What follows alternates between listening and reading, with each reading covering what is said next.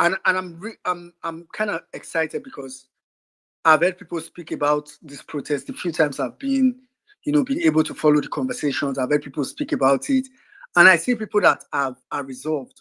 When Kenya was protesting, one of the submissions I gave was that the first thing you can see with the Kenyan protest is the resolve. Is that these are people that have decided. It was not, I think we should understand that Kenyan protest, for the people that are protesting in Kenya, is not easy. Like, that protest is very difficult. A lot of them have probably had to shut down their lives. And if you know anything, Kenya is a way better country than Nigeria. They are not suffering. A good part of Kenya has like 24 hours electricity. They are not suffering one-tenth of what we are suffering. So to an extent, even the poorest in Kenya is living in average comfort. Like, let me put it like that. But they recognize something that was thrown at them, and they've been protesting. So my point is that even within comfort, they settled for discomfort to protest. So a lot of them could have said, well, after all, well, I could just chill at home and do some Netflix, even if I don't have a job, or they are not rosy, to be honest, but they are, compared to Nigeria, I've said it a couple of times, Kenya will be japa to many Nigerians. Like, Kenya will be, if you do a vote for Nigerians now, say how many of you are willing to move to Kenya, or so, say a lot of people will be willing to move to Kenya and I will tell Ruto, leave the tax. We are okay with it. We are used to this in Nigeria. So the suffering in Nigeria is way more. But I can tell you that as comfortable as Kenya is, the protest is not very easy for them. So let's not think we see them on the street. Oh, it's because they are. Ruto as well is a very crazy person. I think we've seen it from the beginning of the protest. Him trying to initially intimidate the people. What made it not work is not because Ruto decided to stop killing, or the police decided to stop attacking protesters. That's not what made it stop. It was because they saw that this is not going to stop Kenyans. So that's why eventually they got pushed to the point where he needed to start providing solutions to the ones he can. They say sack these people, he sacked them. They said do this. In fact, the ones that they say should not do, he has been, basically trying to please them, trying to please Kenyans. And even at that, they've said they are not still pleased. They especially because people were killed in the protest, which is the biggest mistake, Ruto had made in that protest. Now, bringing it to Nigeria. Nigeria is in a worse situation, very worse situation. We have way more population to handle a protest. Like Saddam said, it's something I think about, and it's very annoying to think that sometimes, to be honest, I understand that, the more the media, the more the easier. I would hear people say 1 million people, and I'm like, 1 million people can shut down Nigeria. If they can shut just the whole of Nigeria, 1 million people is a lot of people. Some countries don't have that kind of population. There are countries that their population is within the thousands. So 1 million people is a lot of people. I always say this with like a full packed football stadium a lot of the time. 1 million people is a collection of a lot of the biggest stadiums in the world, fully packed. So, in fact, the truth is that we just need people in good numbers. I don't want to even exaggerate and say, oh, the more the merrier, in good numbers, but what we need the most are people that are resolved, people that have said, that have made up their mind to say, okay, this is how we do it now. And the sad part is that for every day or for every season, let's put it like that we do not do this, it becomes more difficult. I wish it becomes more difficult, because what has happened now is that we have left it for so long. So it is so like these criminals, they've perfected their criminality. So I really want to just encourage us that I don't know if it's an encouragement or a reminder, of reality check, but this was never going to be easy. So if you ever thought this was going to be easy, then I don't know, it was going to be a problem. So there'll be a lot of things in the coming days as per trying to discourage people. I mean, it's you hear things like, oh, someone has been arrested, this and that, and this and that. I just want to say that those are things that will naturally come with this protest. But I'm going to borrow what NC said. The truth is that I know, I keep emphasizing this. All that is required is for this protest is for us to make sure that this protest starts. That's all that is required. To be honest, I'm not bothered about the sustenance of the protest, because I know that the current situation in Nigeria will sustain the protest by default.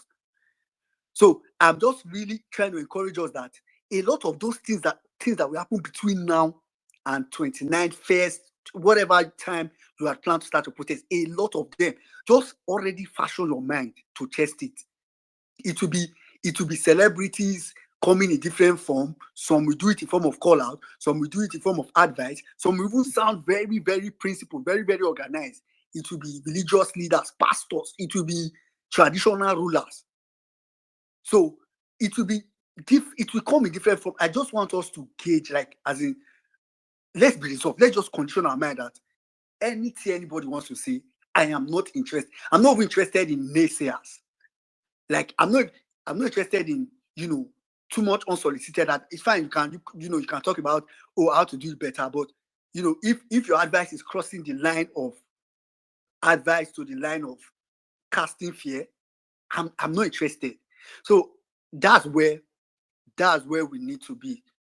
So I'm just saying this really to really prepare our mind. It is not going to be, it was never going to be easy. Let me not say it's not going to be easy, but the funny thing is that, the funny thing is, as difficult as this sound, as difficult as it sounds, like maybe to start or sustain a protest in Nigeria, that is the easiest option we have. The only other option you have, really, to be honest, because as Nigeria is now, Nigeria is not going towards any good direction. The only other option you have is to hope that all of a sudden our current political class will be so nice to conduct a free and fair election by default without you forcing them. Which that hope is a I mean, you are all made hopeless. You are actually, just forget about that. That is not going to happen. If there's going to even be an election that will be free and fair, it will be because they are afraid of what the people will do. It will be because there was a protest and they are afraid of it. It will not be because, so just this is like the easiest option. And I always say it, the other option is a revolution, but those are kind of conversations that, I mean, everybody loves their lives, and it's crazy how someone can go and commit suicide, but is not willing to go for a protest. Is that not? It's very annoying. Like, I see that as very annoying. So all these things that will come to you in the coming days, as I really round up on this note, all these things that will come in the coming days, I really hope that I know this is just us on X, and probably those of us listening on, some of us listening on maybe YouTube or Facebook, and thanks to Arewachik and some of the other guys that probably transmitted this on TikTok and maybe whatever else. But the truth is that you are also an ambassador of this. People need to know that it is either we do this now, or we as well stop complaining. Like, we should just probably just say, okay, last, we just take calm and say whatever suffer, we won't suffer. Everybody just, because it was never, to be honest, I don't think so far it has been easy. I think so far, and I think that's because of the result. That's why I try to comment us on what we've done so far. But of course, the days leading to the protest is going to be more intense. There will be different angles, and I really just want to encourage everybody. This is really not the time to how do I put it? So I know there are different protests, different people are talking about protest planning in different regions, different places, and so on. So this is the time to. It's not. First of all, it's not a competition. Like, I mean, it's good if it becomes a competitive. Let it be that kind of competition is that 1 million people came out in so states. We want to beat that target. That kind of competition is fine. But I mean, it's not really. This is not a shared show. It's not a. Oh, now we start first. Exactly. Those kind of competition. It should not be a competition of, we have ideas, want to hide it. Please and please, we really need to work, everybody, together as much as is within our power. Because at the end of the day, what we really need, and that's why this kind of spaces, like having this conversation, is very, very important. So that if you're having doubt, you need to know that you are not the only one angry in Nigeria. I think the only thing we've been missing is we've not just been able to aggregate our anger. I said it some time back. I said many are angry, but few are resolved. Like we've not been able to, like everybody is angry in Nigeria, but I am here as a well-meaning Nigerian. Is Jimmy speaking? Yeah, Jimmy speaking. You can't hear me. This my network don't fuck up again. Right, let me go. Jimmy, I beg drop and come back. I beg. I back. don't hear you. And allow you must. I beg drop and come back. Okay. All right. But meanwhile, I just want to say before if please check when Jimmy comes back. Let's bring him back up, guys. Hopefully today on the platform we'll be having Inyebeng Effiong just to come and brief us on the constitutional right of Nigerians. I don't know why we many people are scared. I think probably it's the first time we don't know our rights. That's why these people can come out and threaten us. Everything that Nigerians want to do today, Tinubu has always championed it. He lives, he breathes, he sponsors, he eats protest. That is who he is. And it's the right of Nigerians. It is only right that the man that sponsored all the protests since 1993 up until now and illegitimately found his way to power gets shown real organic protest. Very, very, very, very, very right. And also, please, those are reaching out to me on Sarah Ibrahim. I've not heard from her, but I've heard from someone that heard from her this evening. I say she's fine, just for those that are asking. All right, back to you, Jimmy. Jimmy, can you hear me now, please? I think it's still trying to come up, like it's not fully. Jimmy, are you there? No, he's not yet up. Yeah, he's not yet up. I say it. Let's say Bombolani then. That will circle Yeah, back. then, yeah. Mommy B, go ahead. Good evening from my side. I only have It's a on bid, yeah? few. Can you not hear me as well? Saddam, you can't hear. Hey, wow. Saddam, now your network. Now village people, these people don't attack this thing. I'll try and log out and log in. But guys, in case the space crashes, God forbid though, or if it crashes, we'll be back. I will have to reopen the space again, just in case. Yeah. Immediately I'll reopen the space again. I think my Wi-Fi is having issues. I person it is well. When Nigeria continue, please, Mombi should be speaking. Let me see if I can do that. Yeah, good evening, everyone from my side. I hope you're all doing well. If anyone has noticed me over the last couple of days, a big prayer and swearing and all the rest of it that I've been sending to all these people. I'm just totally pissed off because anybody that knows Tinubu and his history, Jonathan was barely 8 months into his first term in 2012 when they called for a protest because he added, is it 10 naira? Because Nigerians in their millions have entered into multidimensional poverty. They're telling Nigerians to be patient while they are spending money wastefully. The same people in government who are stealing our crude oil are the same ones who have borrowed against crude oil for God knows going into the future, right? The same people who are borrowing money from all these World Bank and this bank and that, loan for this, loan for that, and it hasn't translated into anything meaningful for the common man, and people are literally crying, right? And I've seen like loads of videos of market women in the Southwest crying badly. And for them to get to that point where they're saying they don't give a fuck, whatever happens, right? That they're not doing our look on anymore. They're basically remembering the fact that they have to survive, right? And in light of this suffering that is, across the land, we have people who are coming up, right, are receiving money, right, to come and talk shit on the thing, trying to, why aren't people allowed to protest? It's a fundamental human right. How come it has gotten to Tinubu and he's refusing, he's trying his best to prevent people from doing that? But here's the thing, right? We learned from what happened during NSAS. There will not be another NSAS in Nigeria, right? Yes, it has taken a long time to plan this protest, but we needed to make sure that both online and offline, the message is clear. If you are going to bed hungry, if you cannot afford to feed your children, if you cannot afford to pay school fees, if you thought you were middle class and you're so squeezed to a point where you're having to drastically cut back. If the price of fuel has reached a level where even to put fuel in your gen is now a problem, for whatever reason, is it the fact that corruption has skyrocketed 1,000%?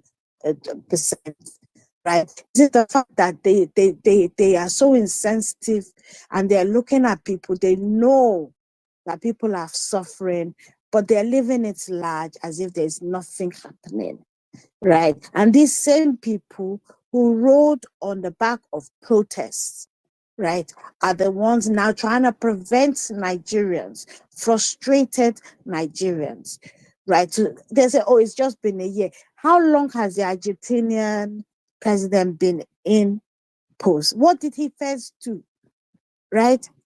He have the ministries, right? He cut back so much so that they're already out of a recession. But our own increased the ministries. So we have 47 ministers. For what? Right? And these people are awarding contract and stealing money left, right, and center. Now he's asked for more money, another 6 trillion to add to the budget that was already padded, right? What are they going to spend that on? Meanwhile, the food that we thought was for the poor, Gary, people people cannot people cannot even afford to soak Gary. What do you want them to do? Die? So people are literally dying of hunger, but you don't want them to come and complain when you know for a fact. I mean, see all the things that they started signing. Dude, I was like, so you people can't do this. No, protests must go ahead, because if you back down, I can guarantee you, right? Things like Saddam always says, the first 1 year was going to be the best year. It's going to get 1,000,000 times worse than it already is. And you will not get this momentum again. Right. So they're sending everybody to you. They're sending your both the your traditional rulers who are on earth and the gods. Lagos State. Ah,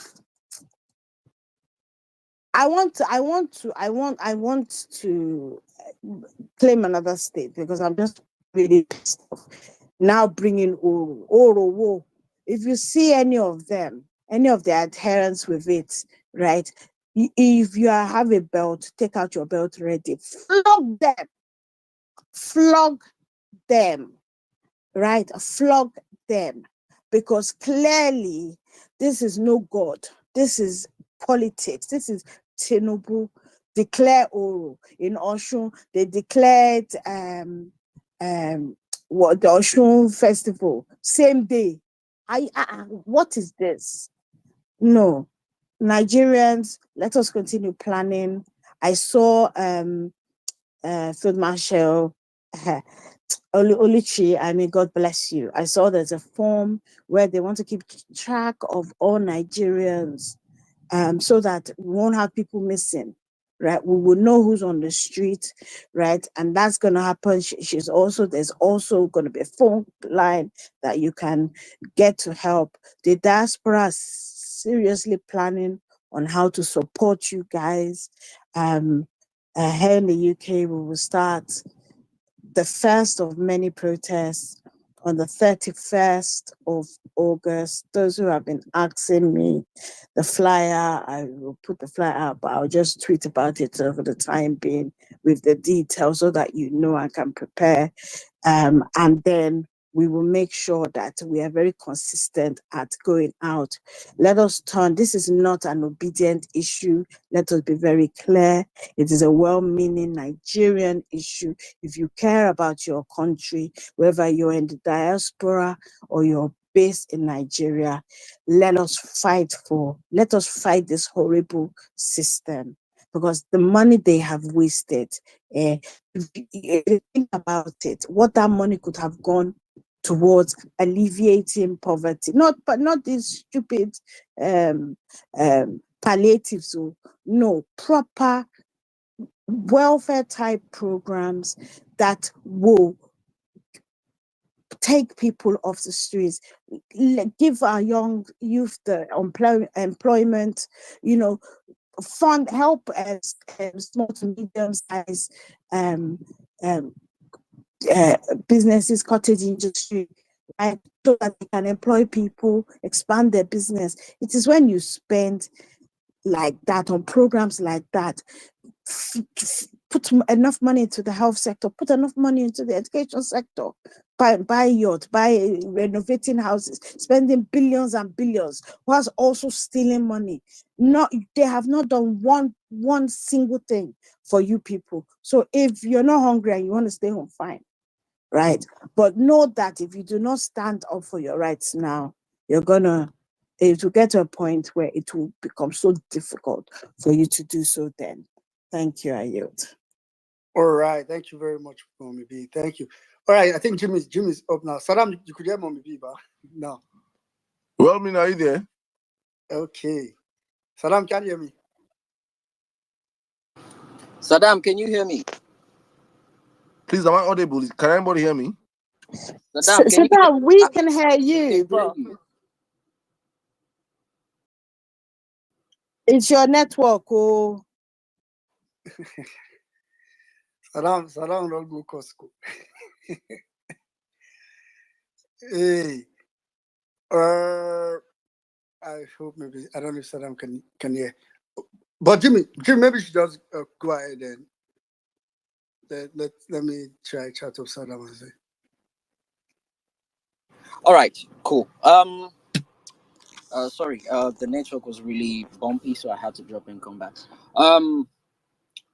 I'll be speaking here today as a well-meaning Nigerian, and first, I'm gonna be speaking to my fellow Yoruba people, and I will switch back to wrap up my submission in English. So, Yorùbá bọ̀ wọ́n ní tọmọ ìyá méjì bá wọlé tán bá bára wọn sòótọ́ ọ̀rọ̀, tán bá lejú jáde òdodo ọ̀rọ̀ náà sọ, tán bá rẹ́rìn-ín jáde wọn bára wọn sòótọ́ ọ̀rọ̀. Àsìkò òótọ́ ọ̀rọ̀ ti wá tó báyìí, ọmọ ìyá àsọkúsọ. Ṣé rí pé orí ẹ̀yin kan ti burú ńlẹ̀ Yorùbá? Orí ẹ̀yin kan ti burú ńlẹ̀ Yorùbá, ńlẹ̀ kóòtù òjíire, orí yín ti burú. Ẹ̀yin kan dánú rẹ̀ sí, tẹ́ ń fa ilẹ̀ Yorùbá sẹ́yìn, tẹ́ ń lo orúkọ ìṣẹ̀dálẹ̀ Yorùbá, ẹ̀ ń lo àṣà àti ìṣe wa láti bójú Yorùbá jẹ́, ọkàn gbogbo yín ò ní balẹ̀. Rédèrèdè ní gbẹ̀yìn eré alẹ́ òṣùpá, rédèrèdè ló máa gbẹ̀yìn gbogbo yín lẹ́yọ kọ̀ọ̀kan. Ẹ fi ara burúkú balẹ̀, àṣẹmẹ́yẹ bọ̀ lápò ni. Ṣé rí wọ́n bá máa bẹ̀rẹ̀, àwọn òbí yín náà kọ́kọ́ rán sí yín náà, wọ́n á ní kán bá yín sòótọ́ ọ̀rọ̀. Wọ́n á ní kán sọ fún yín pé ní tẹ́ fẹ́ dáwọ́lé kẹ́ mọ́ dáwọ́lé, tẹ́ ẹ bá kọtí ikún sí wọn, wọ́n jáwọ́. Wọ́n á wá bọ́ sọ́dọ̀ àwọn àgbà òṣì, àwọn àgbà àyà ní gbogbo agbègbè, wọ́n á rán wọn sí yín. Bẹ́ẹ̀ bá kọtí ikún, wọ́n jáwọ́. Wọ́n á wá rán àwọn local government chairman, àwọn local government agent, wọ́n á rán wọn sí yín. Bẹ́ẹ̀ bá kọtí ikún, wọ́n jáwọ́. Wọ́n á wá rán àwọn religious leaders lókàn kó tó wá kan àwọn traditional leaders. Ṣé rí ẹ̀yin ọba wa, ẹ̀yin mo ní bá sọ̀rọ̀. Ẹ̀yin ọba, ẹ̀yin kábíyèsí, ẹ̀yin mo ní bá sọ̀rọ̀. Ẹ má gba èpè. Gbogbo ẹnu mo fi sọ, wọn yọ wí. Ẹ má gba èpè. Ẹ mọ̀ dí. Ṣé rí bọ́n ṣe ń ṣe ìṣẹ̀dálẹ̀ Yorùbá, lọ́jọ́ kìíní àná ẹ ṣe bẹ́ẹ̀ mọ́ lọ́jọ́ kìíní àná tí Aláàfin bá fi ẹnu ẹ̀ ṣe ìpè fún yàn bẹ́ẹ̀ ni ó rí àmọ́ ṣe ẹrẹ́yìn ọba òde òní ẹ ti gbàbọ̀dè ẹ ti tẹ ilẹ̀ Yorùbá ẹ ti tàǹtàkùtà ọ̀rọ̀ yín ò lè káwọn ará àdúgbò mọ́ ọ̀rọ̀ yín ò lè káwọn aráàlú mọ́ ẹ mọ̀ dí torí pé ẹ ti jẹjẹkújẹ ẹ ti torí dẹ́jẹ ẹ ti bẹ̀ẹ̀dẹ̀ jẹ́ ọ̀rọ̀ yín ò lè ká ará àdúgbò mọ́ kò sí èpètè máa ṣe tí ó mú àwọn aráàlú torí pé ẹ ti gbàbọ̀dè ẹ ti dálẹ̀ òrìṣà ẹ ti dálẹ̀ àwọn bàbá ńlá yín ọjọ́ kìíní àná Bọ̀dé Thomas ó yájú sí Aláàfin kejì Aláàfin Adéyẹmí of Ọ̀yọ́ ó yájú sí bàbá sì sọ fún ó ní yóò gbó tí ó fi kú ni bẹ́ẹ̀ ni ẹ lọ wò ó Bọ̀dé Thomas ó gbó bí ajá ni tó fi kú nígbà táwọn ìṣẹ̀dálẹ̀ Yorùbá tó ń jẹ́ wa nu torí pé à ń ṣe bó ti yẹ ká ṣe ó sì rí bó ti yẹ kó rí àmọ́ ẹ ti dalẹ̀ ẹ̀yin wà lẹ́gbẹ̀ẹ́ kan ṣé wàá rí orí orò gan ti wá burú báyìí orí orò orí ẹ ti burú báyìí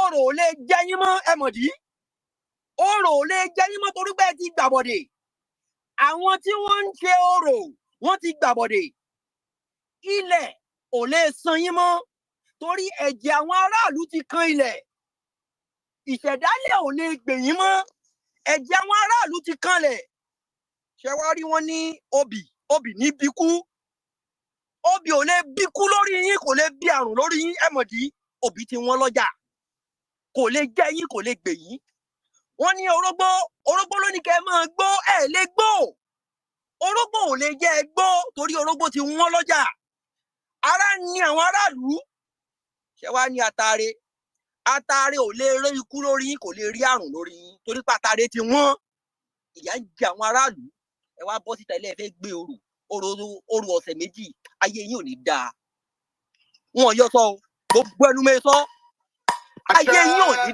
dáa ìṣẹ̀dálẹ̀ Yorùbá yóò bí gbogbo yín ẹ̀jẹ̀ àwọn aráàlú yóò bí yín lọ́kọ̀ọ̀kan ẹ lọ kọ́lẹ̀ gbogbo ẹnu mi sọ wọn yọ sọ ṣé wá rí tẹ́rí ẹ̀yin mélòó lẹ́ẹ̀ ti bá ẹbọ pàdé lórí ìta mẹ́ta mọ́ ẹbọ tí wọ́n ń sìn ẹbọ yẹn tó ń tẹ̀yìn ẹ̀yin ẹyọ kan 1,000 naira ta ló fẹ́ fẹ́ yín ṣẹbọ mọ́ ẹ lè bá ẹbọ lójú tó lórí ìta mẹ́ta mọ́ epo tí wọ́n ń kán sórí ògún epo tí wọ́n ẹ wá lè fẹ́ ṣòro orò ò lè jẹ́ yín orò ò lè gbè yín torí pé orò tí ń bá yín ṣe politics ọjọ́ kìíní àná tó fẹ́ ṣe gubernatorial election lẹ́kọ̀ọ́ wọ́n suspend ẹ̀ by 2 weeks orò náà suspend ẹ̀rí pé orí orò ti burú orò ti join politics ẹ mọ̀ tanra yín ṣe rí nóòtọ́ àti irọ́ ìkan ní òmù àwa sì wà ń di òótọ́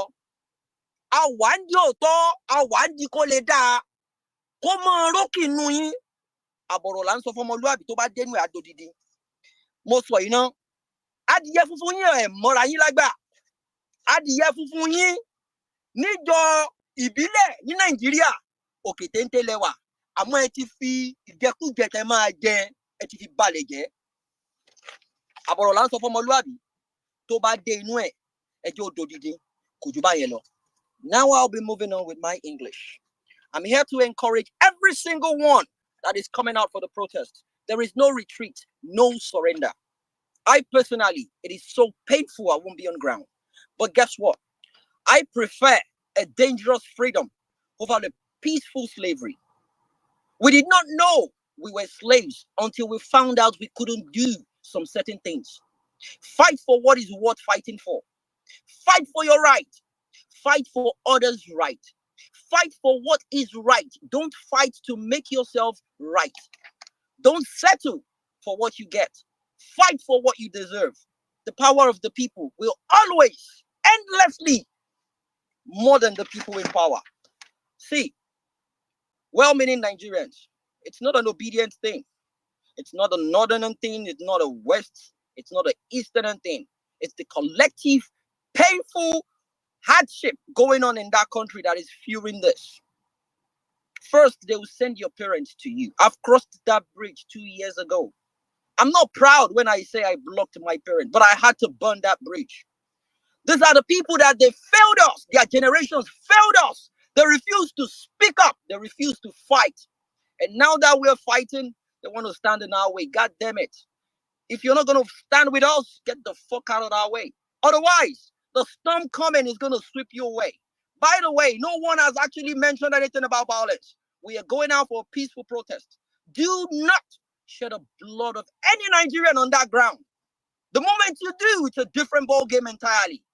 And with all due respect, the Oba of Benin is one of the kings I respect. But I'm going to say this. If truly that letter came from you, please, pack well.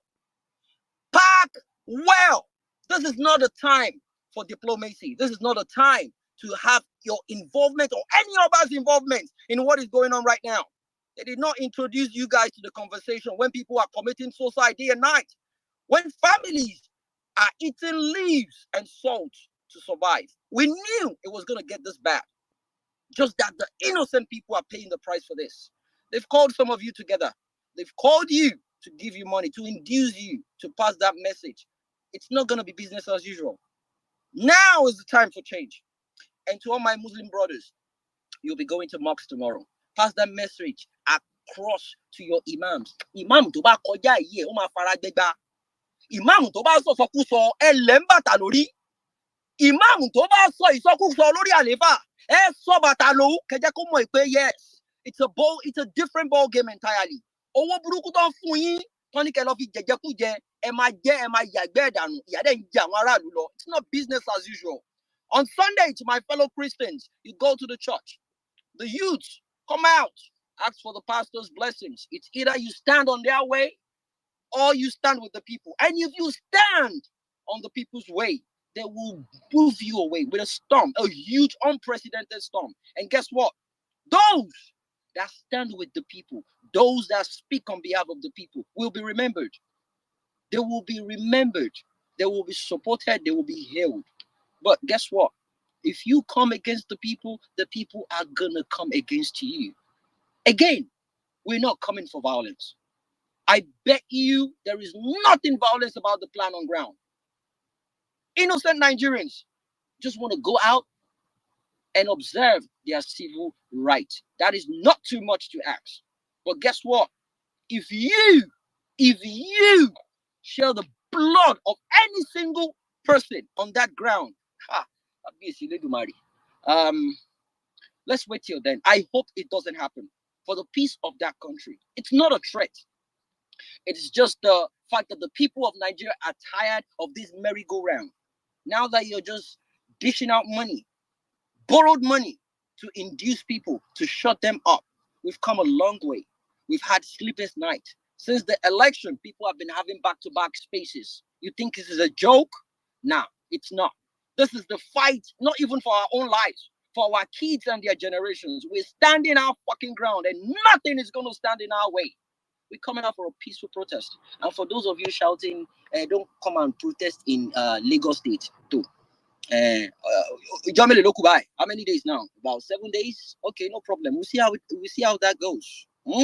We see how that goes. And lastly, I will not encourage people sending money to Nigeria, and the reason is this: you're going out for a purpose. You're going out because you're not happy about what is going on in Nigeria. Go out and get that done. The outcome of the first day is going to encourage people out there to be like, yeah, you know what? We need to support them. Let it not be that you're coming out because people are sending you money. Let it be that people look at what is going on and they'll be like, oh, wow, now we need to support them. I'm in contact with the lawyers. We've already guaranteed lawyers in Abuja and Lagos. We're working on other platforms to make sure we secure people on ground to make sure they get them out. But please, we are only getting out people that has nothing to do with violence. Make sure you stick to the group. Make sure you obey the coordinators' directives. We're not going out for a violent protest. We're going out to observe our civil rights. Okay? And for you to know how scared they are running out of the country. Why do you need to even run out of the country if you know you have what it takes to even stand and understand what the people are asking for? You don't feel the pulse. You don't understand. This has never happened before. It's either you stand with the people and you got the fuck out of the way of the people. Thank you so much. Are you back to you, Saddam? All right. Thank you very much. Thank you very much, Jimmy. Saddam, can you hear now? Can anybody hear me? Yeah, I can hear you. Can you hear me? We can hear you. Come on, this network don't mess me up. Saddam, can hear you. Let me see if I can. Okay.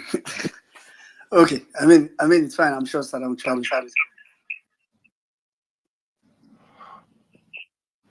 Wait a minute.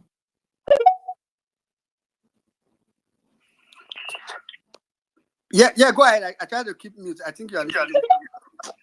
This network. Hello, Saddam, can you hear me?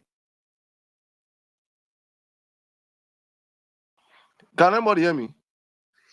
Yes, I can hear you. Yeah, I can hear you. This network, they messed me up. I know we don't say the forest. I bet guys. Oh God, Jimmy, thank you very much. I had your submission just briefly. Think of the crack like say the here. You know, this DVD. Just shit, man. Thank you guys. Please, in case the space crashes, I will just know I have to come back again. I'm just trying to make sure I've been switching from phones to phones. Like I've crashed the space like 5 times now. But just in case, please, we'll be back. And I might have to take a very deep silence and probably if I'm not hearing, but just please keep running the space as much as you can. At least let people be going on and be having the conversation. So in case I do not get to join the conversation, just so that I don't try to hear no work again. So let the other people come into the conversation. Thank you very much. God bless you. Jimmy, thank you very much for that submission, my brother. Even though I don't hear everything in full, at the end of this space, I will have to go back and have a replay of it. Thank you. Back to you, please. All right. Thank you very much, Saddam. But I mean, just try and see if you could get it working. But thank you very much. Anyways, if you are just joining, welcome to VawulenceSpace. The topic today is quite straightforward. In fact, the conversation currently is all about the upcoming protests with a lot of S that is going to be happening in Nigeria. That is going to be helping to set Nigeria free. So that's what the conversation is about. The first topic is Nigerian protest countdown. So the countdown is 7 days from today. The most talked about protest starts on August 1st. So that's the countdown. Then there's been some moves by Bat and his people to try and discourage people. The moves is very different ways. Like some of them are subtle, some of them are strong. So they're using carrot and stick approach for us. Like catch some people, scare some people, like arrest some of them. How do you know that they are afraid? Is if you notice, almost everybody that they've arrested, they bail them, because the real aim is not to arrest them. The real aim is to make other people become afraid, because they know if they arrest people now, like real arrest, it might make issues worse. So the real aim is to make people afraid, and I really hope we don't succumb to this fear. So those are some of the anti-protest plans, tactics, agents that is already coming up. So please be alert and beware. So we're just going to start taking our speakers, and maybe on the top of the hour we'll have Barrister Nibe around, hopefully. But even aside that, we're going to keep having the conversation. If you know you're in the speaker section or speaker section and you tend to speak, please ensure that your hand is up. Before I go to the first speaker or the next speaker, rather, we've had a couple of people speak. I'll read. So the next speaker I'm going to go to is actually Mike, then Abraham. But before I go to Mike, I'll read a post from the post, and I think some of you have seen it. But I want to read it for the sake of emphasis. And it's the post of DJ Switch. This, I think, some 6 hours ago. She said, I'm just going to read part of it, probably not all. She said, I was not going to speak on this issue, because I've experienced firsthand the cowardice of many Nigerians. But my love for Nigeria is literally haunting me. So here it goes. They say that there is time for everything. A time to sleep, play, work, fight, die. Africa as a whole needs to know what fucking time it is. If you recognize what time it is, then you know what to do. Mind you, the cabals running Nigeria especially, are smarter than you all might think. Why they may be on the edge about this planned protest, especially after seeing the events in Kenya, I promise you that they can bet their left balls that nothing will happen. That being said, many have been advised to show support for our fundamental human rights of freedom of expression for two reasons. One, so that there is a record of them supporting it. And two, to guide you all like babies to do your protest and go and sleep. I'm going to read this paragraph, which is the last part I want to probably stop. So the real question is, do you know what time it is? Because if you don't, just kukuma go and sleep. And if you do, then prepare to take the bull by the horn. So this is a fight or flight moment for Nigeria, to be honest. It's either we fight or we flight. It's either we fight or we run, literally.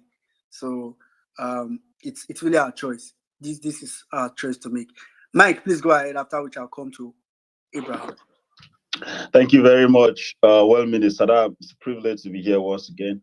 I just want to address the security agencies, DSS, the police, the army as well, and our military.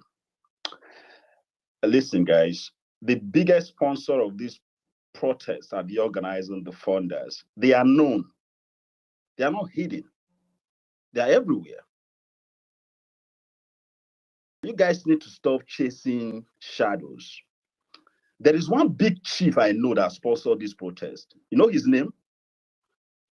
His name is Insecurity. His name is Insecurity. He is in the north, he is in the south, he is in the east, he is in the west, he's everywhere. He operates everywhere. You know what, madam, when I know where they sponsor this program, where they sponsor this protest, that madam, now hunger, they give people food. They give people food. Even if he won't give you food, he go give you the one where no go sweet, where no get nutrition. He go starve you where. He go punish you where. Before he will give you that food. You go tell me, say you don't know him. You see, another sponsor of this protest, another organizer of this protest. Now I'm Mr. Technicality, so any case where you can't go give him, no matter the evidence, for where you know go win. You will go home angry. You will spend your money for that court. For where you won't get justice. Where you won't get justice from? Your own be say, if you be poor person, say, where you go able see money to approach this man? Look at this man. Now they sponsor the protest. Now they fund them. Now they organize them. You don't hear me? Now him. See, you see that guy, man? Where Sabi thief public funds? He get networks around the world, shell companies. Oh boy, he can strike deals, approve contracts, not even deliver the job. Is our biggest sponsor. See, he rolls in billions of dollars, and he get friends where. Like they sponsor the protest. You go say you don't know him. Abi you go say you never hear of him.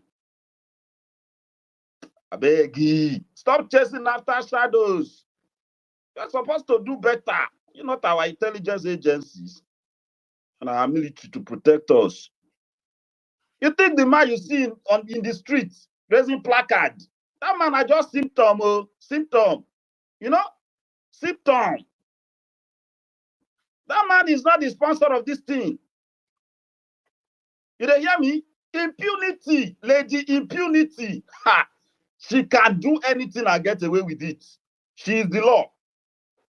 Nobody can challenge her. That is our number one guarantee. Where they behind us for this protest. You go say you never hear of this lady impunity. You will say I will do anything and I will get away with it. What are you talking about? The list long. And to most of you, let me just address you over here. We know what you're doing. We know who you are doing it with. We know where you are doing it. And we know how you are doing it and why you are doing it. This protest is not for rage. It's not for revolution. Are you hearing me? We will not allow you to hijack it like that. I beg, Oga, park one side. These sponsors, these funders, they are just enough. We don't need people like you. Everywhere in Nigeria will protect our critical infrastructure because it's a peaceful calling of your attention to these people. Please, no Nigerian is going out there to attack any Nigerian. I beg, our military, our police protect the protesters. No shoot them. No incarcerate them. Thank you. I use the mic. I hope I don't let I don't give una security briefing. Go arrest these ones when I tell you. And then Okay. don't they look, don't they test shadows? Thank you. All right. Thank you very much. Thank you very much, Mike. And to tell you how crazy this is, one would have thought, for example, when Goodluck saw that the problem people had against him was insecurity leading to the election, and the election people were going to use it as a protest vote. When he postponed the election, all of a sudden, they started clearing Boko Haram. Within 2 weeks, a lot of clearing. So one would have thought that for the past 1 month that people have been talking about this protest, like NC said, the truth is that if we don't do this protest, the suffering is going to double. Like, Tinubu would have known that, after how they know, see, like NC said, one would have thought that this man would have just said, okay, you know what, just give them petrol for 300 so that maybe that one can come.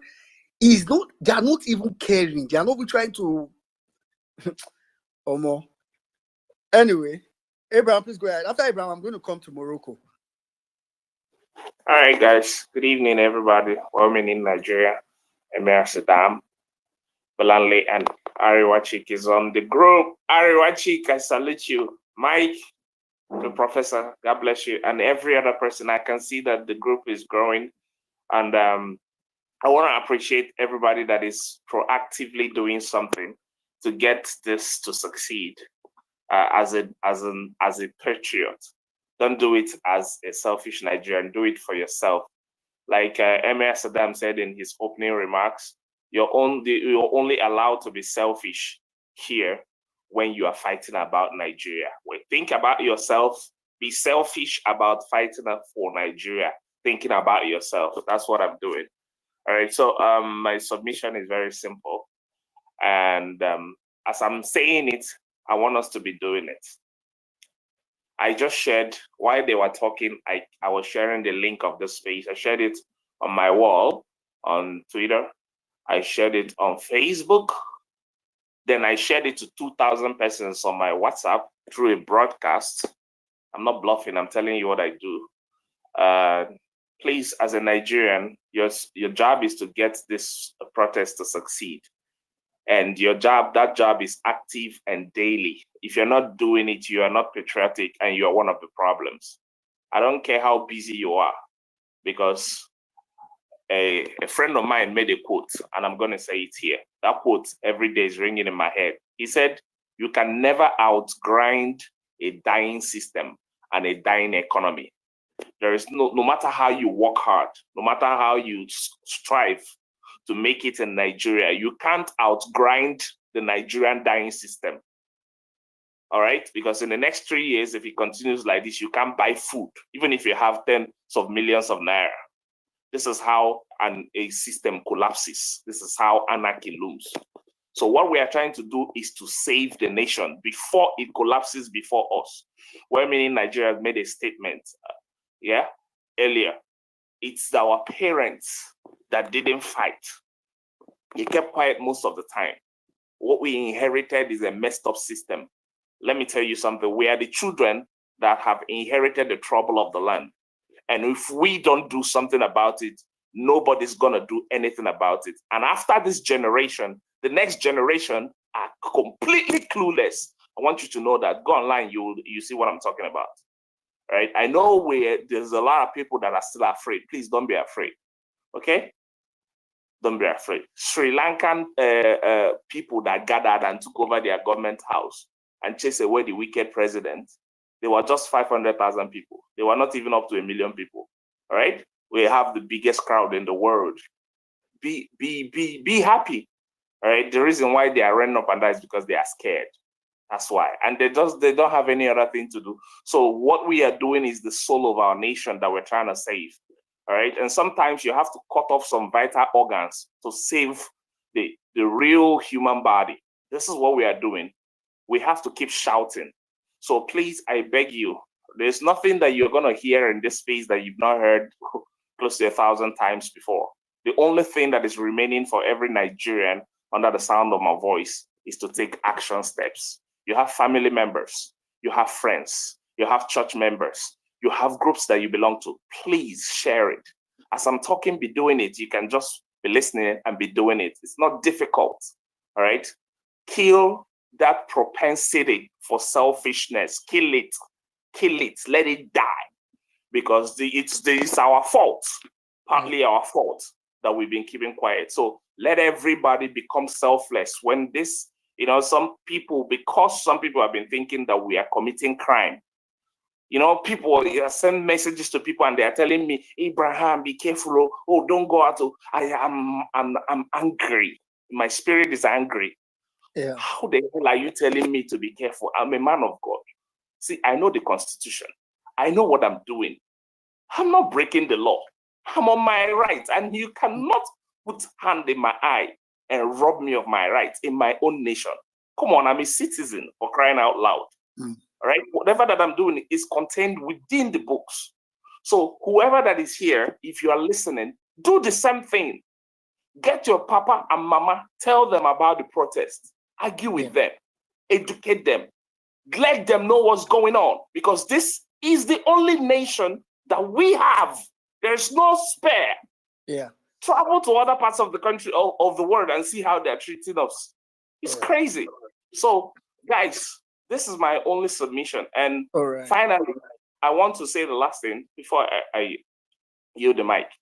Please, let's find a way and get this police and the Nigerian military to work with us. Yes, we need to get them to work with us. In every place that we gather, we need to show them love, show them care. We need to show them kindness. Yes, because these things are ways that you make people love you. Yes. All right. Thank you very much. Thank you. Thank you. Yeah, thank you very much, Abraham. Thank you for that sound submission. It's very important for us to know.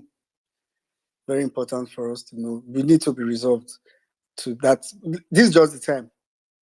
The later we put it, the more difficult. But the good thing is that, like I say, once we start it, it's going to be autopilot from there. There are too many people in Nigeria that are just waiting. They are just waiting. They don't know what next. They are just waiting. Anyway, quickly, let me take Morocco. Okay, I need to quickly bring in our brother Morocco. I think his network is struggling with his network, but I hope he'll be able to speak. Morocco is probably one of those people you can refer to as son of protest. I've heard Miss B, that's Miss Barry, make reference to him a couple of times. So, Morocco, are you there? Yes, I am. Yeah, please go ahead. All right, thank you. Greetings to you all. And first of all, I will start with the definition of protest. Because every time you talk about protest in Nigeria, they will tell you that the fathers of democracy or the fathers of protest in Nigeria, they will reference to the Nadeko shenanigans. They will reference to them, the Nadekos. They did the protest, and it was never called a violent protest. Since 2014, I've been protesting with Bring Back Our Girls till up to 2020. And for once, I've never seen the violent side of protest, but I saw the violent side of the people paid to protect us, that they were unleashed on us on several times, as beating, everything. They've done everything they can do. So they define protests as violence protests. Now today, the Nigerian military released a statement that they know that there's some people they will be snatching phones and cars and everything. Since you know them, go and arrest them. That is the duty of the Nigerian security. That is the reason why they said you should inform the security agencies, not because we want them to clap for us or to host us to a coffee. No, that is your only responsibility in this country, to protect the citizens of this country, not the other way. Anytime you talk, they will tell you that it is protest, it is violent, it's going to be violent. Before NSAS protests, there have been protests in Nigeria almost every year. None was called violent protests. Even the NSAS protests that they're talking about, out of all the states that did, Lagos was their target. We saw the people that were brought in to come and do the dirty work. We saw everything on camera. Everything was there. They did what they have to do to tame the protesters as violent. Only Lagos was attacked. All other states were normal. Even though Abuja was also attacked, but properties were not invaded and everything. Plans. Every time we talk, they will say, we don't want violence, we don't want violence. Who are the people doing the violence? Who are the people sponsoring the violence? They are the people that would think that our leaders. I will be on the traffic light and I will wait for the traffic light to give me go before I go. But the person given the responsibility to enforce that law, the commissioner of police or the IG of police, cannot wait for 1 minute. But that is not a problem. I am the only problem. And if I do the same, I will be arrested. And you tell me that, yes, Nigerians are violent? No, Nigerians are not violent. Do you want me to define for you what violence means? Violence is when you spend 21 billion naira on the resident of VP while his community and his local government people are in the IDP camp. That is violence. Violence is when a common Nigerian, an average Nigerian, cannot go to the hospital and get treatment like it's supposed to be. That is violence. Violence is when politicians will spend billions of naira to purchase cars for themselves while their constituency and their community are suffering from basic water, just water to drink. They're suffering from that. That is violence. If you want me to extend violence, violence is when I cannot go to my community in my state. I am from Borno State, and I cannot go to my local government freely. And that is the violence that they don't want us to talk about. That is violence. Violence is when bandits cannot allow people to go to their farms and to go and do their business. That is violence. Violence is when IPOB will say people will not come out on Monday. That is violent. And the security agents are looking at that.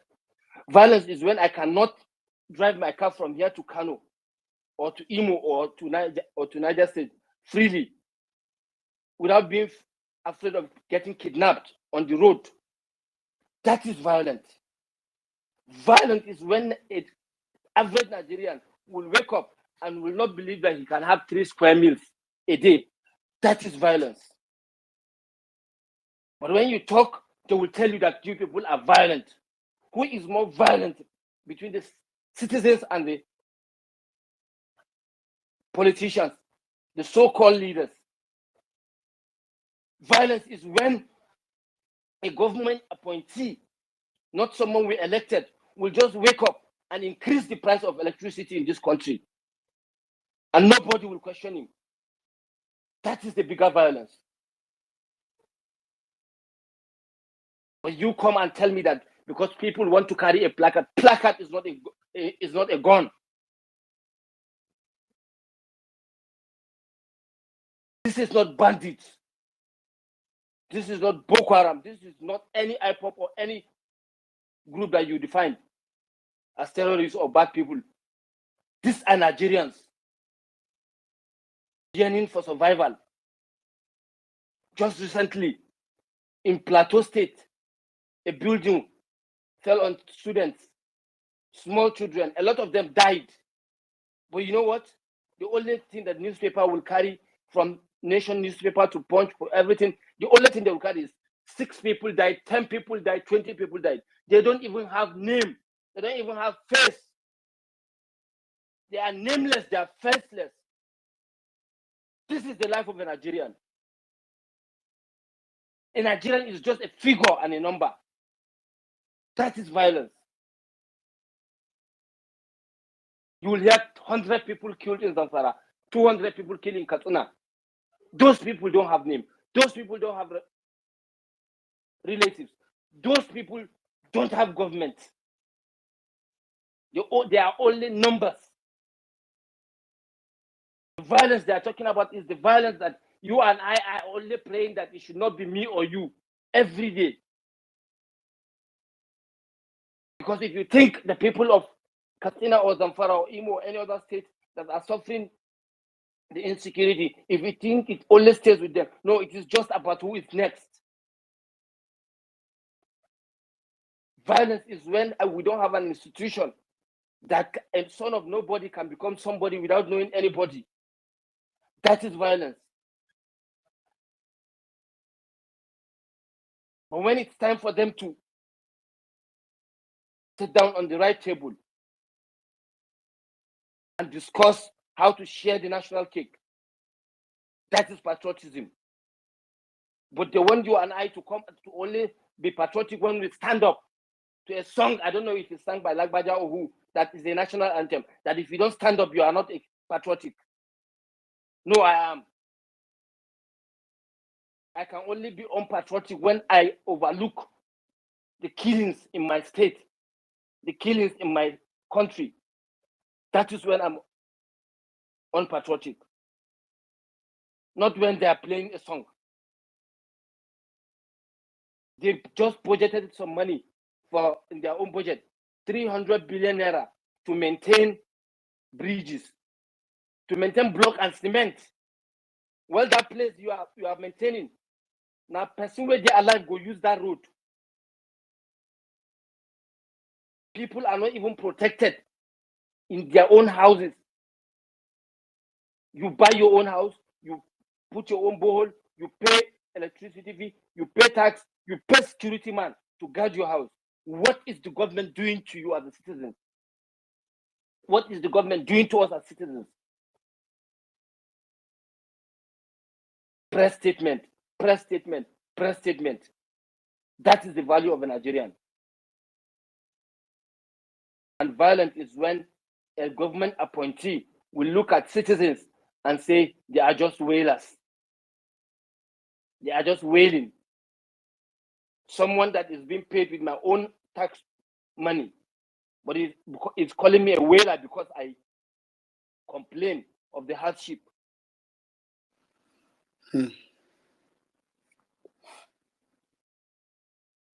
Nigeria is not for all of us. They say Nigeria belongs to all of us. That is not true. Until and when the right things are done, then we will say Nigeria is for all of us. But for now, Nigeria is for some few bigots, thieves, and idiots. We either do it right or we continue lamenting for the next generation to come. Yeah.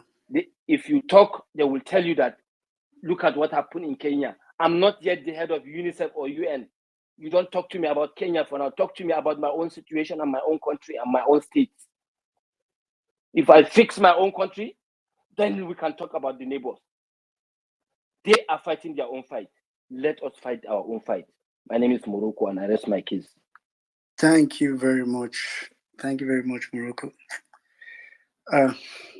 And thank you. I mean, I listened to you keenly, and when you started listing what was violence, the first thing you said was the fact that the acclaimed vice president, 20 21 billion was spent to build a residence for their claimed vice president. Why? Like, it struck me. It dawned on me. Like, I just remember, there's a lot that happened in Nigeria. You probably just forget a lot as well. That this same person is from Borno State, where there are so many people that don't have homes. What kind of people do we have? Like, on a normal day, that's something that you can't even dare. Like, even if they offer you, you say, no, I can't. Like, my mind, I can't sleep in a house that they budgeted 20-something billion for, when my people are living in the bush. Like, they are living my God.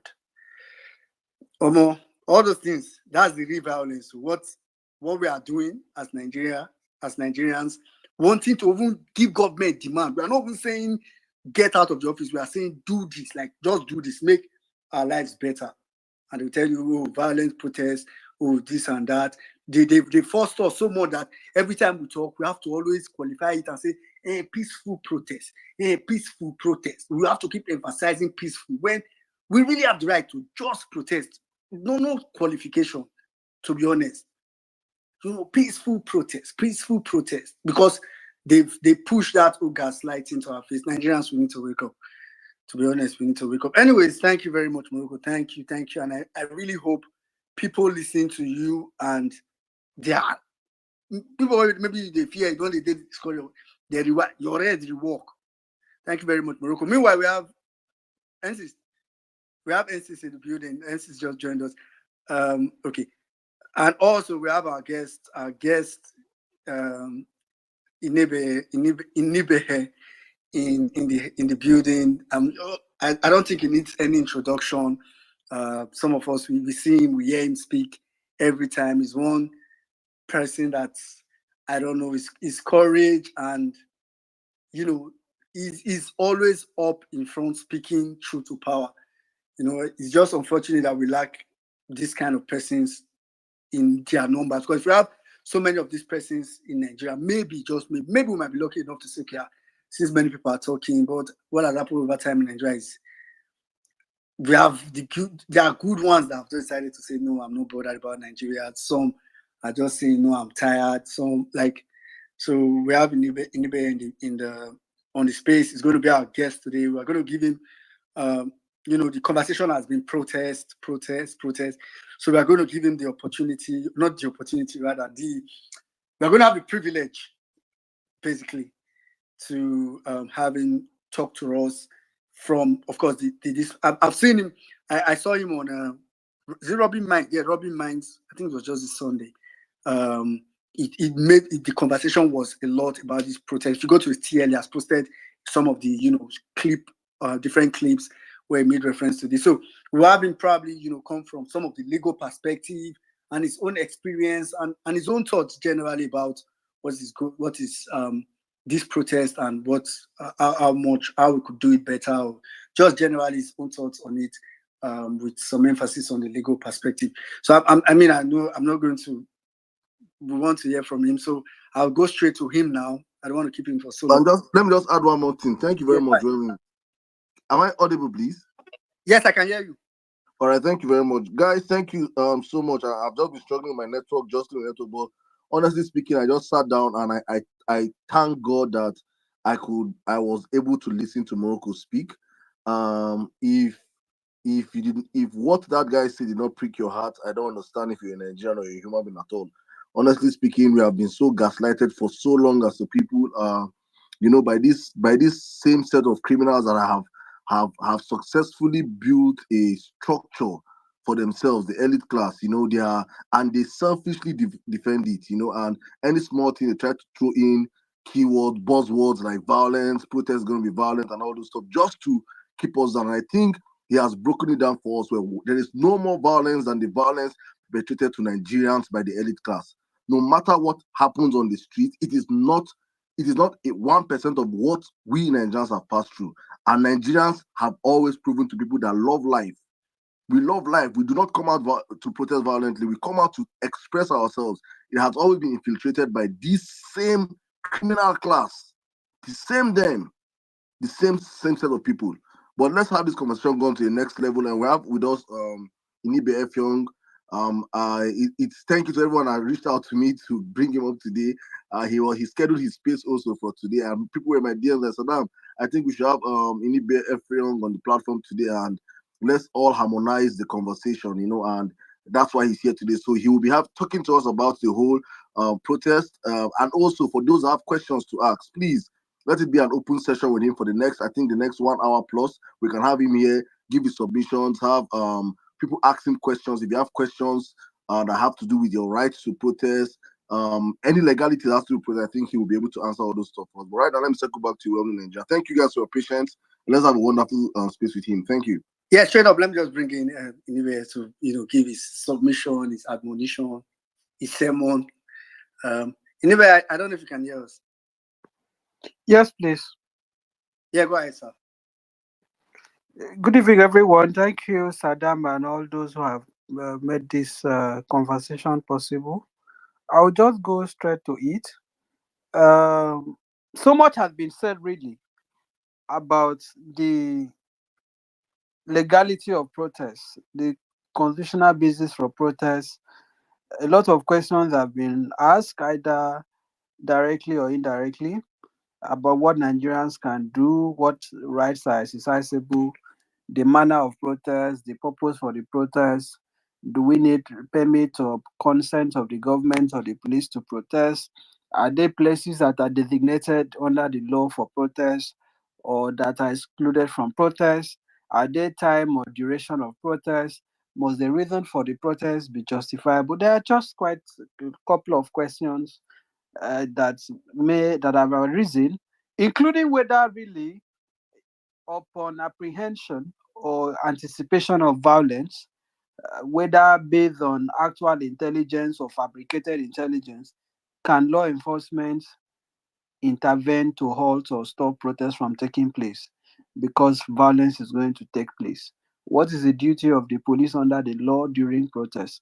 Does the military have a role in a democratic setting, in a protest, and so on? So these are some of the legal questions that I hope to offer clarity to tonight. I will try to make this as objective as possible. I'm open to any dissenting opinion on the legal issues. I'm also receptive of questions that may arise. So let me just go straight to it. Now, the starting point is to say that protest is essentially a form of civic expression or democratic expression. Protest is the act of protesting. It is the act of expressing disapproval for the actions of governments, individuals, or persons. Um so when people say they are protesting, what they are essentially saying is that they are expressing their disapproval, they are dissenting, they are saying that they are aggrieved, they have reasons not to be excited or be happy. That is just to put it in a very elementary sense. So when people say they want to protest, what they're essentially saying is that they want to express their disapproval, they want to express their grievances. Now, what is the legal basis for protest? Is protest a right? Is it a privilege? If it is a right, is it a fundamental right? I need to say that there is difference between human rights and fundamental rights. Now, human rights are rights of different forms. There are several rights that may be classified as human rights, including the right to education. But education is not a fundamental right under our constitution, but it is actually a human right. Right? Housing. So we have socioeconomic rights, for example, but those rights are not fundamental rights. They become fundamental rights when they are enshrined in the constitution, when the violation of same gives rise to a cause of action or enables a person to activate the legal process to seek redress. And they are fundamental rights because they are rights that renew us. They are rights that arises to the benefit of a person or persons by very reason of their being human beings. They are not rights that are donated by government. They are rights that every human being is entitled to simply on the basis of one's humanity. And is protest one of those rights? Is protest a fundamental right? I answered that question in the affirmative. Two constitutional provisions come into force.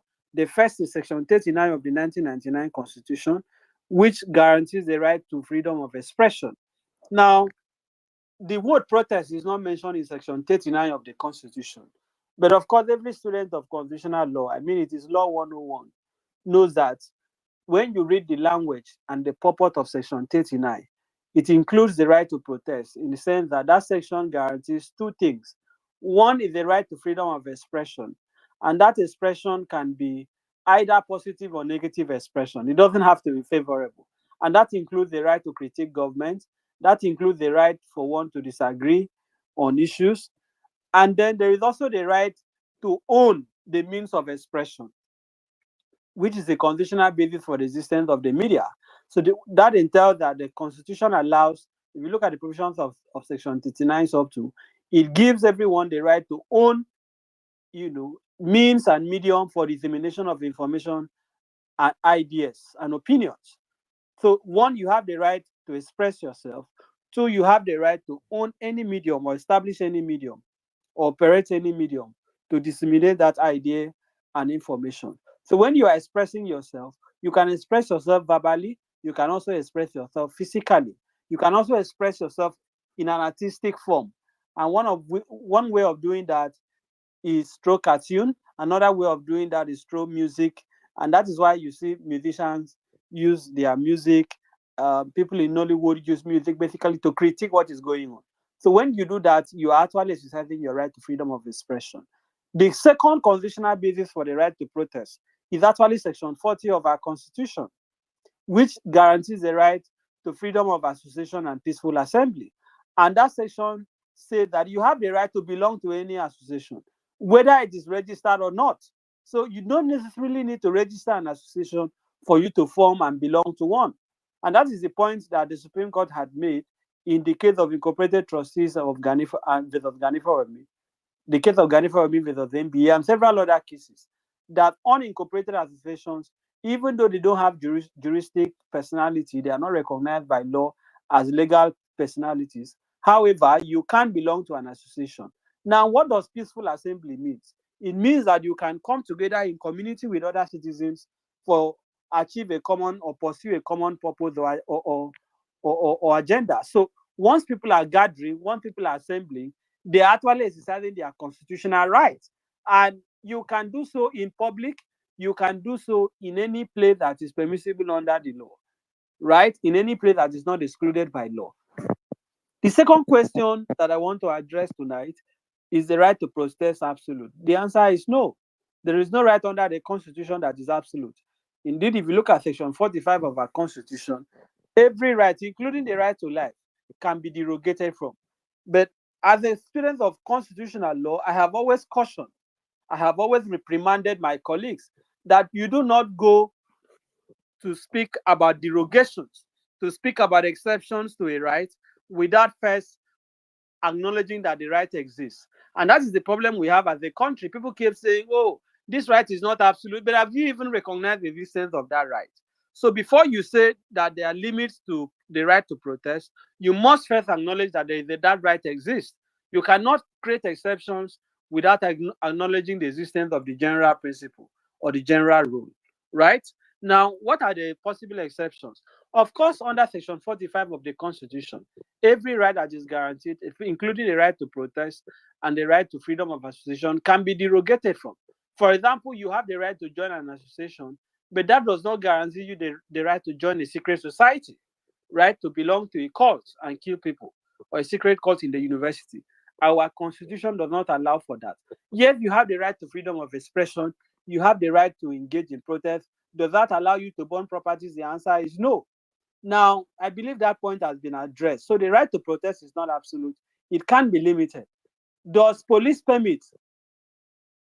Is police permit one of the exceptions or one of the derogations to the right to protest? Or to rephrase it, do you need the consent of law enforcement for you to go out to protest? The answer is no. This is a point that has been litigated. This is a point that has been settled by the court. As far back as 2008, in the case of All Nigeria People's Party, in fact, Inspector General of Police and All Nigeria People's Party. The interesting thing about this case is that it was General Muhammadu Buhari who then, as leader of the ANPP, went to protest after the 2007 presidential election. and was aggrieved by the outcome. Himself and the late Okadibo were tear gas. In fact, it is rumored that Okadibo's death may have been attributable to that tear gas also. I don't know whether that is true, but it is reported by some persons that Okadibo was so badly affected by the tear gas canisters that were thrown at him that he had health complications. Again, I don't know whether that is verifiable, but this can be, you can check this out. What I know as a fact is that Buhari was tear gas, and he briefed Mr. Femi Falana SAN, who went to court pro bono on his behalf to test the law called the Public Order Act. That Public Order Act demanded that before citizens can gather to protest, to exercise themselves, they must seek police permit. That provision of the act was tested. The Court of Appeal declared it unconstitutional, and then that has been the position of the law. Now, in 2022, for those who may not know, I had the privilege of also arguing this same matter before the Court of Appeal. And that is the case of Inspector General of Police versus Charles Oputa. You will remember that under the Buhari junta, Buhari had stayed out of the country for over 100 days. Charlie Boy decided to lead some people in a protest that the Christian resume or resign, asking that Buhari should either resume or should resign because of his health impediments. Recall that he was attacked by the police at the Unity Fountain, himself with Raphael Adebayo and other comrades while they were singing. The police violated his rights, and I had the privilege of representing him at the Federal High Court. And we got a 50 million naira judgment against the Nigerian police and the government. The police felt dissatisfied. They went to the Court of Appeal. And one of the issues that we had to contend with from the trial court, interestingly, this decision was handed down at the Federal High Court by the current Chief Judge of the Federal High Court, my Lord, the Honorable Justice Soho, awarded that 50 million naira judgment. The police went to the Court of Appeal. We also defeated them at the Court of Appeal. And in affirming our arguments on the matter, one of the issues that arose, which takes me to the third question I want to address tonight, was whether upon anticipation of violence, the police have the right to intervene, they have the right to stop people from protesting, or whether if they believe that there is going to be breakdown of law and order, they can actually stop protests from taking place. This argument had also arisen in the case of IGP and ANPP that was ruled upon far back in 2008. But it was re-litigated by the police, and I had made the argument that indeed under the law, the police cannot simply on the basis that hoodlums or miscreants or whatever, and that was the argument they made in Charlie Boy's case, are going to hijack a protest, intervene to stop that protest from taking place. The Court of Appeal completely, in a unanimous judgment, this was 2022, unanimous judgment rejected the arguments of the police and reaffirmed the position of the law, namely that one, the police being a law enforcement agency, it is the responsibility of the police to guarantee the security of citizens, including when protest is taking place. And that where the police believe that there is going to be breakdown of law and order, it becomes their responsibility to ensure that there is no breakdown of law and order, to protect the protesters and arrest those who are planning to cause breakdown of law and order. So that clearly answers any question as to whether the statement by the State Security Service that they have gathered strange intelligence, that the protests will be hijacked, that criminals are going to burn Lagos, that people are going to, hoodlums are going to set fire on buildings, that they want to cause anarchy, that they are planning a coup, all those silly things that we are reading in the media. The position of the law today is that even if their intelligence is real, which we know it is not, let us assume for a second that this thing they are saying is actually credible. They have no right under the law to stop anybody from protesting. As I said, this is not just me speaking to you. This is an argument that we have argued and won in court, and that remains the position of the law. Now, is that the end of the matter? The answer is no. And that takes me to the first question. What really is the role of law enforcement? Does the army have any business in the rights in when people are protesting? Now, let me start with the role of the police. Recall I had said that in 2008, the Court of Appeal had the opportunity to declare certain sections of the Public Order Act unconstitutional that demanded police permit. Now, in recognition of the position of the law, the National Assembly, unknown to most Nigerians, in 2015, amended the Electoral Act and introduced a very interesting provision. That is the now repealed 2010 Electoral Act, It was amended by the National Assembly in 2015 to allow for the right to protest. And that act, as I stated, in making that amendment, the National Assembly made it clear that the role of the police during protests shall be limited to the provision, right? During public gathering or holding of processions and rallies shall only be limited to provision of adequate security. So both under the Electoral Act, the right to hold rallies is recognized and the role of the police is limited. Under the current Electoral Act, there is also that same provision. But that is not even the end of the matter. The Police Act, the very act that states the structure of the police in section 83, subsection 4. This is Police Act Establishment Act of 2020, a very recent piece of legislation. The one that they just suspiciously amended recently to alter the tenure of the IGP. That act in section 83, sub 4 says once the police is given a notice or has a notice or is notified by a person or an organization that protest is going to take place, you say when they are given notice, please listen to the language of the act. When they are given notice that protest is going to take place or that people are going to gather to express themselves, it says the police within the area where the protest is to take place shall be deployed to ensure that the protesters are protected and that the protest is peaceful. So the law, the Police Act itself, gives the Inspector General of Police, the Commissioners of Police, the area commanders, the DPOs, a statutory obligation to protect protesters. So when people are coming out on Monday, when you see the police, the duty that they have is not to disperse you, is not to detect to you what to say. Their duty on that day by the Police Act itself is to protect you. That is assuming that there are even hoodlums who are coming to hijack the protest. The Electoral Act says the police must protect you to ensure that that protest is peaceful. And I can announce to you that I have now sent a letter to the Inspector General of Police. I believe that letter will get to him by morning to notify him that Nigerians all over the country will be protesting. And I am demanding that the police should ensure that Nigerians are protected, that nobody is harassed, and anybody that wants to cause trouble or wants to hijack the protest as they claim, that they attend to that legally. So I'll be giving notice to the IG tomorrow morning. I can confirm to you that that letter is already on the way to the IG's office. So on the basis of law, all that needs to be done has been done. It is now the business of the police to ensure that nobody is attacked, that no hoodlum hijacks any protest. The other question, does the military have any role in this? The absolute answer is no. The military has absolutely no business in protest. As a matter of fact, I find it very disrespectful to Nigerians that the spokesperson of the army or the military will even issue a statement telling the Nigerians that they are not going to tolerate protests. It is an insult on those who died chasing the military out of power. It is an insult on those who were murdered by the Abacha rejunta and all the military dead spots in this country. The Ganifa Emir who had to go to jail, people who had to be detained.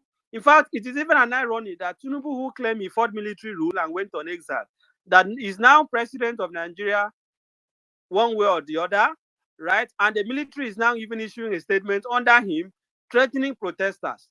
For me, this is, an attempt to undermine our country, and we should not tolerate that. The military has no business.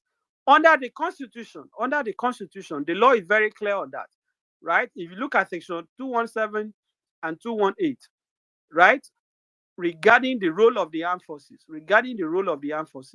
the military can only intervene when the civil authorities are overwhelmed. That implies that for the military to be deployed in aid, because the role of the military is basically to protect the territorial integrity of Nigeria. So ordinarily, the military has no, all these special joint task force we are seeing, they're actually constitutional aberration. They are not supposed to be so. The constitution only says where the civil authority is overwhelmed. That is where the situation is so serious that the entire police of institution in Nigeria is incapable of addressing it. The civil defense is incapable of addressing it. The SSS, in some sense, is incapable of addressing it. Then the police can be invited. And indeed, if you look at even the National Security Agencies Act, Even the State Security Service, they have no business interfering in the rights of Nigerians to protest. So when Mr. Peter Afunanya, I hope I got his surname right, comes out to issue a ridiculous statement threatening the Nigerians, I hope they are listening to me and they should listen very well, because we are not going to be a conquered people. When he comes out to issue a statement to say that the service has received intelligence, it is actually a mockery of our constitution. They are basically desecrating on our constitution, because the National Security Agencies Act is actually one of the pieces of legislation that were incorporated into the constitution, like the Land Use Act. Now, if you look at the National Security Agencies Act, I think Section 3, the duty of the SSS, and I've been telling Nigerians to stop calling them DSS. That is part of the lawlessness. I have protested this publicly. I have said it on duty, and it has become like a broken record. There is no agency known to law as DSS or Department of State Service or Department of State Services. If they arrest you today, you cannot sue DSS. You cannot sue Department of State Services. This anomaly, I think, started when Merilo Noga was the spokesperson of that agency. Their name, I have always been consistent, is State Security Service. That is what the law knows. Why they choose to go by an illegal name, I do not know. But we must address them by their name. State Security Service. I believe part of the reason they are running away from their name is because they don't want people to know that their duty is actually confined to gathering of intelligence, right? They are supposed to be the covert police. They are not supposed to be seen. But it is in Nigeria that DSS, or as they choose to call themselves, which is actually SSS, will be going to the road to control traffic, will be carrying a handbag for wives of politicians and doing all sorts of things. Of course, they can be deployed to protect VIPs, but that should be the end of the matter. They have no business engaging, resolving family dispute. If somebody is dragging your land today, you can go to the SSS. If somebody is owing you money, you can go to SSS. This is part of the abuse of our institution. And in calling for reform, we must also call for a reform of the SSS. They should stick to their core mandate under the law. To their core mandate. They are supposed to protect the internal security of our country. They're not supposed to be seen like the police that we see every day. But that is beside the point. So as I said, the statement by the army, by the police, by the SSS, by the Minister of Information, and every other person that they have intelligence that hoodlums, miscreants, that that there is now ulterior motive, all those things have no basis in law. Does protest have to be justifiable under the law? Must your reason for protesting be rational? Must it be acceptable? The answer is no. Indeed, I have the constitutional right to wake up tomorrow and say, I don't like the way that Tinubu dresses. I don't like the way he appears on TV. I don't like the way he talks. I can choose to carry placard to protest that. Nobody can stop me from protesting. So you don't need to convince anybody that the reason why you are protesting is this or that. As long as that reason is legitimate, as long as you are not calling for, you are not inciting people to cause riot, as long as you are not committing any crime, your reason for protesting need not be acceptable to the government. It need not be acceptable to the government. So that point has to be understood very clearly. Very clearly. Now, can protesters be arrested? Of course, yes. Right? The police in Nigeria can arrest you for anything. In this country, as you would remember, the police once arrested someone for allegedly naming a dog Buhari. I don't know if we still remember. I had the privilege of spearheading that matter. If police can arrest somebody because of a name that is given to a dog, there is no other reason. Police can arrest you for anything. In fact, if you wake up tomorrow and you don't like the way your wife is looking at you, and you walk to the police station and complain, you'll be surprised that they will invite your wife. That is how disorganized our police is. So we must understand that we are dealing with an institution that is deeply dysfunctional. But what is the assurance? If they arrest you, you don't have to be frightened. You don't have to be intimidated. There is no serious charge or any charge known to law that they will bring against you that is going to stand. For those who may be afraid, recall that Sowore and others were arrested for calling for revolution, right? Eventually, the charge against Sowore was withdrawn by the current Attorney General. But other people who went ahead with that protest were taken to court. And in Ogun State, some of the protesters who were arrested for taking part in the Revolution Now protest, I had the privilege of representing them. And the matter went to trial and the court threw the charges away. So the point I am making is that if you look at from history, I have always said, Show me one protester historically that has been arrested, taken to court, and was convicted for protesting. I challenge anybody to cite one example. You are not going to likely find one. And I say that because some of us have been privileged to take part in many of those cases in recent years. In fact, in Akwa Ibom, a few years ago, some group of protesters called the next of kin of primary school teachers who were protesting their relatives who were primary school teachers were not paid their entitlements, went to protest in front of the government house. You know what happened? The commissioner of police arrested them. You know what they were charged? They were charged for attempted suicide. So people went to protest in government house. The Nigerian police arrested them and charged them for attempted suicide. What was the argument? That it was suicidal to protest in front of the government house. Of course, we also had the privilege of having that charge thrown out. So all these cases that, if you look at historically, everybody that has always been arrested for protest, even if they arraign you in court, I want to give you the assurance not to be intimidated. Those are trumped up charges that our judiciary will throw out. So nobody should be frightened that, oh, I will be arrested. And why should people be so afraid of arrest? Right? I don't think, as long as you are not going to prison as a criminal, you did not steal anybody's property, you do not have to be frightened. The law is there to protect you, and the law is going to protect you. So don't be intimidated. You have the right to exercise yourself. Now, in closing my submission before I welcome questions, please stay peaceful. Don't be violent. Be vigilant. Watch out for saboteurs, because I can assure you, the same way you are planning to protest peacefully, we are dealing with a criminal political class that is determined to give a dog a bad name in order to hang it. So if you have 5 people on the line, they may introduce one person to begin to cause, confusion. So you must be, if you are going out to protest on the first, you must be very watchful. Look at the person beside you and ensure that nobody does anything that will lead to violence, or that will give these people an excuse to commit whatever havoc they are planning. So as I said, I believe I have addressed most of the issues. Do not be frightened. The reason for the protest is legitimate. Now, is there a time frame for protesting under the law? The answer is no. The answer is no. So even if you choose to protest by 2 a.m., of course, I'm not asking anybody to protest by 2 a.m. It is within your constitutional right? You have, and the issue is, are you supposed to protest in the bush? Because I hear people say, oh, don't protest on the road. Is it in the bush that you are going to protest? Of course, the constitution says you have the right to gather peacefully in public. Now, historically, the person who is the president of Nigeria today has warned the police not to attack protesters. And I hope that the police will listen to their commander-in-chief, right? Tinubu has warned the police not to attack protesters. The evidence is there. He has taken part in protests. So we are hoping and believing that they will allow Nigerians to exercise their rights. But this is not something that you should stick for on your knees. Nigerians must refuse to be a conquered people. We must demand our rights. And in doing so, we must do so peacefully. Thank you. I welcome questions that may arise. Thank you. Thank you very much, Barrister Nibe Omo.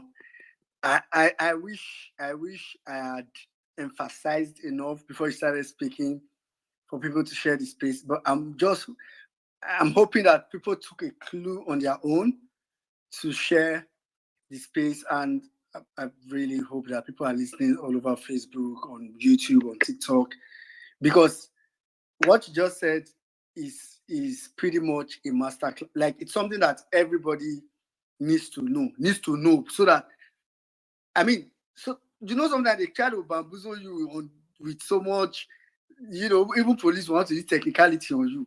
I saw the whatever by the DSS handle today, and I was like, I don't like it's what's happening in Nigeria. But thank God we've heard from. I think one of the things that's key for me that every Nigerian needs to know, Nigerians at home and abroad, first of all, is that these are cases. These are not things that are just on the laws, but they have not been tried in court, so you don't know what the court judgment will be. These are things that, from what he has mentioned, cases upon cases upon cases. And if you think someone that was arrested and taken to court, so taking to that clause, taken to court, and the person wasn't, and the court are like finally charged the person and say the person was guilty. It's not possible. So it's why it's also important to get a lot of figure. But most importantly, again, was for the police. This whole talk of, oh, it will be hijacked. It is not our business. You know, to protest is ours. To protect is the police. And I mean protect is the police. So it's the police duty to say, oh, if they feel like, oh, it will be hijacked, no problem. Put people out there to help stop it from being hijacked. So those are very key points that we should like everything was cool back to back. But I don't think it's too late. Please, guys, do well to post the space, share the space so that we can get more people to. It's not for the crowd, it's really for people to. I feel like the more people that can get a lot of this information, then if they go out there, they can also relate to people and tell and let people just get more confidence by knowing they're right. I'm going to bring up different speakers now. Please, I know we were discussing some other things, so I don't want to make it look as if, oh, you are limited to just asking Barrister Anibe a question. So I'll just put it like this. If you want to make a submission related to the topic, just a quick submission, make it as quick at best, 2 minutes. Then if you have a question, then I can say use your 2 minutes for the submission, or if you have a question, really, I can give you like 3 minutes. So maybe you can use 2 minutes for your submission and 3 minutes for the question, or use the entire 3 minutes for the question. So it's very, let's make it like that so that we can get more people to ask questions and maybe ask questions that will bring more answers, that will bring more things that probably you forgot to talk about. So please, that is very, very important. Okay, normally I would have said wait, but since she's raising her hand almost immediately, I'm sure she wants to say something very, very important. So Mommy B, please quickly go ahead. After Mommy B, I'm going to come to King of the South. I know you have been here for some time. Then we'll start bringing up speakers gradually. Yeah, and thank you, in Nigeria. Welcome, Barrister. I wanted to, because I did not hear, you mentioned it briefly about whether there are places where we can't protest.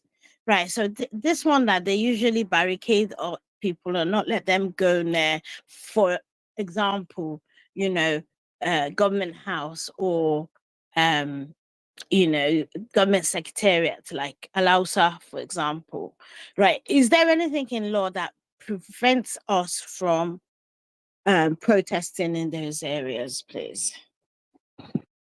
Well, when I was speaking, I like to be very practical in my, attitude to law. I cited a case that I handled in Akwa Ibom where people went to protest in front of the government house. In fact, one of the things about that case is that I recall the then acting commissioner of police said, except I go to Punch newspaper and write a personal apology to him, he said he was going to come to court with his full uniform. It was an assistant commissioner of police, but then appointing acting CP in the state. He said, let him see. He was boasting that he wants to see how he will come with his uniform to court with his position, and then those people will not be convicted. And who told them to go to government house to protest? So when I speak, I like to make these references so that people will know that most of these things have actually happened before. And then, truly to his words, he came in his full uniform and then was using his, believing that his position was going to change the outcome. Of course, at the end of the day, he left shame, very shamefully, because, it was clearly indefensible. The court clearly ruled that you cannot say that because people are protesting in front of government house, they have committed an offense. And why are we? This shouldn't even be a question if we are in a democratic country. In the US, people go to the White House to protest. People go in front of their Congress to protest. So what is sacred? There is no law that says you cannot go to in front of Aso Rock to protest. There is no law that says you cannot protest in front of the National Assembly. As a matter of fact, you even have the right to go in front of the Supreme Court to protest, because these are public institutions. These are public institutions. If you don't protest in front, where then are you supposed to protest? Where are we now supposed to protest? Are we supposed to go to the palace of the Oba to protest? Of course, if there is nothing wrong in going to the Oba's palace, I'm just saying that these are public institutions that are constructed with taxpayers' money. So there is nothing in the law that says you cannot go in front of the government house to protest.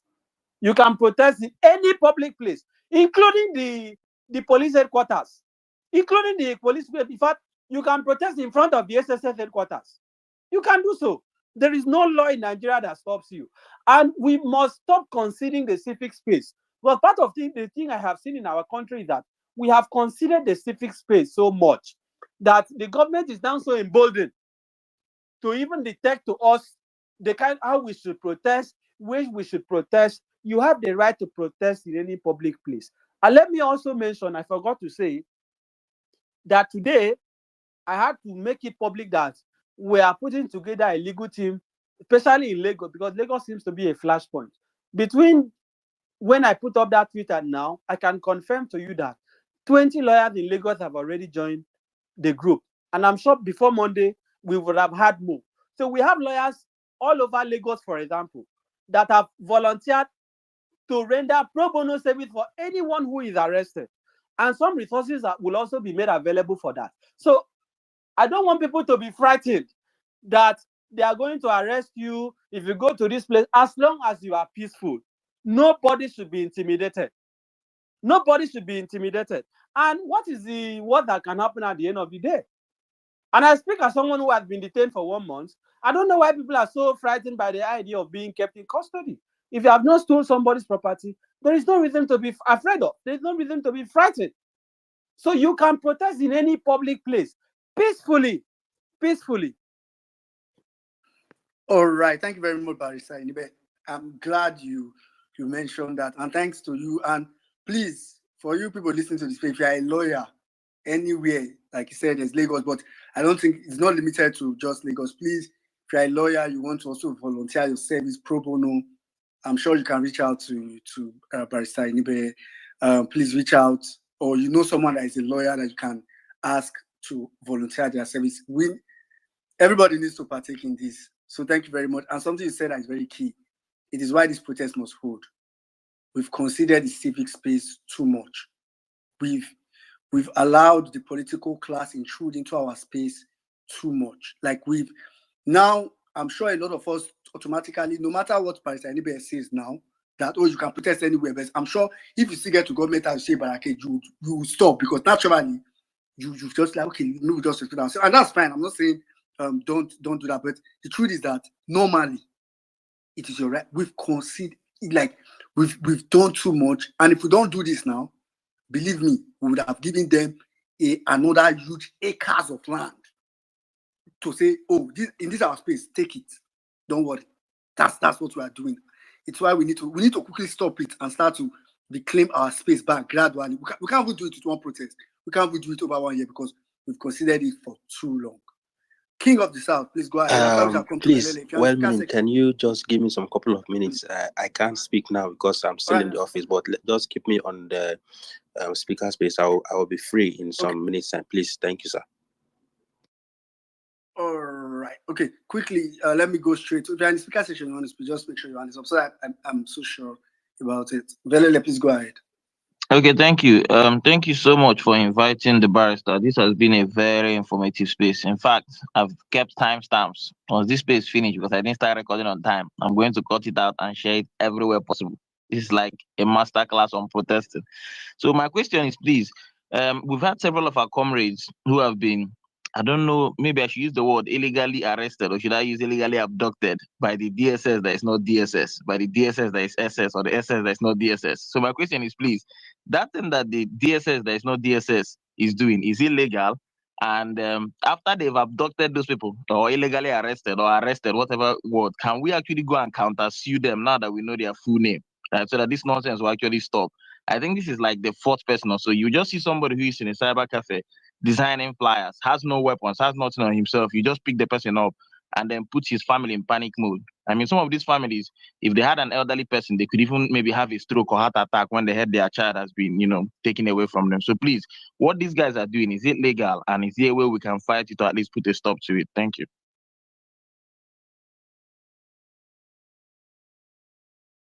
But anybody, if you got a question, can proceed. Go ahead. Can you press the question, please?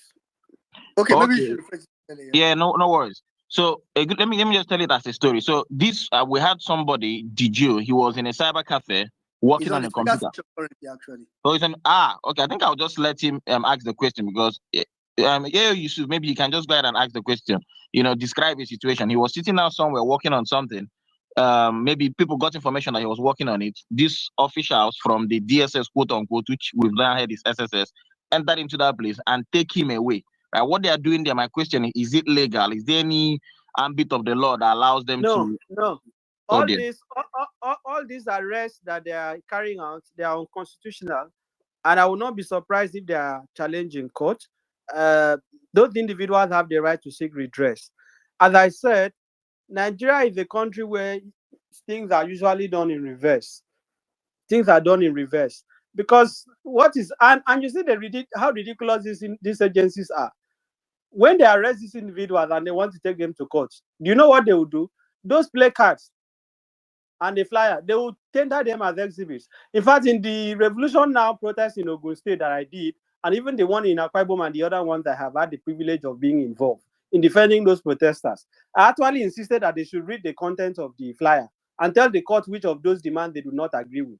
For example, somebody is carrying a placard that says "Ain't hunger in Nigeria," and you are arresting the person and you are seizing the flyer. So if you take the person to court, you must be prepared to tell the court why you don't agree with that demand.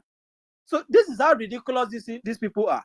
There is no law. I insisted that they should read it, including the Assistant Commissioner of Police in Akwa Ibom.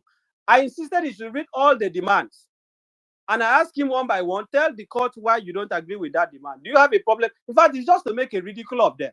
They don't have any reason arresting anybody for printing placard. You have the right to carry placard. You have the right to wear customized t-shirt. Anybody that arrests you for doing so is on an illegal operation. And I have said, stop calling them DSS. You cannot sue DSS. In fact, if you file an action in court against DSS, they will be the ones to raise an objection against that suit. It's not DSS, it is SSS, State Security Service. There is no agency known to law as DSS in Nigeria. And I don't listen to me. Google as I'm talking. National Security Agencies Act is online. You will see the name of the agency there. That is what the law recognizes. So SSS arresting people for being in a cyber cafe, for printing flyer, it is an illegal operation, and they should apologize to the person. They should pay compensation. We must insist as a country. We must get to a point that these unconstitutionalities have consequences. Because what is the issue even about? These SSS officials, they go to the same market that we go to. They go to look at the police barracks that we are seeing. Have you seen what is going on? You see where they live? They are also victims of this rule. So it's not as if they are not affected by what is going on. We must not tolerate these kind of things. If they arrest anybody for exercising his constitutional right, that person should go to court and seek redress. It's as simple as that. Thank you very much. Thank you very much, Unibes. Please, again, something I really wish we could put like a speaker all over Nigeria, let people just be listening, but it's realistically not possible. Please do well to share this space. And some of this, especially your initial submission, I'm sure with your permission, we can find a way to cut that out and spread it as much as possible. Let people take it. Let it be one class, one online lecture. Everybody listen to it and learn a lot of these things. All right. Pastor Jacob, I was going to come to you, although you don't know, but since we're in this particular conversation, I want to take advantage of it to come to DGO, who some of us have seen it here, and I'm glad he's out, so you can just key into this particular part of the conversation. So, DGO, please go ahead. How are you doing, by the way? I'm very stressed out, but it's all for good. We're winning. Any way they want it, we are still winning. So the thing is this, I will put my submission in form of breakdowns of my experience today so that my Oga here will give me solutions to it, because actually I sent a letter to them requesting that they provide security covering, which I sent to SSS and civil defense and police, the commissioner of police. And all three parastatals has called me that they want to have a conversation, especially civil defense say they want us to set up modalities that will guarantee the security of the protests. So I was glad to hear that from them. But the DSS or SSS, like you call it, called me to the office today. On arriving from the gate, I noticed strange movements. So I just knew something was wrong. By the way, my primary offense to them is because I refused to answer the state director, the director of the state. He was speaking and he had somebody there. They were yelling at me so hardly, and I understand they are using psychology to intimidate me into. Sorry, there was a call. They were trying to intimidate me into saying some things that they can use against me. So I understood that early and I kept quiet and refused to respond. I was selecting what I respond to. Then the man just said, go and lock him up. That's all. And for 8 hours, I was locked up in a smelling room. It's a toilet, actually. Then they just demarcated it small and just made it a cell. So in that harsh condition, I was there for the 8 hours. They came and picked me up at some point. They were trying to interrogate me for over 3 to 4 hours, trying to asking me who are the sponsors, who are the people sponsoring us within or outside Sokoto. I told them there is no one. Who are my friends, accomplices that we are working? I understand they are looking for somebody to arrest. I told them there is no one. There is no one I am gonna call to you guys, because I am doing this as a sole citizen, and it's because I want a better country. There is nothing else. Secondly, sir, do they have the right to attack my business? Because now my business is on the line. They are making contacts with run my business, saying that the university should evict me from their premises because I am trying to cause chaos. Do they have that right? And then they are also threatening that the university should withdraw my degree. All those things, I believe they were just putting, that's just few among the multiple threats they are putting up, trying to make me fall for their games. So finally, though, I believe that I started my protest there because when they gave me food, they offered food, I refused to eat. I believe that's why they had to release me this night, because they don't understand what I'm doing again. But sir, those are my submissions. If you can give me light, because tomorrow I am going there. And again, I gave them a letter. In that letter, the letter heading I use is Northern Advocates for Good Governance, and my name and signature is there. So now they are threatening that if anything happens during the protests, that anybody's property or government property is destroyed, that they are going to hold me accountable. So, sir, where is my security in law? And they are claiming that since the Northern Advocates for Good Governance is not fully registered with CAC, even though we have already started the process of registration, that the group is illegal. So, sir, I believe you jotted all these things down. If you can give me some covering, so that by tomorrow when I'm going there, when they want to bring up something, I know what to respond, sir. Thank you. Let me start with the issue of non-registration of your group. If you listen in, I had earlier addressed that in my space. It is a baseless point. Nobody. I say it here, and I say it hoping that someone will contradict me. There is no offense known to law in Nigeria. There is no law in Nigeria that you can be charged for operating with an unregistered association. The right to freedom of association is a constitutional right under Section 40. The Supreme Court of Nigeria has resolved this matter. It's not a fresh argument. It is a matter that the law is clear that under our constitution, you have the right to belong to what we call unincorporated associations or unregistered associations. In fact, you can bring an action in court in the name of that association. It is only that when you are drafting the process of court, the court process, you will simply mention your name and say on behalf of so and so members of so and so association. So for them to say that you are operating an illegal association, they are just trying to bamboozle you. They cannot charge you because they can't charge you. You have not, I tell you this with 100% assurance, you have not committed any offense. Nobody in Nigeria can arrest you from belonging to an unregistered association. or for using an unregistered association to protest. This is your constitutional right. And they don't even have any business trying to interfere with the school you are working. I don't know what that is about. That is just abuse of power. It is clear abuse of power. That is not their business. I don't think any university in Nigeria will be stupid enough to withdraw the certificate of the person for protesting. I mean, that will make a mockery of the very idea of an ivory tower, right? I don't think any university senate or governing council or vice chancellor will entertain that kind of request. And they are not even, I don't think even the SSS, they're intelligent people. I don't think they are going to do that. They are just trying to frighten you. So you have not, from all that you have said, I haven't seen any offense that you have committed.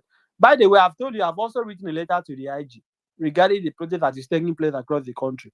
So are they going to say that if somebody decides to go and misbehave, they'll come and arrest me for, in law, there is no vicarious liability in criminal law.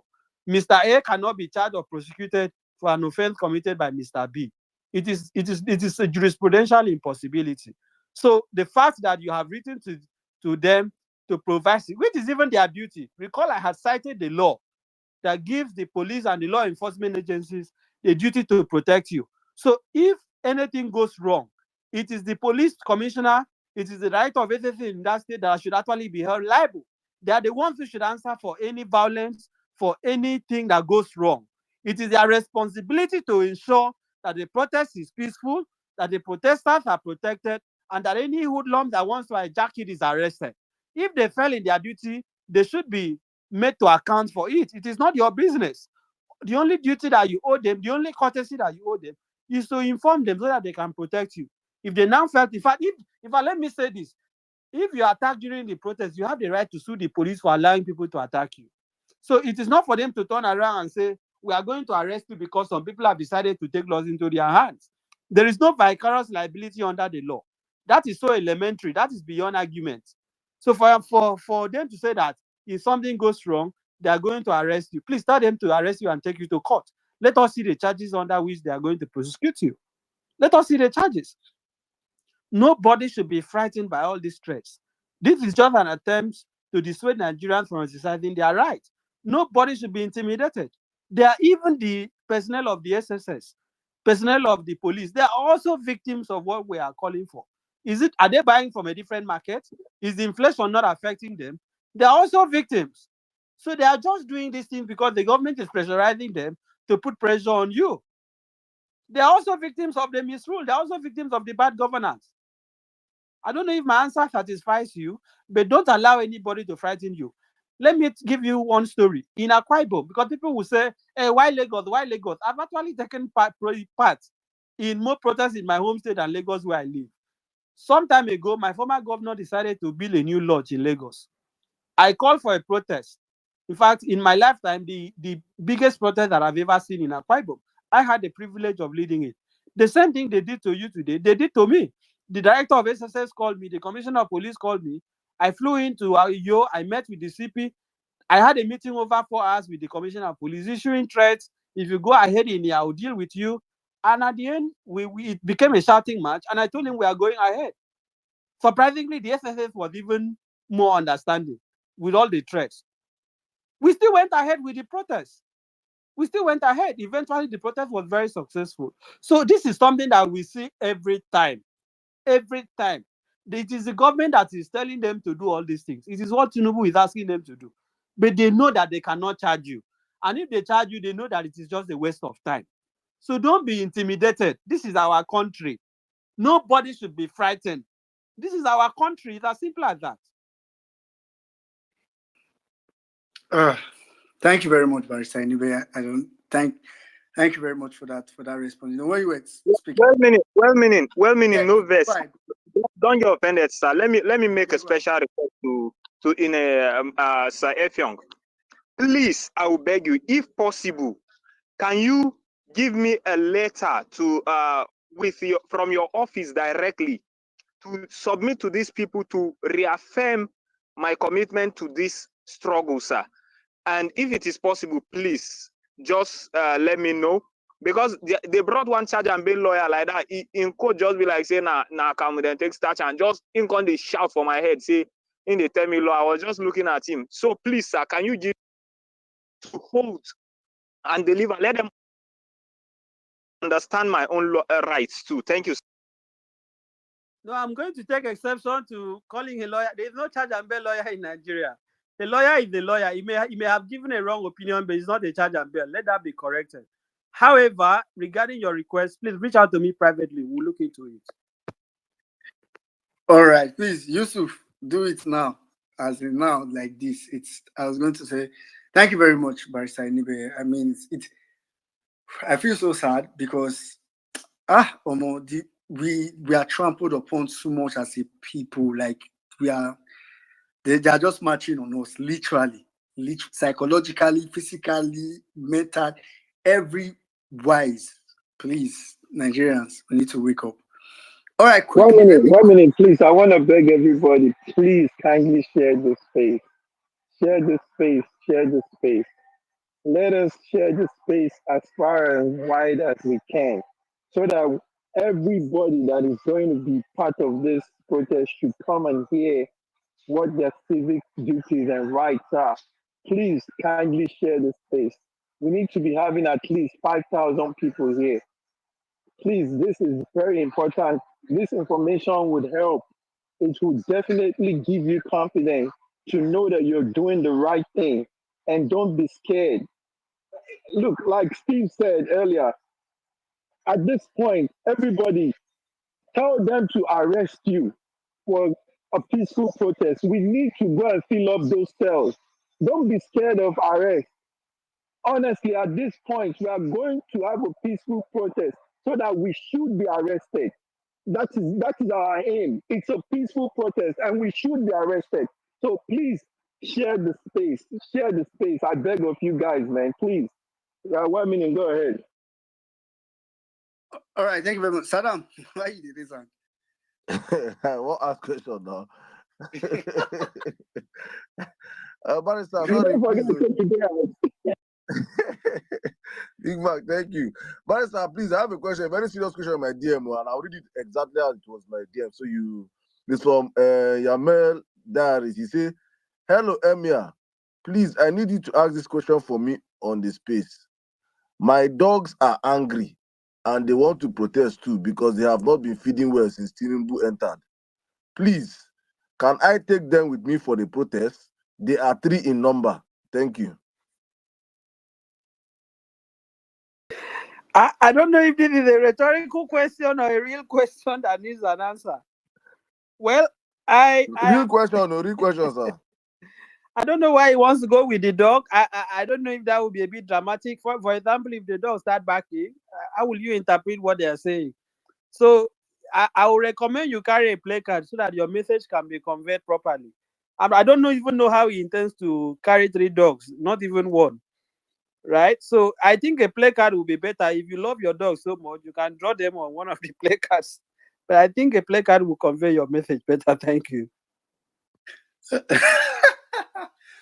Oh, good.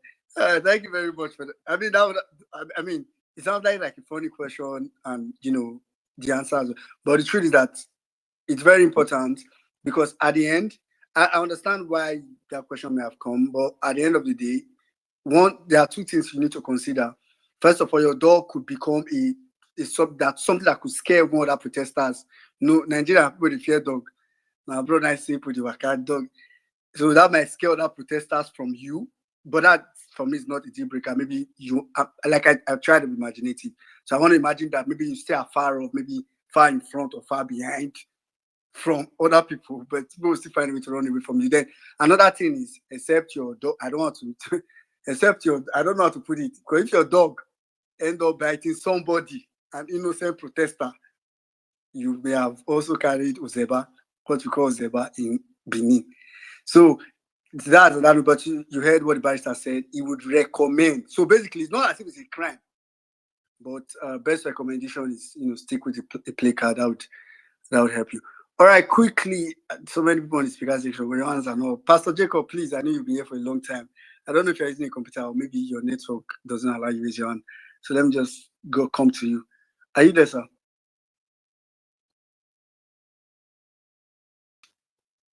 Okay. These are the kind of situations I try to avoid when I try to stick with people that their hands are up. I'm just going to go to Mr. Tony. He's the only person that the hand is up currently in the speaker section. So, Mr. Tony, please go ahead. Then we'll take it from there. Thank you very much. Well-meaning Nigeria. Emir Saddam, Madam Bolande, Barrister Effiong. I thank you all so much for this beautiful session. Great to be here. I stand on all existing protocols. Barrister Effiong, you remind me of Bangani of blessed memory. Your audacity to challenge and actually protect the rights of the Nigerians here. I thank you so much for that. Now, my question is this. It's partly a question and partly a request.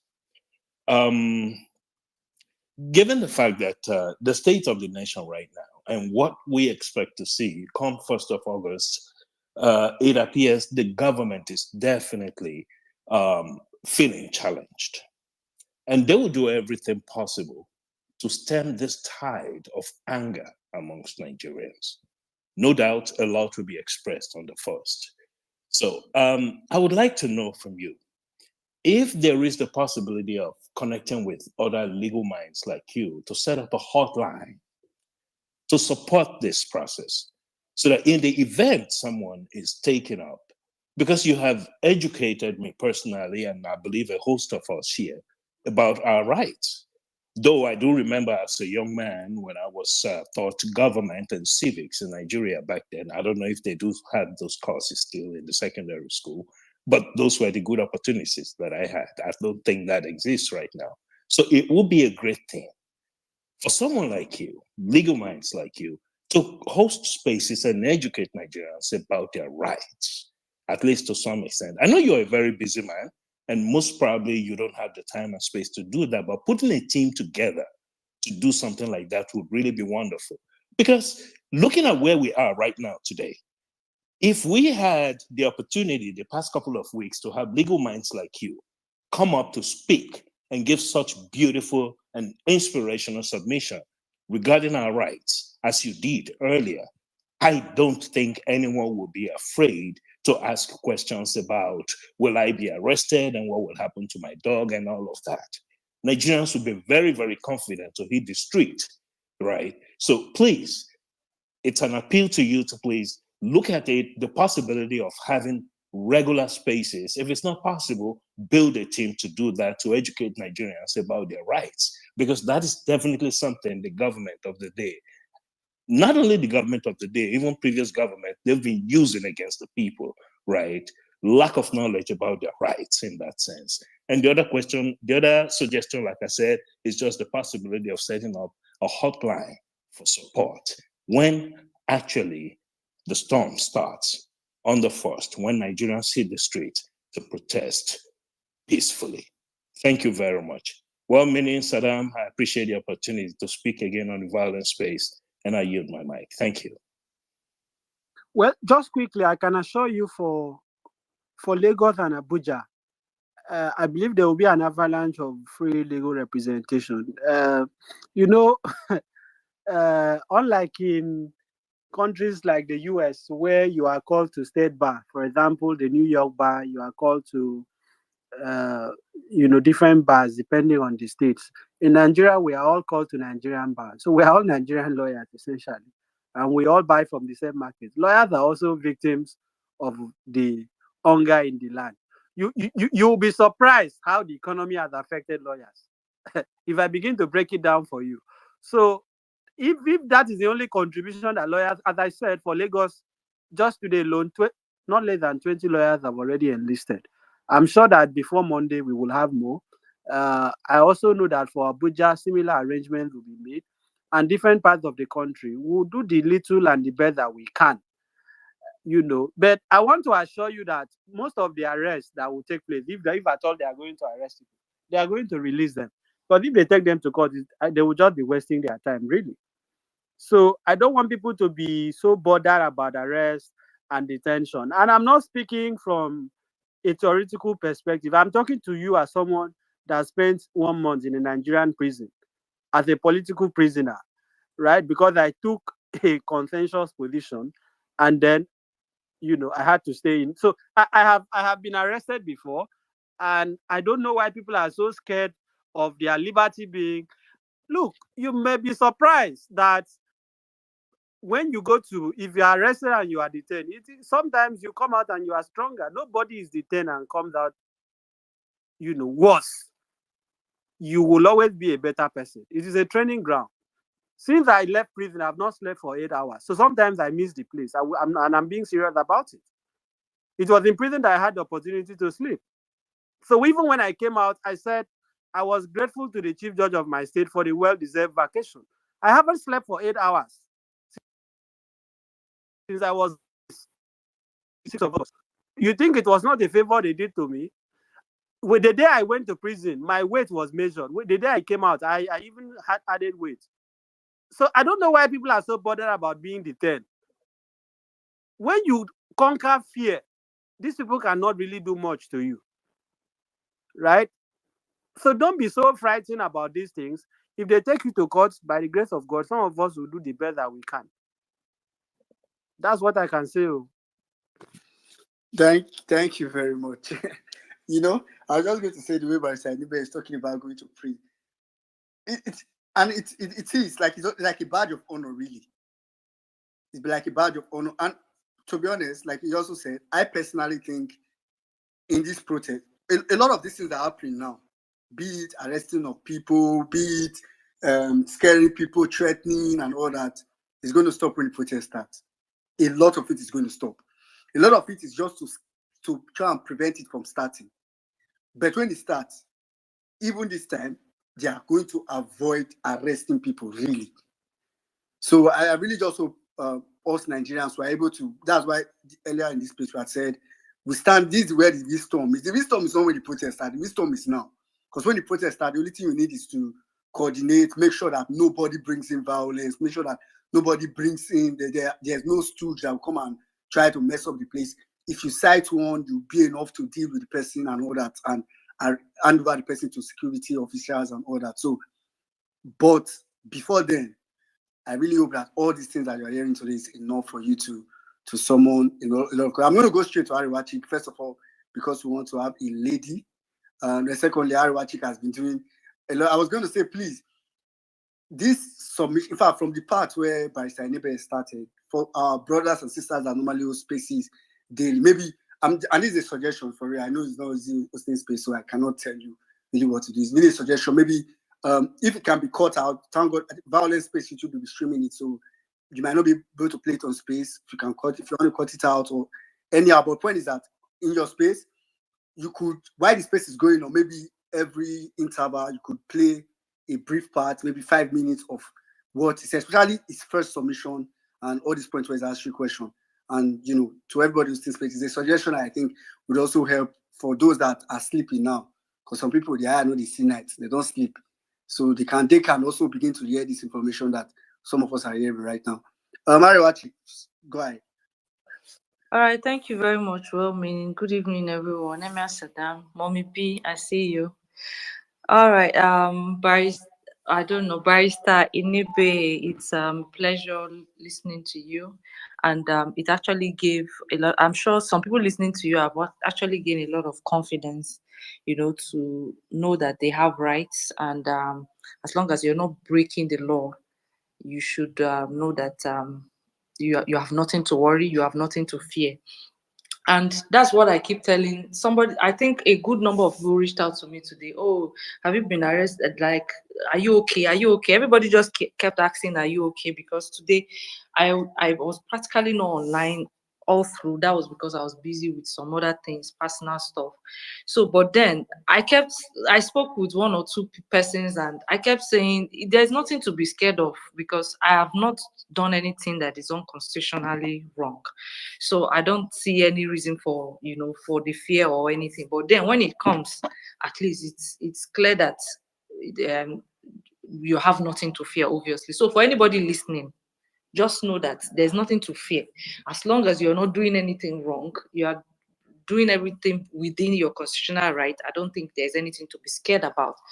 So the main reason why I came up purposely is just for I'm not here to, repeat or talk about things that everybody have said or we keep saying in different spaces. All I'm saying is, all I'm here to talk about is we need to, please, if you're on this space, I charge us all, I beg us all, I urge us all to please, there is still very much need for awareness. We need to let everyone that needs to hear whatever we're saying, to hear what we are saying.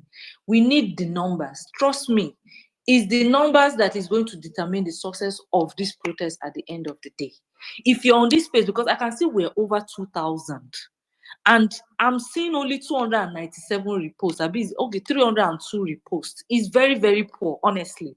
That's the only thing that brought me up here, to let us know that as much as we are planning this protest and we're talking on spaces, we should give ourselves tasks every morning. Post about this protest on your WhatsApp. Post about this protest on your Facebook. Repost anything that you know that will be beneficial or that will be of good, that's carrying information that will be very important for protesters that will be out there. We need to, deliberately and actively do this aggressively. Like, we need to aggressively retweet and also talk about these things. We can't be over 2,000, and I'm sure most of us that are here are not anti-protesters. So why are we having only 302 people retweeting this space? Please, let's retweet this space so that the world knows what is happening. Most of these retweets are what gets to people to even know that something is happening. Also, I would like to inform the house that Emir Saddam, we're streaming live on TikTok with 2 big accounts. So I'm sure over 30,000 people are listening to us right now on TikTok as we speak. We're also streaming live on Facebook, So these things are just in the bid to reach people, let people know what is happening. This is your country. You need to fight for the soul of this country, because in the end, you have nowhere to run to. Even the people where they outside the Nigeria safe, they want to come back home, but they can only come back home or be confident to come back home when everything is good. But you that are already, you don't even have what it takes to even cross River Niger, being Lake Chad. That you have to come out, because most of us, if some people are privileged to be able to live, but most of us are not. So please, let's make deliberate effort to ensure that anything that is going to create awareness on your status, on your WhatsApp status, on your WhatsApp groups, on your Facebook story, on your, like, most of us, I don't know, sometimes when I see some people posting things that are not of priority right now, because for me, I think every Nigerian who really wants us to liberate ourselves from this slavery should deliberately and actively be doing everything they can do in line with this protest. Let's stay focused. Ignore anything. We can always get back to all those things. But let's stay focused. Let's stay focused, laser focused to this thing, because they keep throwing a whole lot of tantrums. I want to call it tantrums because I don't see how you want to fight over 230 million Nigerians. Yes, 230 million of us might not come out, but trust me, the number that will come out will shock the world. That is the truth, because everybody is angry. There is nothing that can stop that tsunami right now in the north. That is the truth, because we are ready. In fact, ba ma mun bari mutum zai hau ba, ko alfa dutsen alfa mutum ya hau yanzu, ba mu jin kira zanga dole sai mun yi shi, because we are tired. The zalunci is becoming too much. Our traditional leaders, our religious leaders have become something else. You people are not speaking truth to power, and it's unfortunate. So please, let's keep propagating this thing. Let the world hear us. Let everyone, see, I went to the market today, and the only thing I kept doing and talking about was anybody I'm buying, the madam I was buying pepper from. Oh, Kunji, yeah, we have heard. The person I'm buying tomato from, that was this person I'm buying meat from. I'm also asking, I'm talking about the protest to them. So it's not about, don't allow whatever you are hearing. All these things are things just to instill fear. Us, my people, we need to stand firm. We need to stand our ground. We need to fight now. If we don't fight now, we have ourselves to blame. The hardship that will come if we don't stand our ground, is going to be raised to power 1,000. It's not this one that we are suffering now. We will suffer more than this. These people need to know that enough is enough. And it's game over for bad governance. Yeah. Thank you very much. All right. Thank you very much, Ariwachi. I mean, even though that I'm trying to utilize the time with Barrister Inebe, everything you said is spot on. Like everything you said, every word. Because this is really, I don't know about you, but this is an opportunity. In fact, it would have been better. You know, when Bible say, oh, it would have been better the stone was tied around his neck and blah, blah, blah. Me, I'm telling you that it would have been better we did not even talk about protest than say we threatened and they counter-threatened us and we backed out. As in, Omo, see, because I feel like that would just be us further digging. I make reference to what Barrister Inebe I said earlier. We have conceded so much of our space. We've conceded so much of our powers to these guys. They define even things that they are not supposed to define to us. And if we do this now, it is on another level. I feel like that's why I've said this a couple of times. I feel like once this protest starts, the government is going to answer some of the demands very quickly. The reason they are not answering it now is we test them. We go finally answer, we test them. I think they're not going to last long. The moment it starts, that's when you know that some of these demands are going to answer it very quickly. So, but they just don't believe we have that. We don't have that. Like we need to ensure that we see this through. North, east, west. I'm not interested in your tribe. I'm not interested in your whatever political. Well meaning, please let me quickly add this. And for the aura that they say is going to come out, we are going to gladly join in the festival. We are going to wear white, join in the festival. It's not, as long as Oro is peaceful, I'm sure Nigerians are going to ensure that the festival goes well as usual. But until Oro turns violent, then that means it's going to turn to something else. Then that we will now understand that our gods have now become violent, which you and I know, and that is definitely, we will now understand that this is a political Oro, because we don't know our gods to be violent. So except the Oro that is coming out on that 1st August is a different kind of Oro. That is when it will be a different ball game entirely. But as long as Oro that people know, we know that Oro is not to fight people, Oro is not violent, we will gladly join in the festival and wear white. It's white they used to wear now, no problem. We will peacefully join Oro side by side with our demands for the government. Also, let me just add this to please. People are asking on the comment section now if you could put up the TikTok handles up on the Jumbotron. Just make a tweet with it on the comment section, then post it on the Jumbotron so that people can also join and post out the TikTok handles for greater audience also.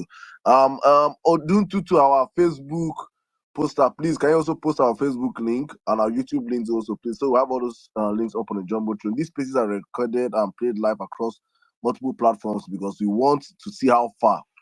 Can anyone hear me? Or okay, I'm done. Ariwachi, Saddam was actually speaking to you. Okay, can you hear me, Ariwachi? Yes. Okay, let me please tell her what I just said, please. Thank you. I can hear you. Yeah. So Saddam was saying, please, if you could get the TikTok handle, not the handle, or maybe the streaming link, and post it, make a tweet of it, so that we can pin it to Jumbotron and other people can share it to their. Yes, it's on the chat box. It's on the chat box, both the TikTok and the Facebook. Just maybe look for it and send it to my DM because I know that. All right. So can put. So please, well-meaning. Another thing, anytime we have Facebook streaming like this, let people go to the Facebook and share it on their timeline so that their own followers will listen in from their timeline. Yeah, that's very, very important. Thank you very much, Ariwachi, and thank you very much, Barrister Inebe. So we'll try to get some more people. I know Barrister Inebe is a busy person, but I'm sure we'll try to take as much as can take for tonight. Quickly, let me go now to Sorry, real quick. I want to ask I quickly want to ask a question that has to do with this oral, and also I want to know, when someone gets arrested, what are the requirements to bailing them from the police station? Because a couple of lawyers just let me know now that even though the lawyers are going to be doing it pro bono, they'll be needing money for filing and probably feeding of the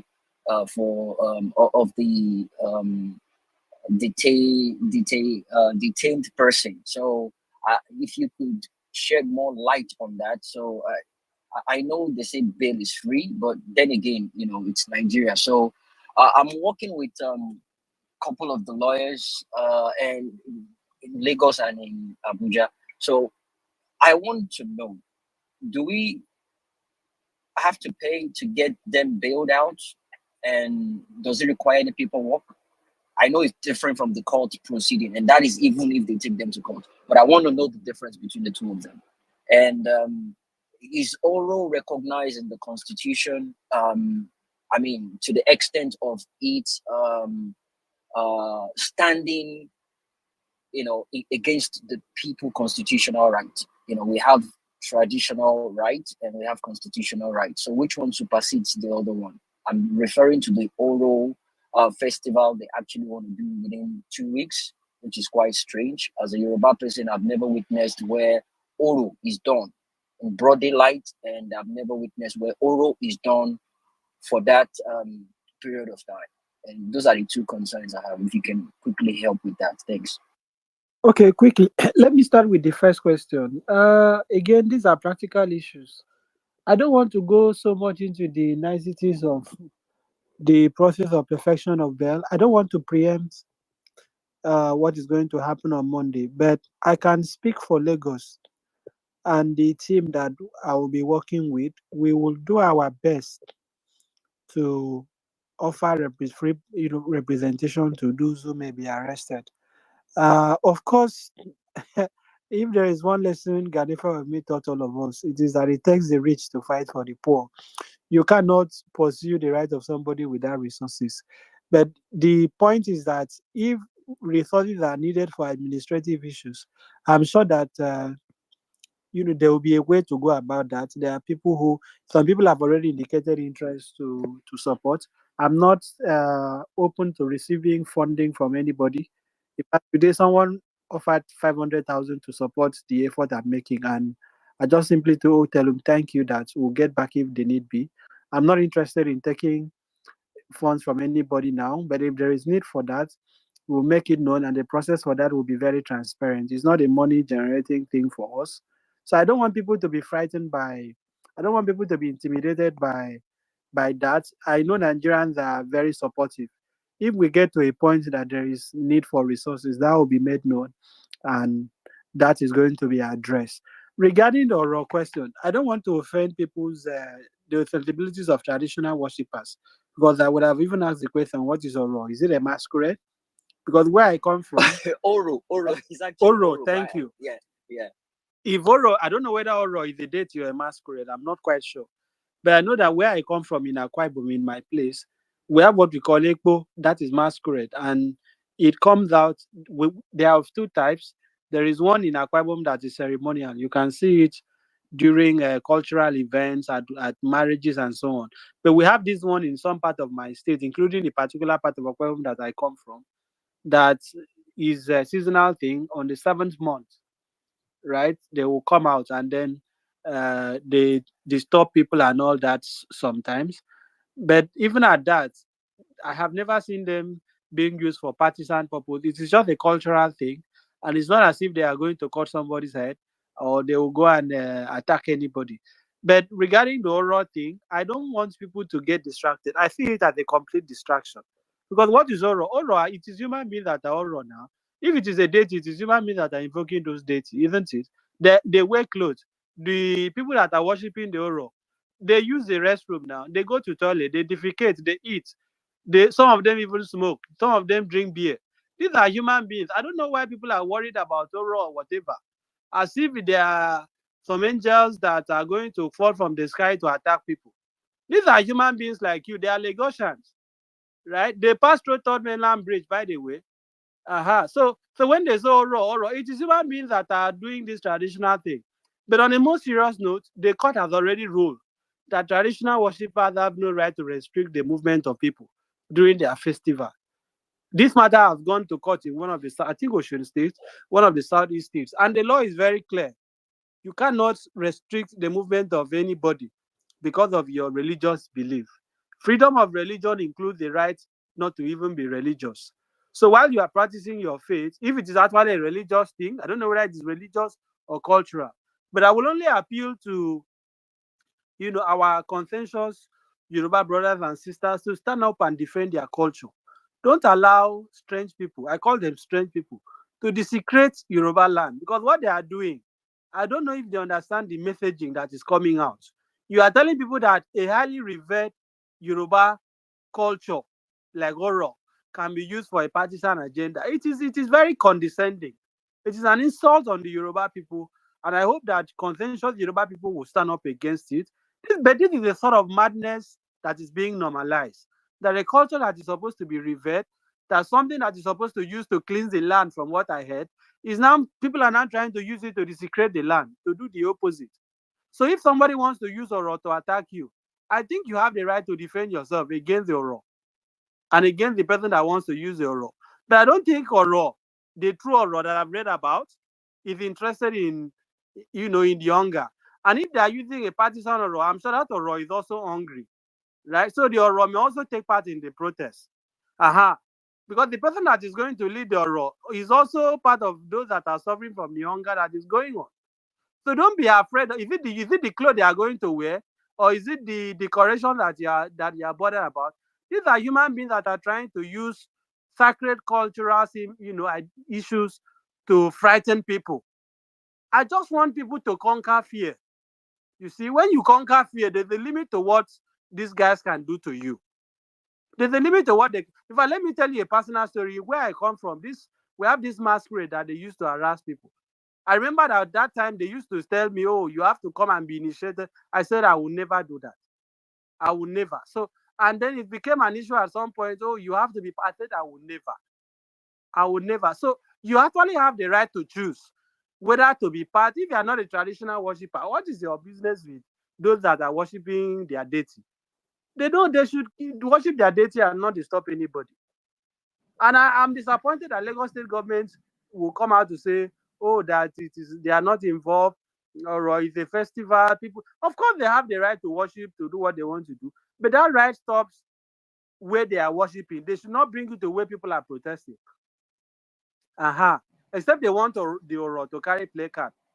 They should stop desecrating Oro. All right, thanks for What I that. can say. So yeah, thank you. So my last message goes to diasporans to be prudent with how we handle this. We have ambulances, we have doctors, and we have lawyers to handle. So if there's going to be any support financially, it will be channeled through that, and in due time, the people that will be in charge of that, they will be identified. And some well-meaning Nigerians have decided on their own to get into the involvement of helping people maybe with water or anything. But we don't want this to turn into a sense of entitlement to get something, so because they want to protest. Let it be for the fact that we're doing it just to support people. It is the least we in diaspora. It's bad enough that we're not even on ground, but it's the least we can do. Everyone that gets arrested needs to be bailed. And if it goes to court, we need to take that charge and responsibility of making sure we get them out. And medically, anyone that gets injured, we need to take that responsibility of making sure we take care of them and their bills. Thank you so much. I leave the mic. All right. Thank you very much, Jimmy. And I mean, I think I've listened to a lot of spaces about this protest. And I must say, I'm very glad about some of the things I hear, some suggestions. I mean, I've come to conclude that a lot of people also learned from, because even a good process has lessons learned. A lot of people have actually also learned some of the loopholes from NSAS and all that. I've heard people on spaces say, "Oh, make sure that when you are there, you are not like alone. Make sure you link up with other people and make sure they know you, so that if maybe something happens, they can say, oh, this is the name of the person." Like if somebody is not. So those kind of things are just like some basic things that can also help monitor some of this process. But truth is that what they want to do is make sure that this process doesn't start. I so much believe that when this process starts, it is going to be peaceful. There is not going to be, and I'm not talking faith. I'm not talking like, oh, this is what I pray. I'm not praying. I'm telling you from all indications, that is what it will be.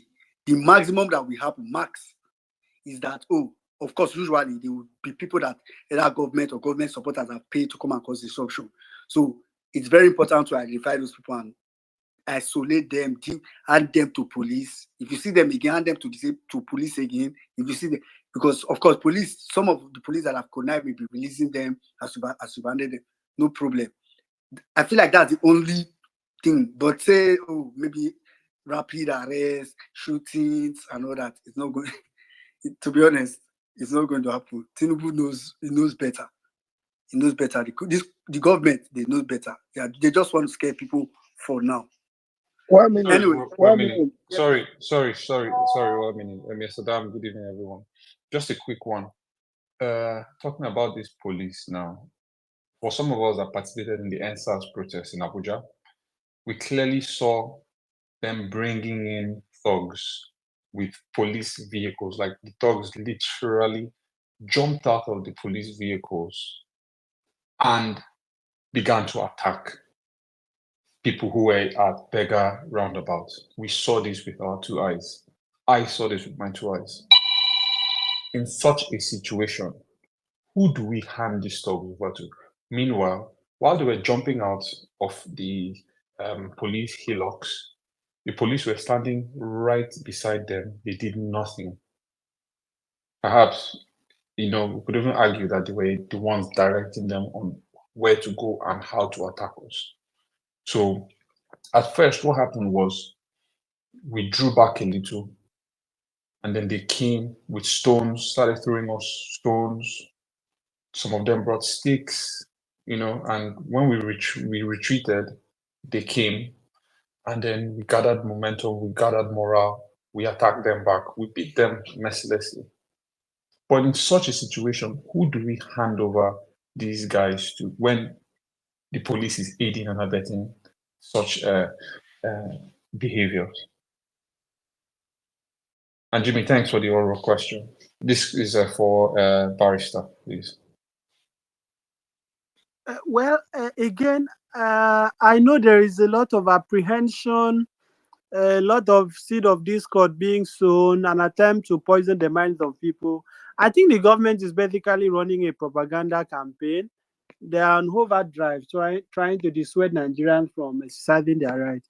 But remember, I started by saying that Tinubu is a protest leader. And if there is one occasion that we have to agree with him, it is his admonition to the police not to attack protesters. So if the IG will get to the point that he will now want to deploy or allow the police to be used as an instrument of anarchy to attack people, well, they will be disposing themselves, because I'm sure that the international community is watching, the media is watching, social media is watching, smartphones will be watching them. The eyes of the nation are actually upon them. So I don't want us to let us have a positive attitude towards this. I don't want to be pessimistic. I don't see this going really wrong. At the end of the day, all this campaign of fear that they are mounting is just to discourage people from coming out, because Tinubu knows that Nigerians have a legitimate reason to protest. In fact, it is just by sheer luck that people have waited for a year to come out, right? And I'm surprised that our traditional rulers are also quite regrettably allowing themselves to be used as an instrument of oppression. I did not see our first-class chiefs going to Aso Rock to tell Tinubu that while the nation is going through inflation, while Nigerians cannot feed, you should not be buying a new aircraft. You should not be wasting public money the way. I've not seen any of them voice out strongly the way they are doing now. But all of a sudden, our revered Oba of Benin is talking. Our respected Sultan is talking. All the first-class traditional rulers in Nigeria, they are now trying to talk to Nigerians. I did not hear them talk to government in the same manner. So if my paramount ruler now calls me today and say, "Yo, don't participate in the protest," I will still respect him, but I'm not going to listen to him, because he had an opportunity to speak and he did not speak when it mattered. This is an issue that has to do with the life. It is a life and death thing for Nigerians. So I want people to stop. All I'm saying is that let us not be. These are distractions. Honestly, I see all these things as distractions. Regarding the possible attack, well, Section 33 of the Constitution is clear. Self-defense is a constitutional right. I hope people are aware of that. It is a constitutional right. You have the right to defend yourself, but do so legally, do so proportionately. Don't go and use any. Don't go and create any violence. Don't burn any property. Don't give any impression that you want to cause rank. Don't give them any excuse. Remain disciplined. Remain law-abiding. I took part in the NSAS. I participated in the NSAS protest.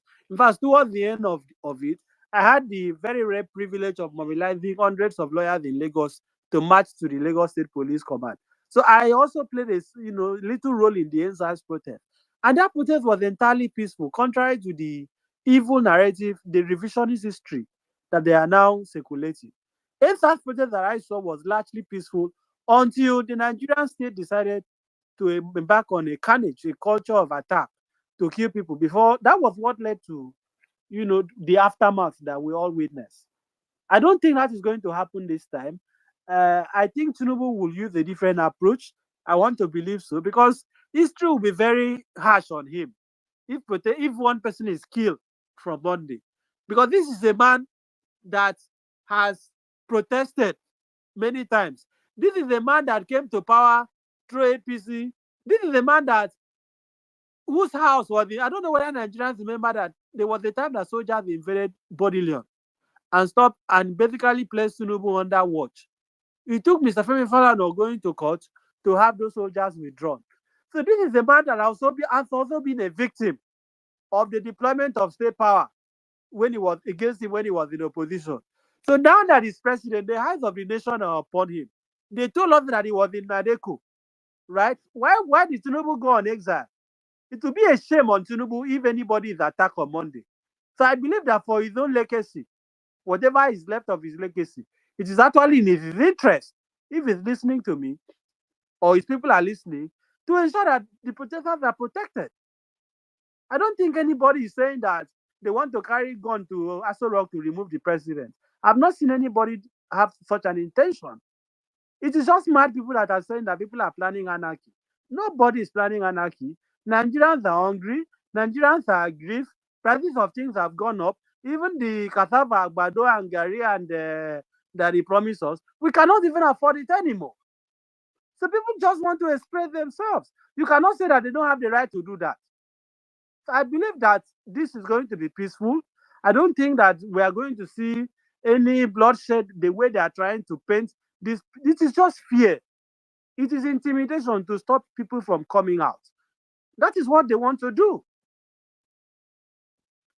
Thank you very much for that emphasis. All right, quickly, let me just go straight. 1 minute. I want to say something about this so-called oral festival, please.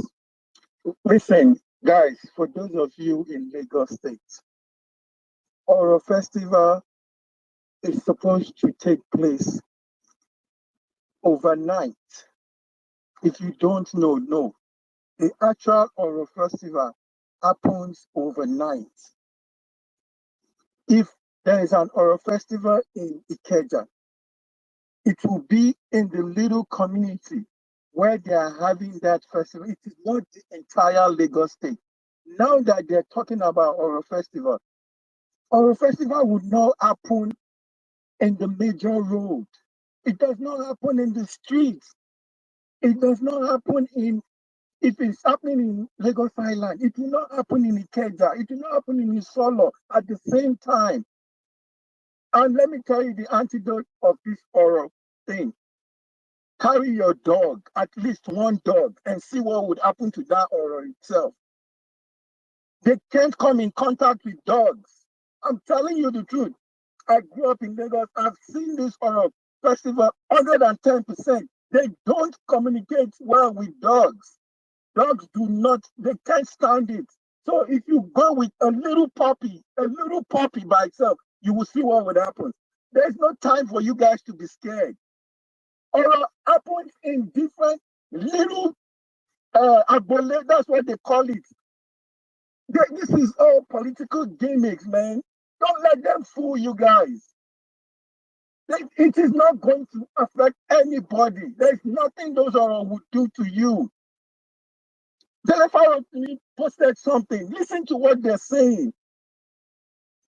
Like Inobele just said, These people are hungry. These people are going through the same thing we all are going through. The so-called or the person underneath that mask is a human being like you and I.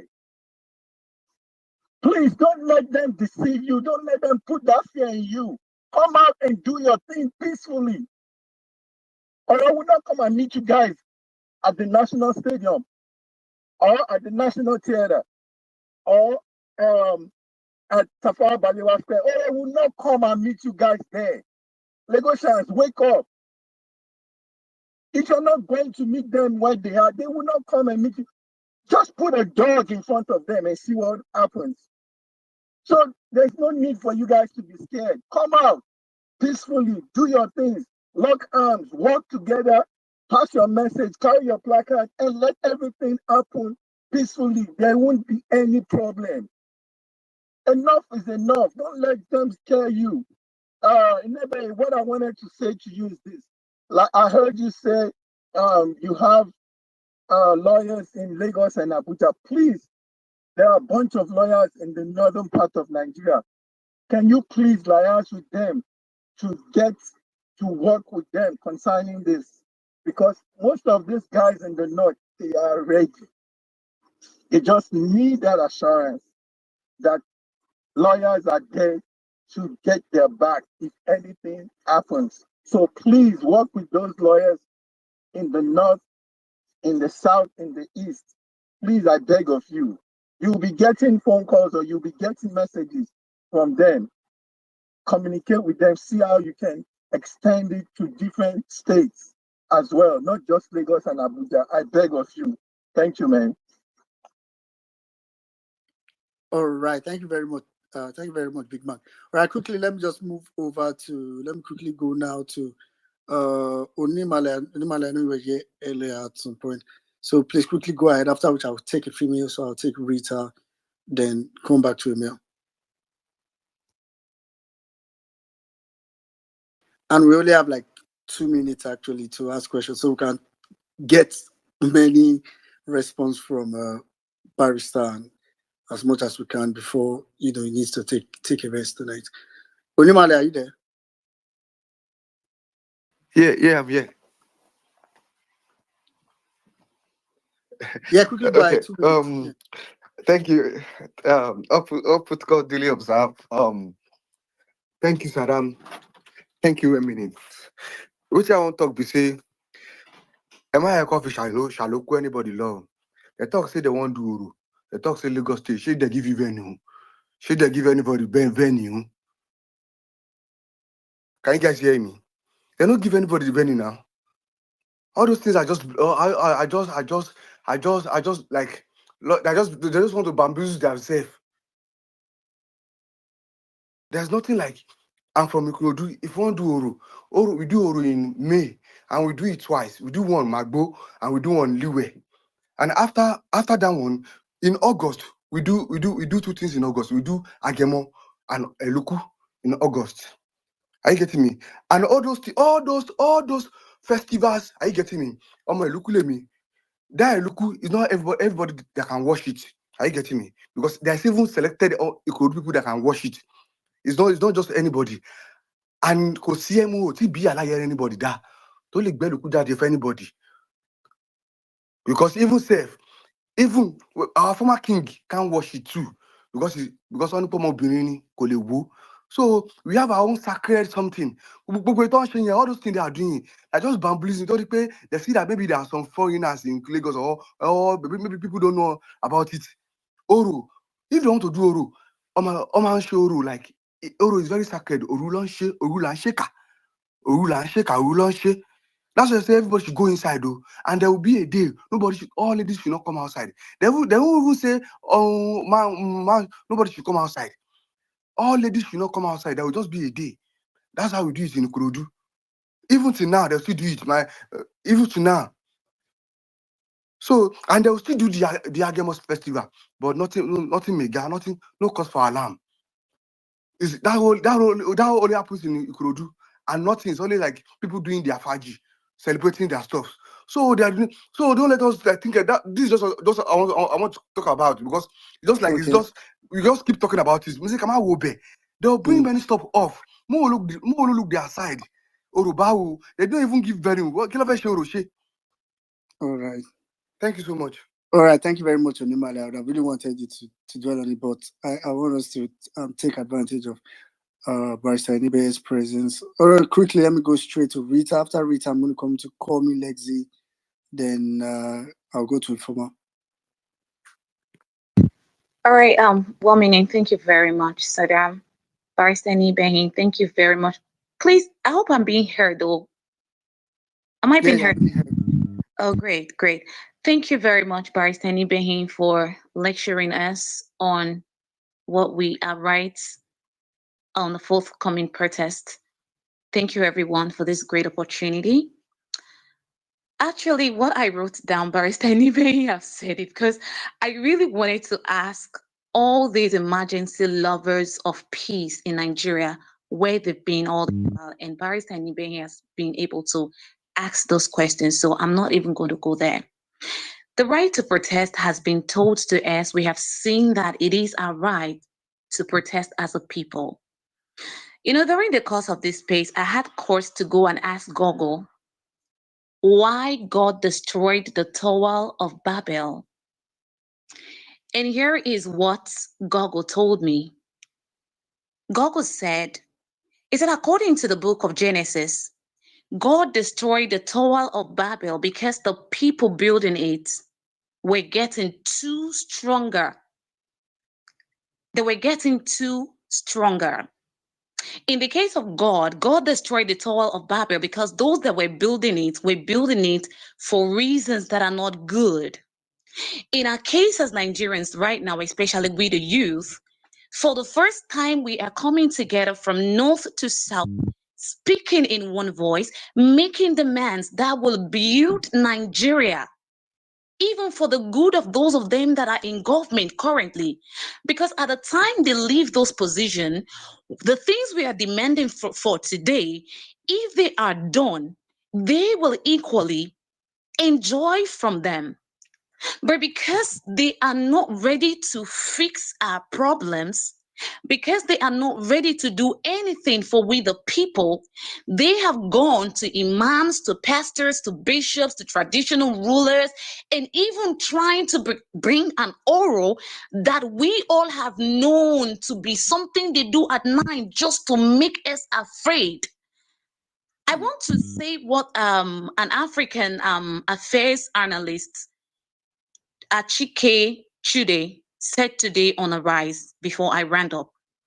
I quote, please. Nigerian government should reverse their salaries and make visible changes.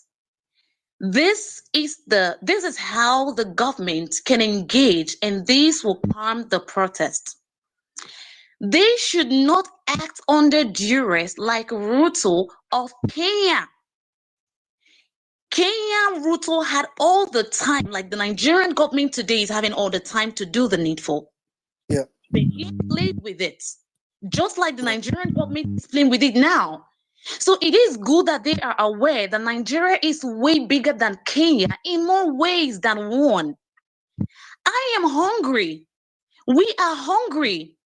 Everybody knows that an hungry person is an angry person. So there is nobody on this world right now that we talk to come and tell me not to protest this protest because I am hungry. And the only language I will understand and listen to is when I have things to put food on my table without having to beg from anybody. So they should do the needful and stop getting people to come talk to people who will not listen to them, because hunger no get friend, hunger no traditional ruler, hunger no religion, hunger no anybody. When you dey hungry, you chop food. That's the language hunger understand. So they should do the needful and stop trying to threaten people who are hungry and need food. That's the only way we can stop the protest. If they don't do the needful, August 1st, all road leads to protest ground. Thank you very much. I yield. Very much, Rita. Thank you. All right, quickly. Please. Sorry, please. 1 minute, just 1 minute, please. It's important to note also that while we are gathering, also they are also gathering now. Just to add this out there, For the past 1 year, that we have been over 1 year of Tinubu in power, no one minister have come up with any Twitter space, no accountability from the government. They don't tweet. Festus Keyamo before the elections was jumping on spaces before the elections, coming up when they were trying to do all those things and the heat was on them. And when they stole the elections and assumed power, they all went back to their offices. It's now normal for Nigerian politicians. It's every election cycle. Again, their plan is that by 2026, they will not come back.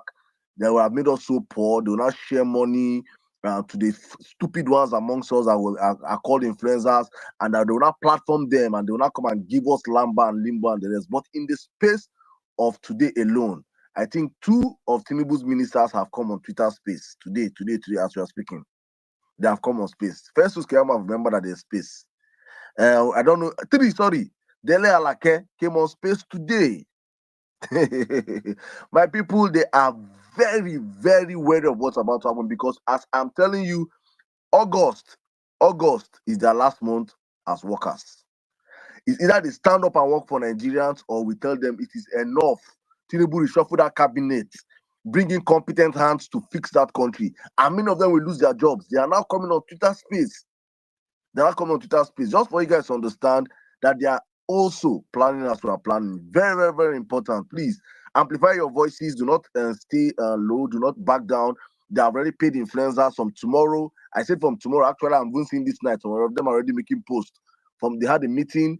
From tomorrow, you start seeing some of your influencers telling people, your celebrities, you start telling people, calm down and this and that. Please, Nigerians, your life and their lives are not the same thing.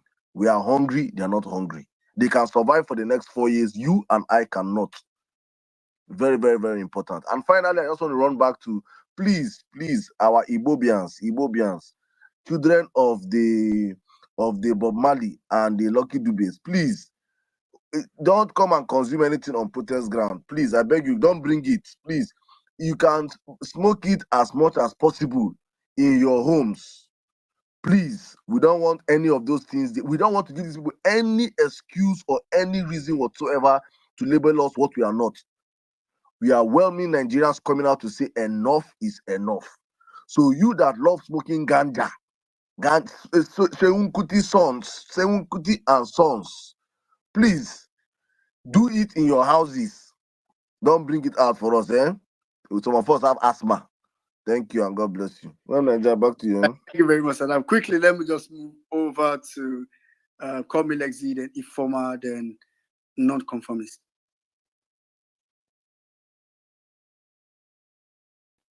Okay. Good evening, my fellow violencers, my fellow Nigerians. It's always a nice time to be here with you. Coming Exit, question you want to ask about submission. Wake up. You did sleep. Can you hear me? I can hear you, but you like you did sleep. I'm not sleeping. It's night. So, yeah. So as I was saying, one thing Sorosuke.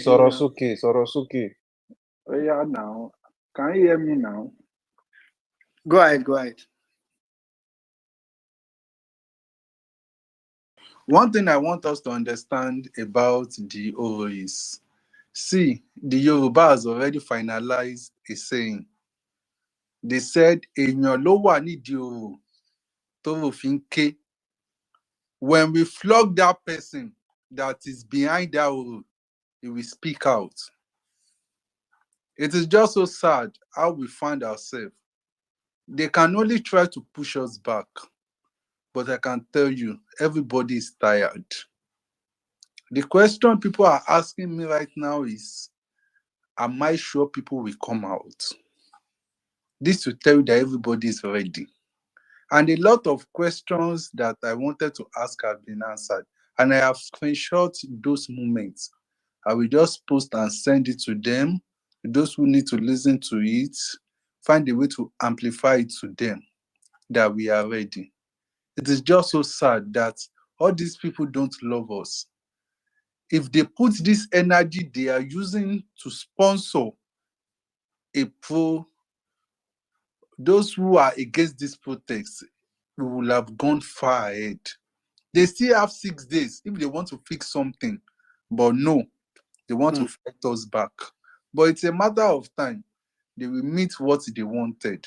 But as for we Nigerians, please, let's come together. We can do it, right? Let's do it just for once. We are all hungry. We are all tired. There is no hope in this country again. And if we do this, then we win for life. Thank you very much. All right. Thank you very much, Call Me. And wait, I'm coming. I want to say something. Please, obedience that are in Ibadan, please. I have these flyers of Operation Rescue Nigeria that is with me. I'm still sharing, and it's still plenty. Please, if you want, so that you can share around wherever you are within Ibadan, please, just allow me. Only me cannot share it finish. It's still plenty, and I'm still trying to do my best. Please, thank you. Come in now is well-meaning Nigerians, so nothing like obedient. So well-meaning Nigerians wait for help you, may they help you. Yes. Yeah. Thank you very much, Call Me Lexi. Yeah, please, anybody, like Nigeria needs rescue. Like, we need to rescue Nigeria. So please, if you're anybody, get to Call Me Lexi, and you'll find a way to get it to you. It's very, very vital. I'm going to do this. Okay, but anybody, I was going to say, okay, I'm sure you'll probably come back. I know it has been. I was going to say, I want to go through the request session. If you know you have a question for Barrister anybody, let me check if it's going to come back soon.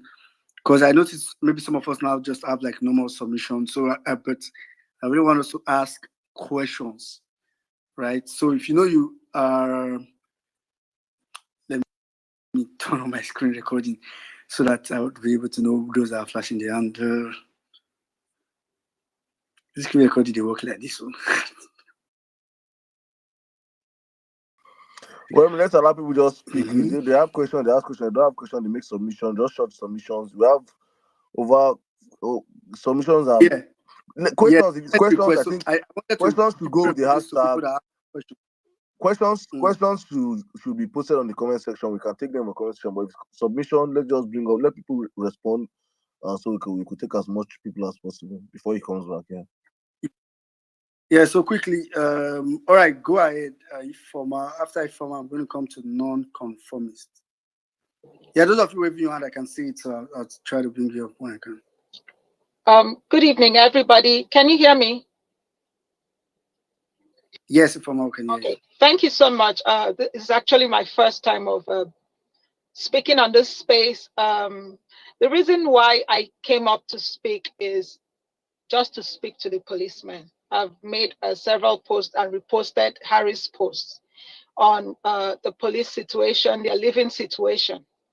And I've reiterated that I know that they have been drafted out to come and stop this protest. I beg, Oga Police, Nigerians are not your enemy. We're actually shocked and disappointed about the way the government have let you people live in squalor. We're fighting for you people. We're fighting for your children. We're fighting for a better life for you people. It's not nice that you people suffer every day and go back home to the dump that they're keeping you in. I beg of you people, please stand by these protesters. Protect them. Let them be successful in fighting for you. We're not your enemies. We wish you the best. Please, if they give you gun, no put bullets inside. Just stand by us, keep the place safe, and let us see if we can at least change the condition of your living. If Nigeria better, it go favor everybody. I beg. That's the much I want to say. I just come back from work, make I just go inside job. Thank you guys for everything that you're doing. Thank you for the opportunity to speak. Thank you. All right. Thank you very much, Informer, for that admonition. I really do hope. They hear you, and I believe they will hear you. Thank you very much, Informer. All right, quickly, let me move over to non-conformist. After non-conformist, I can see your hands up, but maybe I'll come back to you maybe like after some speakers. Let me quickly, after non-conformity, I'll go to Temp. Okay, thank you very much, Saddam, well-meaning, Mommy Bolanle, and everybody. I greet you all. Ogamag, I hail you. Good morning, good afternoon, good evening, wherever you are listening from. My own is just going to be very short, and the truth is, since this whole protest thing started, I've actually not been saying so much because I just feel like it's crazy, that somebody like Tinubu and his government will be asking us, why are we protesting? You shut down this country when they moved fuel from 75 naira to 140. Like, you literally shut the nation down. And today you moved it from 2 something to almost 1,000, and you're asking people why they are protesting. I'm just going to say this. For me, he's one politician who understands that the average Nigerian man literally loses his senses when you dangle religion and ethnicity in front of him. And that is why he's doing what he's doing today. Today, I was so sad what I saw on the timeline. Comrades I am fighting with for a better Nigeria because of a letter that was put out. People, you needed to see the attacks and the insults, even in my DM. These are people I am working. I just don't even want to go personal. These are people I am working with, so that we can have an amazing election in one of the states we are pursuing today. But look at where we are.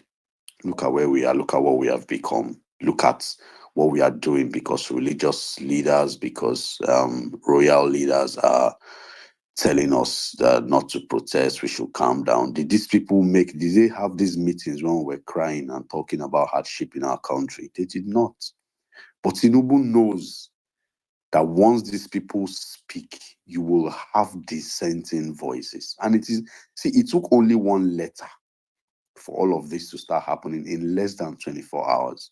And it is sad to see that young people like me and you, who are in our 20s, 30s, and 40s, are falling for Tinubu's shenanigans. See, this is how we kept Lagos where it is till tomorrow. And we're going to let him do this because, we can't just remove ethnic sentiments and religious sentiments. And, see, guys, we need to wake up. We really, see, this is who he is. Like I've said it before, I said for the first time since 1999, we have a politician as president. And he knows where to prick us and where to pinch us whenever he wants to. And if we are not careful, all of a sudden, Wike wants to now give people give traditional leaders what on the 1st of August. All of a sudden, there is Oro. All of a sudden, there are events here and there. All of a sudden, there are meetings there. All of a sudden, ministers are coming to spaces. You think these guys don't know they are punishing us? You think they don't know what they are doing? They know. But they've seen that for once, people are united against them. And that is why they are fighting tooth and nail to do whatever they can to quell this protest. If we let them win, let me tell you, if this protest does not successfully happen, we have lost it. And it means that Tinubu is going to be an emperor in Nigeria. So continue to pander to your religious leaders, continue to pander to your traditional leaders, continue to do 360. Most of us have now become Ronu, the same people we curse and insult every day. Most of us have now turned into those people overnight. I saw the attacks on Harry today, and I saw I'm telling you, I went under that tweet and it was shocking what I saw today. This is shameless. This is absolutely ridiculous if we're going to keep doing this. If we want a good Nigeria, we need to take away all these biases from our minds. Thank you very much. I'll just mute my mic. Thank you very much, non-conformist. That was. Let me just come here. Thank you very much, my brother. You see, if I always say it on the violence space, I say, when you call, we are sentimentally attached to so many things in Nigeria. That's the unfortunate truth with us. And so when you cause a well-educated person's,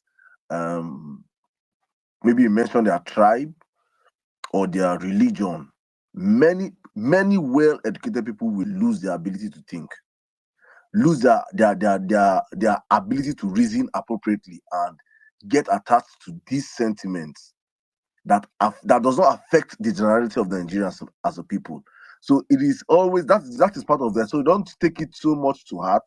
I think many people will react out of emotions at that first point in time, but when they go back and sit down, they'll still understand that even this pastor, this traditional leader, why they reverse so much, rightfully so, are in better position than they are.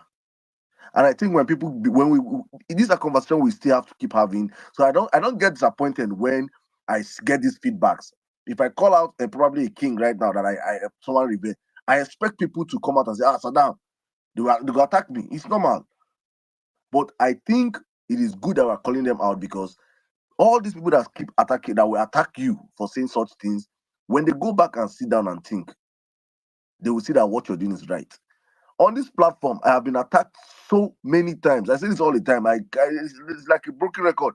When we started platforming our northern brothers on this platform, I know how many people attacked me. That today I see them starting, one protest. And I'm so happy, because when everybody wake up, is their morning.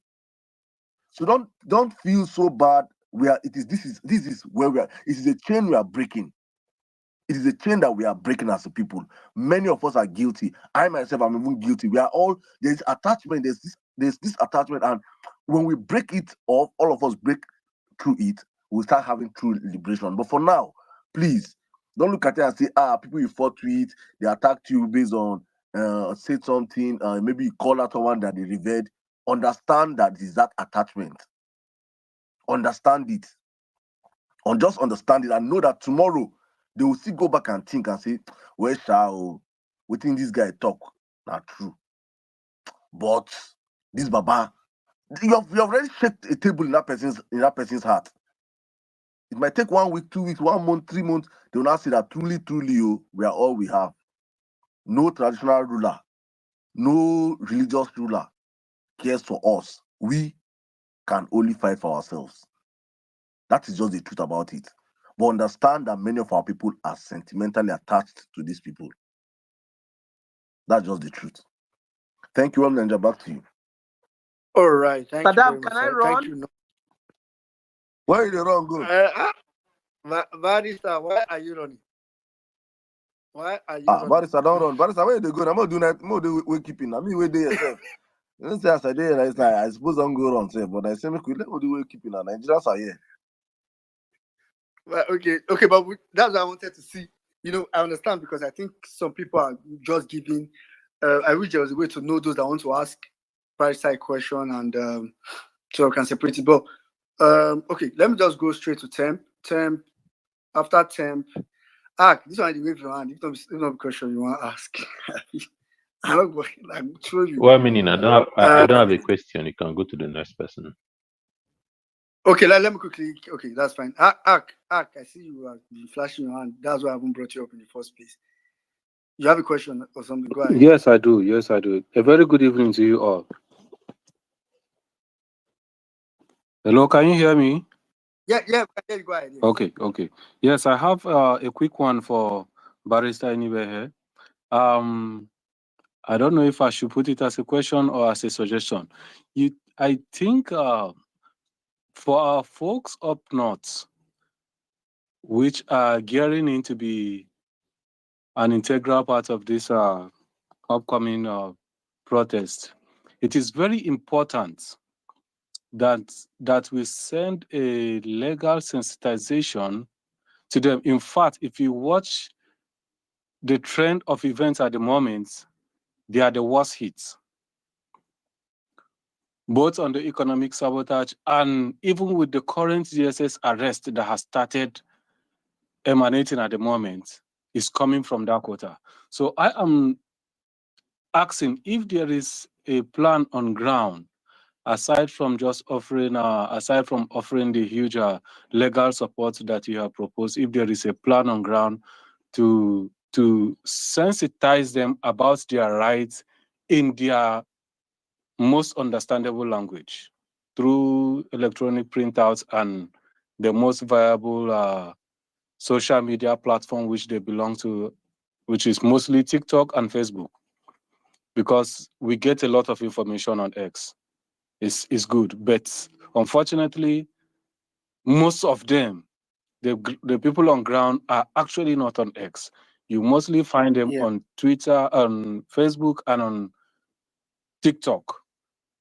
Because of the language dissemination, they have free access to that. I am thinking if there is any plan on ground, if there is not, I think we should start looking at it that way. If you can send in any printouts from the legal standpoints, educating the populace about their rights to protest, how it's been enshrined in the Constitution.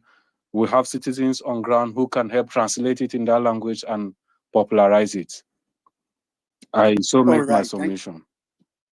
Thank you very much. I think that is a viable and realistic suggestion. I will take that under advisement. I will also reach out to some of my contacts up north who are lawyers to see how we can do that.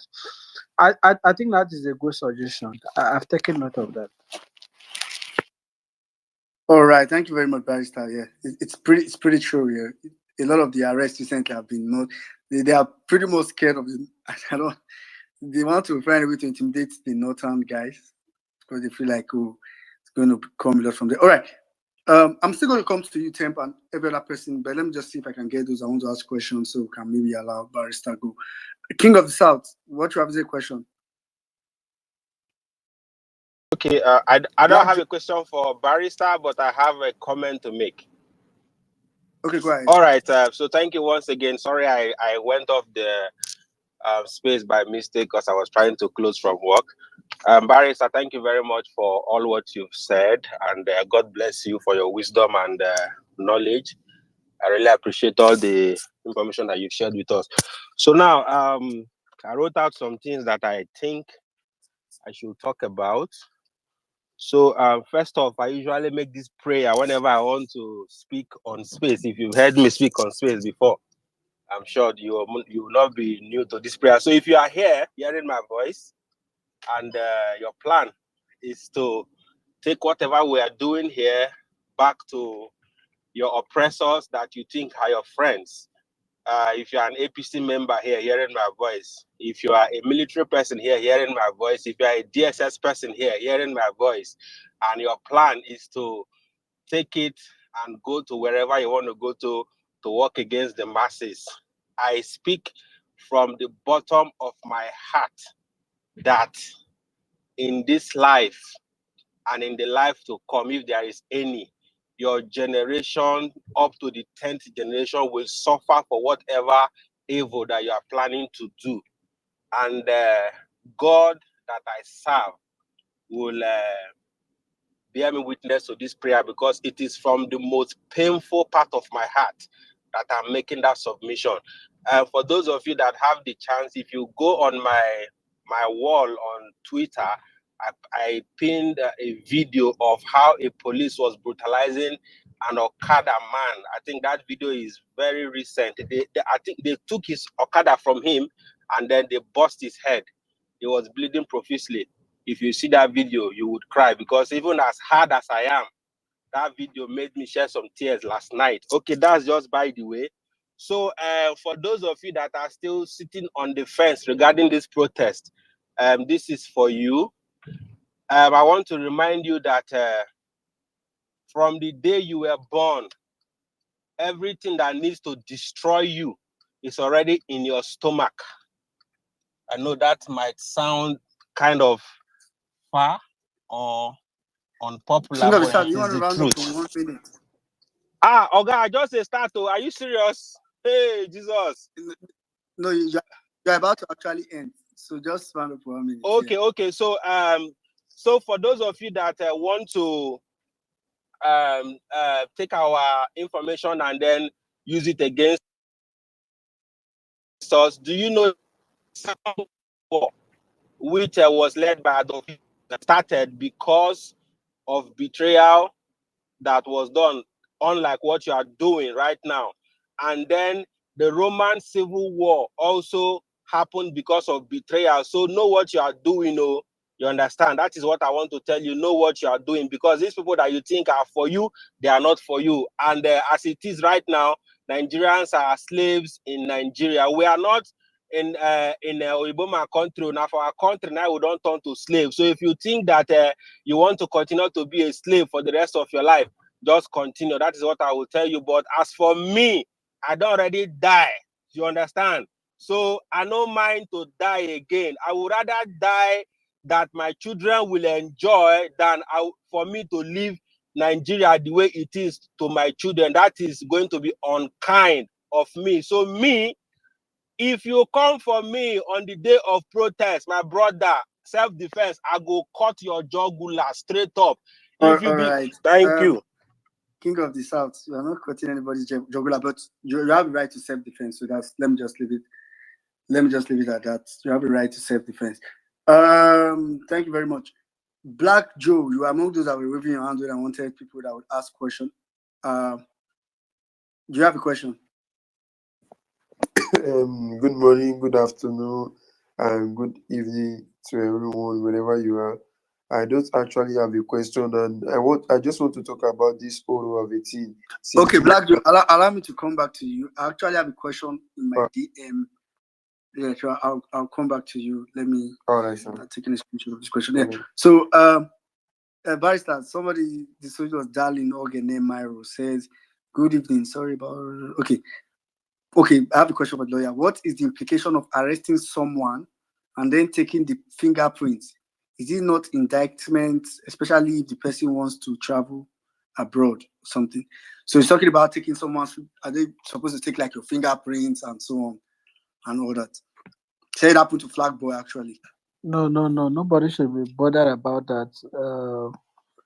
No authority or person in Nigeria except the court can stop anybody from traveling abroad.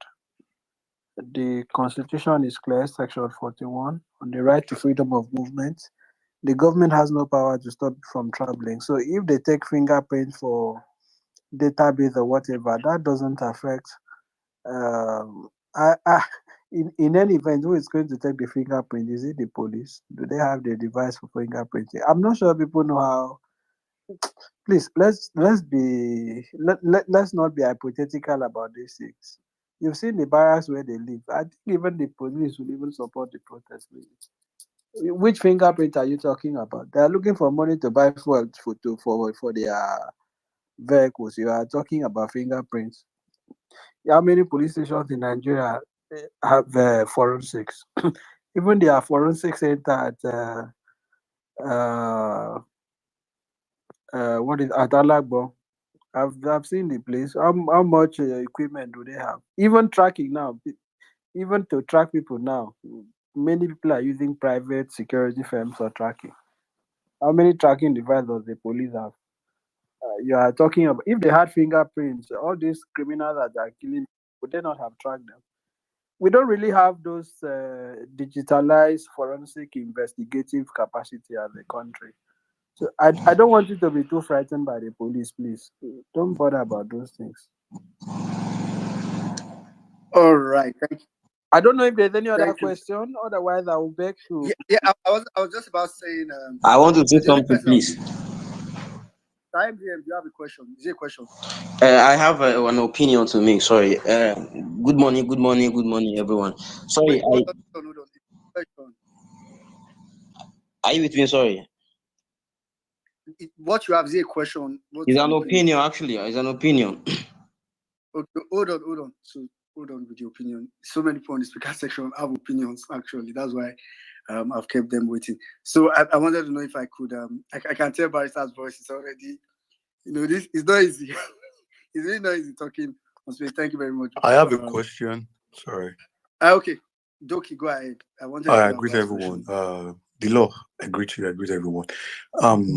Now my question is, you see, we have a situation whereby, you see, most of our security men, different police stations, different DPOs, sometimes different directives based on different areas, everybody trying to impress their boss, when it comes to the security agents. Now, the first question is, we have seen scenarios in the past whereby peaceful protesters, and that is why, I kept saying it, protest should be peaceful normally. Agitations. In fact, protest should be enjoyable. So my question is, situations whereby how the police do, right? They may try to get a directive to use a tear gas to scare away the protesters. They've started the violence themselves. So what would you advise the protesters to do by law in such situation? Should they, because they have started it, we've seen situations like that. They will just come up, they may have been there before, all of a sudden they will just, tear gas due to one reason or the other. I can't hear anything. Or due to one directive or the other. So what would you advise the protesters to do in such situation on that ground? That's the first question. What You have a second? what is the second? The second question is, will you advise private security at every protesting ground, from various states, like, team of protesters hire private security? Is it allowed? Is it constitutional? Can we hire private security on ground? Like this, just to, work with the security on ground. Yeah. With the government securities. Yeah. Let me start with the second. Okay, right. I should take one. I think somebody has asked the Yeah. question, so you can answer them together. Thank you. Ahead, I know you've been with me on. What's your question? Barrister, I know you want to go now. Today is Thursday, and tomorrow is what day, Barrister? Please, thank you. After that, my question, I have a submission. Thank you. No. Did you say tomorrow is Go ahead what with your day? question. This is Friday. I don't know what It's part of the already. world you are, but in Nigeria, this is Friday. Ahead, do you have a question? Oh yeah, he has answered it. I'll give my submission after. I just asked tomorrow is what they said Friday, so after that I'll give my submission. Are they back? I'll wait for my turn. All right, Bryce, go ahead and answer the questions that were asked. Well, I hope Oro is not affecting my brother's time. Well, on a serious note, private security is not illegal. All private security firms in Nigeria are actually registered. As a matter of fact, before you can incorporate a company with the Corporate Affairs Commission to run a private security firm, part of the requirement of the law is that you must have someone of a particular rank within the security agencies who is retired as a director. And then you must still go through a lot of administrative, a lot of regulatory compliance things with NSCDC. So you don't just wake up and start a private security firm. There are regulatory compliance, there are regulatory requirements that has to be met. It's not illegal. If you have the resources to hire a private security, why not? We see politicians hire private security for their events. Cities people do that in their marriages. There's no law that says you can only hire them for when you have a party. Yeah, you cannot hire them for protest. It's lawful and legitimate. That is not a problem. Regarding what should happen if police throw tear gas, I like to be practical about these things. I think the situation will take care of itself. I want us to have a positive attitude to this. If there is tear gas, of course, survival is the first law of nature. So I don't expect that tear gas is inside your eye and you are still running towards tear gas. I don't want us to be too bothered about these things. I have been under tear gas myself because I've participated in quite a number of protests. I don't want us to be too worried. By the time, when the protest takes place, the situation will take care of itself. My only appeal to everyone is to remain peaceful. Don't do or engage in anything that can give a wrong impression. Be vigilant. Don't be distracted. All what you are seeing on the internet is distraction. It is intended to demoralize people, to stop people from coming out. I have seen this over and over again, over and over again, over and over again.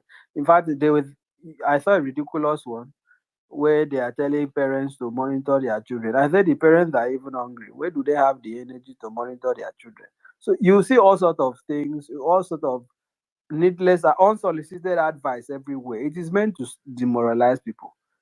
Please, Nigerians, stay on the topic, stay on the message. Don't be distracted. Thank you. All right. Please Okay. let me just answer that question for the tear gas. Please, the Children Association of Sheun Kutis, please, if you smoke finish at home and you come to the protest ground and smoke is still hungry you, please go to the front. Go to the front. If they throw tear gas, remember that Kenyan boy as he heard that one tear gas is the high way they come for now. That 2 times sweetie they take for us. Please smoke it, but don't carry it and come to protest ground. I beg you. Thank you. Good night. All right. Thank you very much. I was also going to say, I think some people talk about uh, how to counter tear gas and all that. Ariwachi, do you have a question for Barrister? No, I don't have a question. I just wanted to make a Reference to point the and tear then gas comment. just call it a day quickly. if Yeah, so that's okay, just allow me round up with Barrister now. So thank you very much, Barrister. I mean, you've been here since probably the last 3 hours, and I must, to be honest, what you gave on this piece today is of immense value. It's of immense value. Thank you very much. And I'll just say this. So it might be difficult to get everybody that wants to ask him a question. So we'll do it like this. If you have a question, put it on the comment section and tag him. He's not going to go to the comment section and be looking for a question. And tag him. As in, don't go and tag him for, I'm not saying tag him for honor your tweet.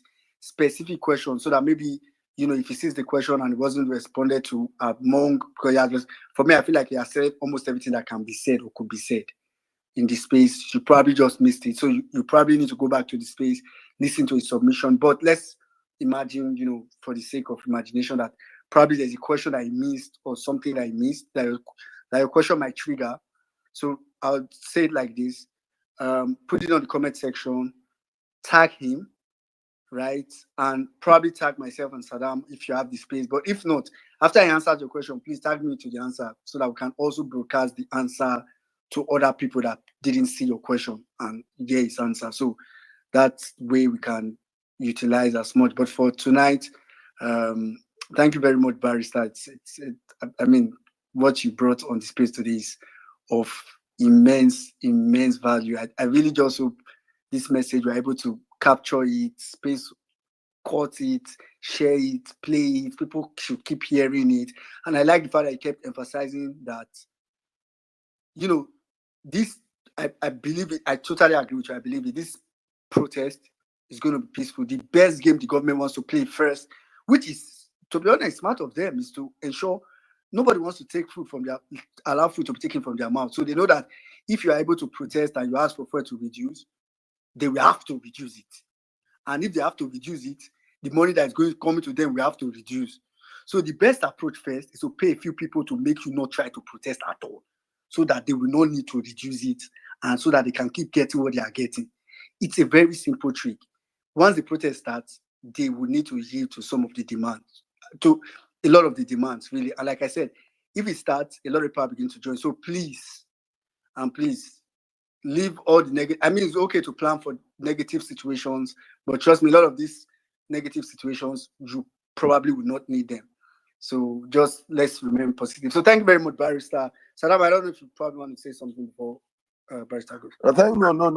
Barrister, thank you very much. I think hopefully on our Thursday spaces, we'll be having series of more spaces with you. Please just avail yourself for us.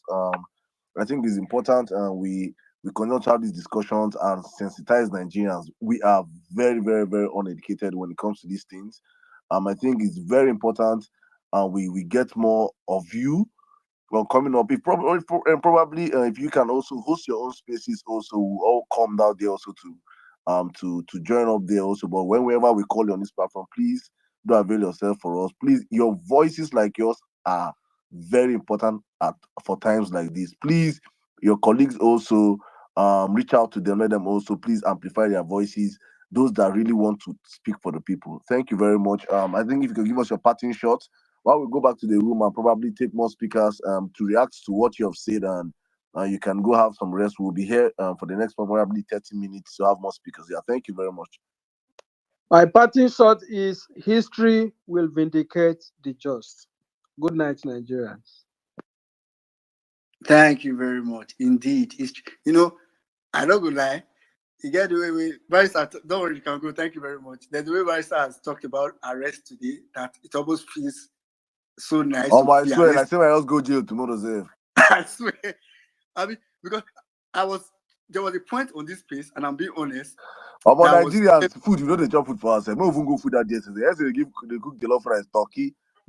I guys bring the budget for how much they chop for the budget for Nigerian prisons. I think it's very important to do that budget breakdown for prisons. Money, better food there, prison, you know. Just, on Tuesday, we need to do that budget. So people don't say if you go there, you dare ask now they eat 1 square meal. I don't know whether 1 a square. Probably not even they eat. So it's better you just go and eat. As in, to be honest, and this is very honest, at some point I was almost, because I just told myself that, I mean, tomorrow, whether or not all of the rest of us succeed, I'm sure tomorrow the Joe can tell people that, do you know I was once arrested for the sake of Nigeria? I've heard people like Femi Falana, people say it's like prestigious, right? So for me, I think it's all positive. Let's try to get positive and hopefully we'll get it. So let's try to round up the space at this point. I'll just take, the speakers that we have, and like Saddam said, in the next, this is 42, probably by one your time. When I say time, I'm sure some of you think it's my time. I used to do the calculation automatically in my head to tell you your time, but believe me, it's not my time. I'm way ahead. All right, quickly. Let me move to. Okay, I'm going to go back now to the speaker I was supposed to call before. Okay, let me start with Ariwachik. I know Ariwachik wanted to say something. Mambi, I'm going to come to you, then I'll go to 10. You don't jump me like 3 times. Yeah, go sleep. You Yes, Ariwachik go space tomorrow. Sorry, 1 minute now. I'm okay to go last. That's fine. Let's get the other people to speak first. Ariwachik, go ahead. All right, thank you very much. Well meaning. So I was just going to quickly say, Barrister made arrests look very attractive, so yeah. So this always let I'm not going to do it today. Go arrest you tomorrow. Like the plan.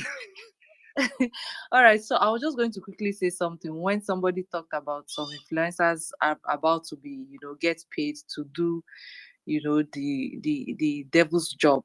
Now, what I want to tell celebrities something, because right now I won't call them celebrities; they are celebrities. Any celebrity that is going against whatever it is that we're trying to do as Nigerians right now are celebrities, as far as I'm concerned. And whatever is making them celebrities in the first place is because of you, and everyone here follows and interacts with whatever it is they do. Any celebrity will go collect money for the sake of coming to make people not to go out to protest. It will be in your best interest to collect that money and go and use it to do another job, rather than come and use it to tell people not to protest, because we will drag you like I pass my neighbor. We will drag you. You will know no peace. When I mean we will drag you, we will make you very unpopular. To the extent that we will unfollow you. We will make sure we report your account until it is brought down. Because in the first place, you are what you think you are today, because Nigerians are following you and interacting with whatever you are putting out there. So if you collect money, it will be in your interest. Even if you don't want to protest or you don't even like the protest, it will be in your interest not to even say a word. Just zip it and keep quiet and let the people that want to go and fight for this country go and fight for it. If you collect money and come out and start telling people not to go out to protest, we will come for your accounts. We will unfollow you. We will drag you. We will make sure that we make you unpopular. Thank you. All right. Thank you. Thank you very much, Ariwachik. If you don't believe that, go and ask Sigalik. If you don't believe it. What Ariwachik was talking, I quickly went to Sigalik's TL. The kind of like what Sigalik they get nowadays now, like 89, 24, 35. I'm calling. I'm on the steer. 16, 12 likes, 34 likes, 75, 6. You even get 6 likes. It's not even about it. For me, it's not even about the likes, right? It's about the fact that no, I don't inconsequential. You become that. Like He's a desert. And actually, I heard they hosted 3 ministers today and some governors. They have given enough. They have given enough robbers, you know. But he's still inconsequential to Nigerian people. It's unfortunate. Yeah. So it's not the only thing you have now is Nigerians. These people will not support you. There are so many people that have become useless now. So many. See Sheilo. Sheilo is no longer funny. All of a sudden, and I mean, like I listen to him now and I see him as stupid, and I'm being honest. So don't think it's not possible. It's very, very possible for you to turn to Mumu overnight because you just talk one thing. All right, quickly, let me go to Temp. After Temp, I'm going to come to Black Joe, Doki. We'll just try to take everybody as fast as we can. Temp, go ahead. Okay. Good morning. So I just want to throw a little insight on a space I ran into yesterday. You see, the job of the APC thugs and even the party APC is to use propaganda, big tribal sentiments, ethnic sentiments, religious sentiments in whatever they put on ground. And everybody on this space know this to be true. So I don't understand why we are surprised that they are employing the Oru strategy, as I call it. In the space that I bumped into yesterday, it was a space held by one Balogun. Well, I mean, I sent you a picture of the screenshot of that space. The title of that space is Oru. No, maybe I think your mic is on mute. So. Oro is the key. Oro is the key. Lagos is awake. Say no to protest on Yoruba soil. Now, if Oro was legal, they would not use the term is the key. Because they know that the Oro they are talking about is illegal. Hence, the term is the key. So I don't think anybody has any need to fear or to be afraid of anything. Listen, that Bayelsa State LP governorship candidate, he said something with a beat.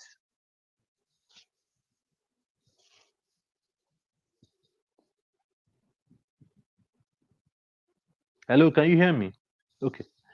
Yeah, we can hear you now. That Bayelsa State LP governorship candidate, he said with a beat, self-defense is your right. Protest is your right. So when they come with their stupidity, I wish they know the extent of the damage that they are causing to the Yoruba race. Are you the mic? All right. Thank you very much, Tim. Thank you.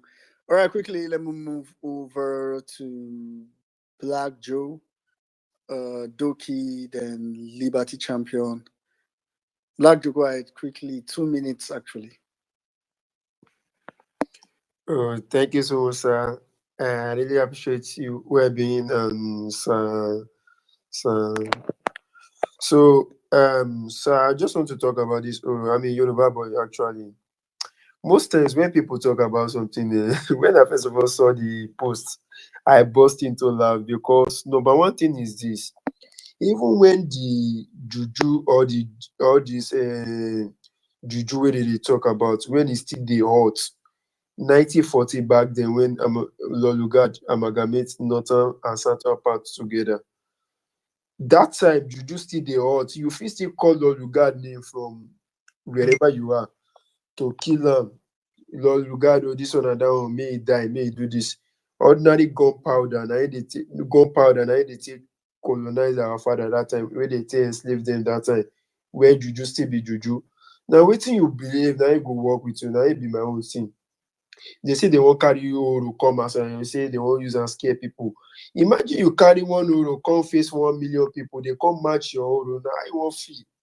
They just want to sabotage some kind of culture thing for Yoruba. That might be the thing, because this one no be ordinary people, they come outside. Now angry Nigerians, now they come outside. Now people will be saying they hungry. Now angry Nigerians, they come outside. You say you won't use Oro to stop them. How many Oro won't come outside for Lagos? Most times people will just do things. West people, Yoruba people will say Kogbo. Yeah.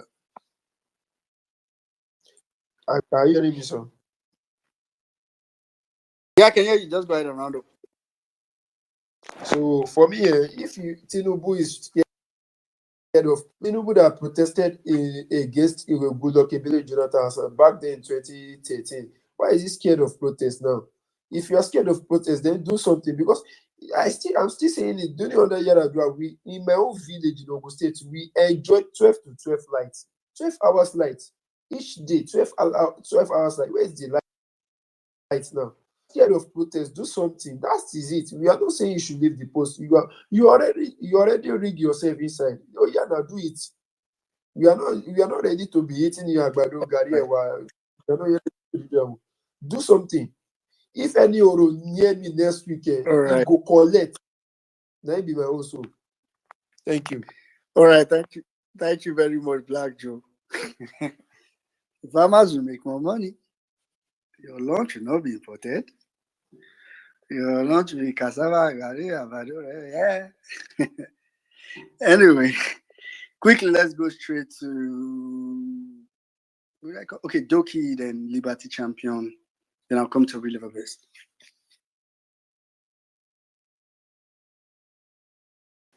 Doki, are you there? Hi, thank you so much, everyone. I greet everyone. Firstly, I would like to say that, can we all hear me? Yep, we can hear you. Go ahead. Okay, I would like to say that, firstly, let's all wake up, no going back on the protest. No matter what they do, no matter what they say, no matter what they do, no matter what they say, no going back on the protest. You see, this protest is the only thing we, the Nigerian youth, Nigerian masses, that's the only thing too we have. That's the only thing you have. That's the only thing you have. People are so hungry to the level that, they can, who knows? So protest is the only tool that you have. No going back. Don't allow anything to come in your head. Don't allow anything. Don't allow. See, this thing is something we just have to do now or never. So no going back. Now, let me talk about the Oro. I know there are a lot of Yoruba elites here. You see, a lot of us, are born into families whereby we know about the culture from birth. You understand? It's just that there are some things I would have loved to say, but because there are certain patterns to it, I may not just say. But understand that the Oro is just a cult. It's actually Oro cult. And the Oro, you understand, it's just like you having Christianity, you have Islam. And under Islam, under Christianity, the Catholic Church, a particular part of the probably St. Judah or the Knights in Catholic Church, they have a particular well-known celebration or festival that they do that is accepted. You understand? This Oro, I'm a Yoruba. I'm a full-blooded Yoruba man. My father is a Yoruba man. My mother is a Yoruba man. So I understand the Oro to deeper levels that a lot of, I just wish I can say it, but the fact is that the Oro is just a normal festival. People will even the people before coming out, they drink, they take alcohol, they do so many things. It's a festival, it's celebration among, just that it occurs between the male clan in the community. They will not come on Tommy Lab, they will not come on on that Lekki toll gate and say they are doing Oro and pass through Lekki toll gate or come through major axis of highway that they are doing Oro. So all of this Oro, you see, all of this Oro is just a big cloud, a big distraction. There's nothing about it. There's nothing to even worry about. It's nothing to worry about. Nǹkan tó ń bí ọ̀pọ̀lọpọ̀ wá sí ni ogbo atọ́ ogbo ẹ̀dán ogbo aláwòrè nífẹ̀ẹ́. So it's not something ogbo àwọn nìkan kọ́. So a lot of we know this thing. So don't allow anybody to come and brainwash you. Even the inner people in the house, in the Oro, they have the truth part of it, whereby they do not support what the other people that they want to be used to be weaponized for the Oro. It's just like there's politics even in the traditional worshippers too. They have their own PDP part, they have their own. So what am I trying to say? Don't allow the Oro to distract anything. In summary, do not allow. Then lastly, let's get every team ready, medical team ready, entertainment team ready. If you have, let's get everything ready. Food, there'll be food, there'll be everything. Just come and let your voice be heard. This is the only chance we have. Gear up, no going back. Thank you so much. All right, Don't be thank distracted. you very much. Thank you very much. Thank you very much, Doki. Thank you very much. And I really want to admonish or plead with your likes, and I think it's high time for people that knows the tradition deeply like you and your likes to also find a way to push back. It's just very sad that a Tinubu of Guinea Conakry is causing so much problem in a very revered Nigerian ethnic group tribe. It's just very sad. All right, quickly, Lady Liberty Champion, please go ahead. After which I'll come to Relevant. In fact, I'm not going to say much. The only thing I want to greet everybody, and as Barrister Inibehi has told us, in fact, this idea in Nigeria now, see, just look forward to being arrested. At least you will get free food for the period of time when you go there incarcerated. So you're not going to worry about your 3 square meal. They go feed you well. So please, just hold courage.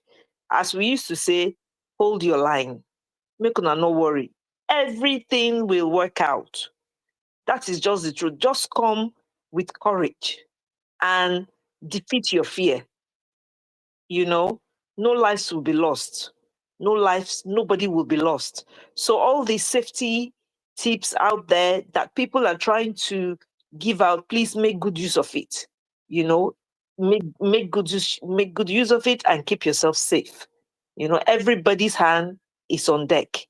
Nigeria now, we all know, both for the Oro people worshippers and those who know they worship Oro. Now we all go prevail in the end. Good night, everyone.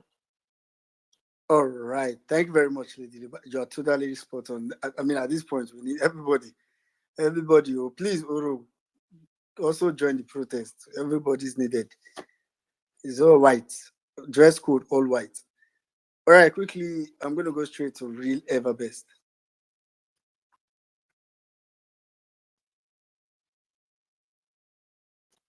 Real Ever Best. Where you did? Yeah, I was waiting for you to say the second time, because when you say Real Ever Best, then I'll have to wait. Then you now say Real Ever Best second time, then I will now come in. Anyway, good morning, good afternoon, good evening, depending where you're spacing from. I want to thank everyone who has been on this issue and who is actually, contributing, planning, and actually speaking, to the conscience of the Nigerian people.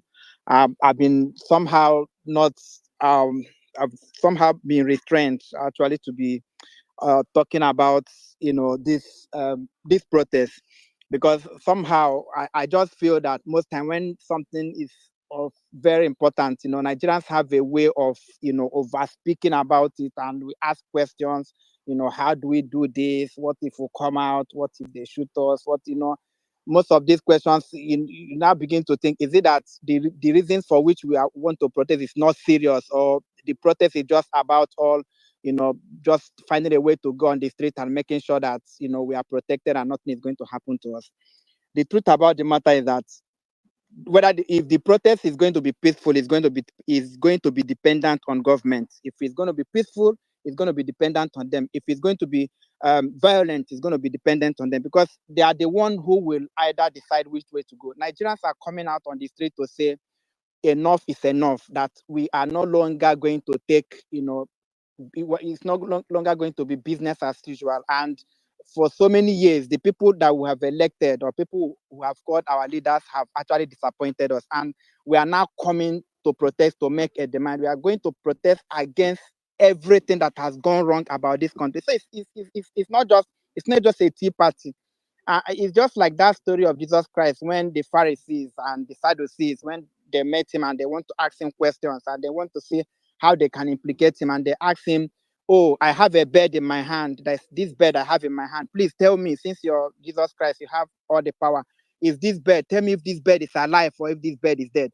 And Jesus Christ look at them and say, "Oh, the life of that bed, or the life or the death of that bed depends on you," because they know that if Jesus Christ say, "Oh, the bed is alive," they will just squeeze the bed while they are holding it, and the bed will be there. And if Jesus Christ say, "Oh, the bed is dead," they will not say, "Oh, the bed, so you've lied." So this idea, all these things that has been happening all these days, police will issue a statement, army will issue a statement, and the Yoruba elders will say they want to do Oro. It's just to tell you that the game is on. Like, these people, they've lost it all. Like, whatever we are doing now has actually gotten the attention of the government, and they know they have failed, because if they know they have done their work very well, they won't panic. They won't actually do anything if Nigerian people want to protest. The reason for all this panic is because they know they have failed. And the worst part of this whole thing is that these people does not have solution to the problem. If it's the case that Bola Ahmed Tinubu came into office, it has all the solution to the problem, and it requires time for us to say, "Oh, just give him time. In the next 2 years, in the next 3 years, he will get it all fixed up." Then perhaps Nigerian people can have this course and say, "Let us wait." The truth about the matter is that even if you give this government 10 years, just ask Bola Ahmed Tinubu and his team to rule for more 10 years. They don't have any solution. And that's the worst part of this whole thing, that the government in power does not have solution to the problem that we face. And this is the time for the Nigerian people to come out. And people are saying staying in the house is not even an option. And what is going to actually make this protest work if Nigerian people are going to come to the street? If on that day that all of us are going to come out, the police will join you. I want to repeat that again. If on that day we are scanty, we are 10, we are just 100 people just roaming the street of whether Lagos or Abuja or any other place, the police people will come because that is their duty. They will say, "Oh, we are coming. The people who are protesting are just miscreants." But if Nigerian people can come, the numbers will matter so much in this protest. And if the numbers will come out, the police will join. The police will join. It won't bother about arrest, because how many people are they going to arrest? But if 100 people come out, police can arrest them and say perhaps they have enough cell for 100 people. But if Nigerian people should pour out on the street, which cell are they going to put which cell are they going to put you? How many people are they going to shoot? So the success of this protest is going to be dependent on how much Nigerians are determined. Because the truth about nothing is working. Nothing is working. So the prices of food, anyway, people stay in their house and they get kidnapped. People travel on the road, they get kidnapped. So people are talking about safety. I don't know what we're talking about. So let us, all of us, if Nigerian people, if enough is enough, if at all, because see, one thing I've found out about this whole thing is that when you talk about people who are peddling, people you're talking about, or people who are dividing this country, the educated people. I used to think that the people who try to do this ethnicity and all the rest of them, they are uneducated people. They don't go. But if you watch in the Nigerian case, the people who promote ethnicity, the people who are educated people. In fact, even Bola Ahmed Tinubu, who perhaps did not go to school, he had to go and forge a certificate for him to become a champion in ethnicity. All of them, Wole Soyinka, all of them of this, the educated people, the people who divide this country most, the people who use ethnicity to divide us are educated people. Even if you go and watch among the people doing Oro, you will see that among them also are educated people. They are not people who are not educated. Even MC Oluomo had to even go to school for him to be qualified to be, a champion in those kind of things. So if the peoples of this country, it's an opportunity for us to come together. This is not the time. Forget, these people are in the minority. So I'm not afraid to call out people like Adeboye, who actually stands in a pulpit and millions of people will listen to him. I'm not even afraid to call out what's his name? All of them, that the men of God. So why should I be afraid to call one old person that is doing Oro, whose shrine has not even seen foul to it, whose shrine has not even seen blood in the last in the last 48 hours. I will not be afraid to call out somebody doing Oro that the shrine is dirty. So if I can call out the men of God, if I can call out their fathers who is actually talking to their people in the north and telling them that protest is, why would I be afraid to call out somebody that is doing Oro? Oro failed. They did it in Lagos and they failed woefully in Lagos. The reason why they are running helter-skelter, going to police, going to army to issue statement, because they know that this protest is going to happen and they know that they have failed. They don't have solution to it. The owners of this country are the peoples of this country. These people are just our employees, and now they've shown that they are incompetent. It is time for us to come out and tell them enough. Please let me make this. Let me finish with this. Let me finish with this. Let me just you actually distorted my train of thought now, but let me just say this. The success of this protest is going to be dependent on Nigerian people coming out. If Nigerian people come out on those days of the protest, there is nothing anybody is going to do about it. And we are going to stay on that street. We are going to stay there until our demands or whatever thing we are demanding will be met. If we don't come out, then they've won. But if we come out, they're not going to win. How many are they? I've seen that rascal from Rivers State saying that to Abuja, who made him the king of Abuja? So let us see what is going to happen. But the success is not going to be because police is going to arrest you. The success is not going to be because army is going to shoot you. The success is going to be dependent on how many of us is going to come out on that day to say enough is enough. And this protest is going to actually show if enough is actually enough. Thank you so much. I appreciate all of you. I'm not right in the right frame of mind now. I would have said something else. Oh God. Don't say I want to greet intelligent. Don't say that because that's not what I want to say. But just finally you greeted her now, no problem. You shall have a way of directly or indirectly. Anyway, thank you very much, Best. Not to take what you said is very apt. To be honest, the sources of this protest solely, God, Nigerians, let's know this and no peace. It solely depends on us. As in solely, there's no other determinant factor. If we come out resolved and in mass, police they will not have any choice. I'm telling you, the main aim for these guys now is to make sure it doesn't start. It's not to end it when it has started. It's to make sure it doesn't start. So let's just ensure that we keep our resolve intact. All right, let me just quickly come to Mommy B.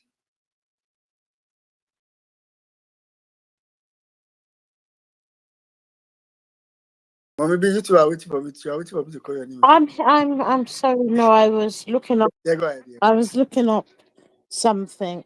I just wanted to come back up to remind people that the town hall by the town hall Olumide Akpata, gubernatorial candidates in the upcoming Edo election. He has two. You have two opportunities. Later today, you can I'm not sure if there are tickets left, but you know how it goes. And then Manchester is on the 27th. Let's support him as best as we can. And then back to the protest. I said that earlier on, but some people might not have heard. Here in the UK, we will kick off our protest a day before Nigeria does theirs.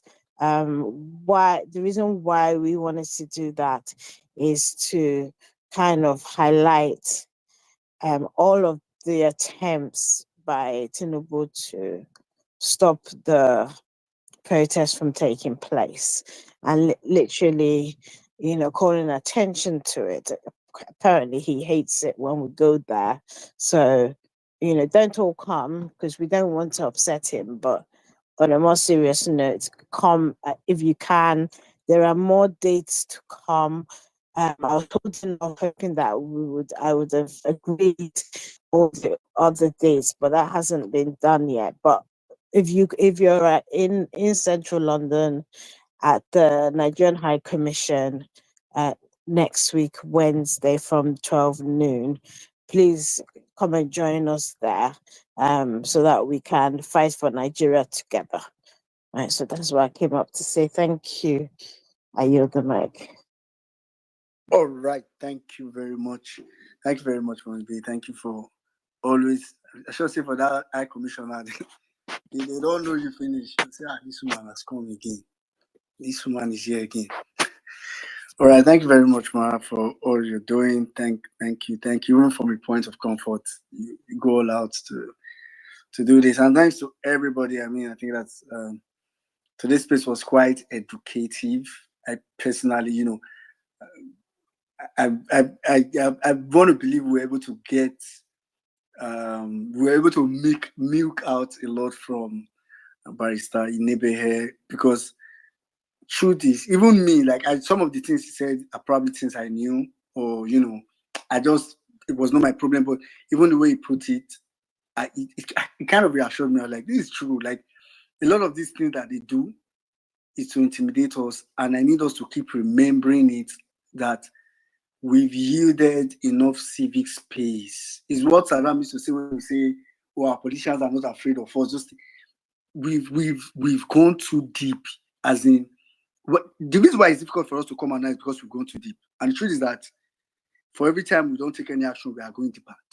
Like we are almost now, we don't dip bottom. Let's speak like this. So it's important for us to, even an animal, if you put the animal to the world, the animal will get to the point and say, I can't pass this, so let me turn back. Let's not. We've found ourselves in situations where we've got into the world, we open the wall, start to dig into the wall, and we are going in.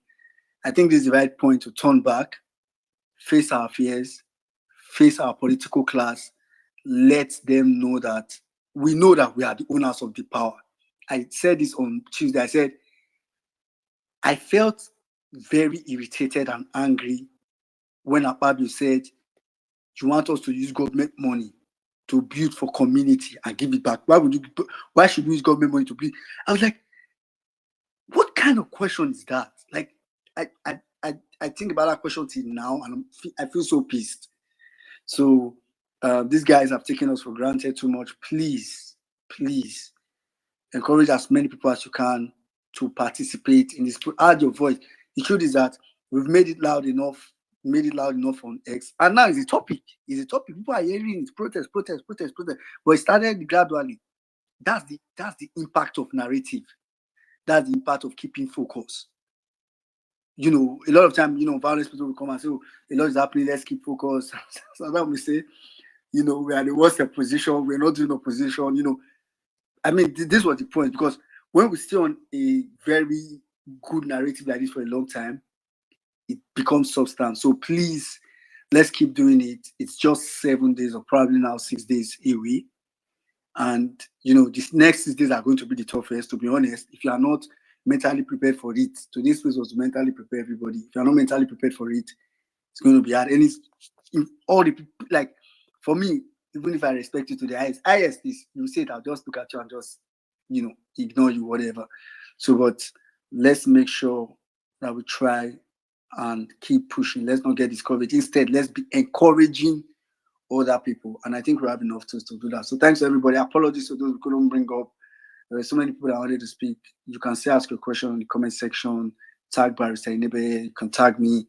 And apologies to all those that couldn't bring up. Thanks to those that came. Thanks to every one of you. God bless you guys. Salam, over to you. Thank you very much, my brother. Thank you so much. Wonderful coordination on the space today, guys. Thank you to every one of you that came out today again. Today, I think it's been a very wonderful conversation, even though my network has been so messed up, and I'm just so grateful to God that the space did not crash. Even though my phone crashed a couple of times, yeah. But I think there have been so many takeaways from this space. If you are listening to the space, and please, the good thing about our spaces is that all our spaces are recorded. If you do not get a chance to join the conversation from the very get-go, you can also replay the space. Wonderful submissions, wonderful questions asked here and answered brilliantly by Barrister Inibe himself. You can also go on our YouTube channel, and we have our spaces all recorded over there. to play. Please, those are masters at cutting spaces. I don't know how to do that one. It's not my forte. So if you're a master at cutting spaces, please you can go cut out barrister's submission and his early question and the questions that he was asked and the way he responded to them and start posting them out there. We need to circulate the Nigerian atmosphere with these questions. Many Nigerians are oblivious of their right to protest. Many Nigerians are oblivious of their duties as active citizens and what we need to do, how we should do things, how we should approach this protest on a very normal day. Just that, and we're in a very funny country and ruled by criminals, so they have known they know how to bastardize words. They have tried to bastardize the word protest to mean something that is violent. There is no violence in protest. Protest is your right, is our right. When you don't feel happy, you can wake up every single day and choose to be a protester. You can wake up every day and say, I know I don't like how my road is looking. It is your right as a Nigerian. It is your right as a Nigerian. It's our right, and it's important that we all come out in our numbers. And when people are reaching out and they say, "Oh, Saddam, I think we gave government enough time." We are passing through I think it's a trauma. We are passing through trauma as a people coming out from the last active major protests that happened in the country, and we saw the aftermath. That is just to show you guys how evil this party called APC is. They rode on protest. Every single actor in APC today are all proponents and children of protest. Protests have brought them to where they are. And you expect people that led and used protests to get to power, you expect them to do well in office, but they have turned out to be the worst thing ever to happen to Nigeria. Nigerians are dying in their numbers. Nigerians are unsafe. Nigerians cannot afford basic amenities. Nigerians can now not afford to feed. Every single day, people are committing suicide in that country. And you ask us that why are we protesting? It is a shame. It is a shame where we are as a people in 2024. How bastardized APC have kept us as a country. It is just so painful to see. And I'm going to wrap this up with a warning. I'm warning us because I know that you people are listening. If you're not, the Tinubu have gone to bed, but they say that they sleep till 4 o'clock. I know you might be up here listening to us. Sir, please, we are coming out peacefully to protest. The greatest disservice you do to yourself is to tell your thugs or the military or police to fire at innocent protesters. All we are demanding, we have been demanding, you will see our demands. We have been shouting our demands. Don't say we have not told you our demands. We have been announcing our demands every single day. Return back petroleum to the way it was. Take away the subsidy on electricity. If you had any sense from now till August, fire Yakubu Mahmoud. If you had any sense, fire Yakubu Mahmoud today. If you had any sense, fire Yakubu Mahmoud this night. The next week tomorrow, like Yakubu Mahmoud has been fired. But I know that the pride in you is too much. You cannot even accept the fact that the process that brought you to power is even a flawed process. It's up to you. Please, if any Nigerian protester is hot or arrested, Nigerians returning to Tinubu must go. If he pain you, that one concern you. That is the truth. Power belongs to the people. Power belongs to us. It is so bad for so long. We have been in slavery, growing into decades upon decades. Nigeria is not working for us, but for you guys. It is just so bad.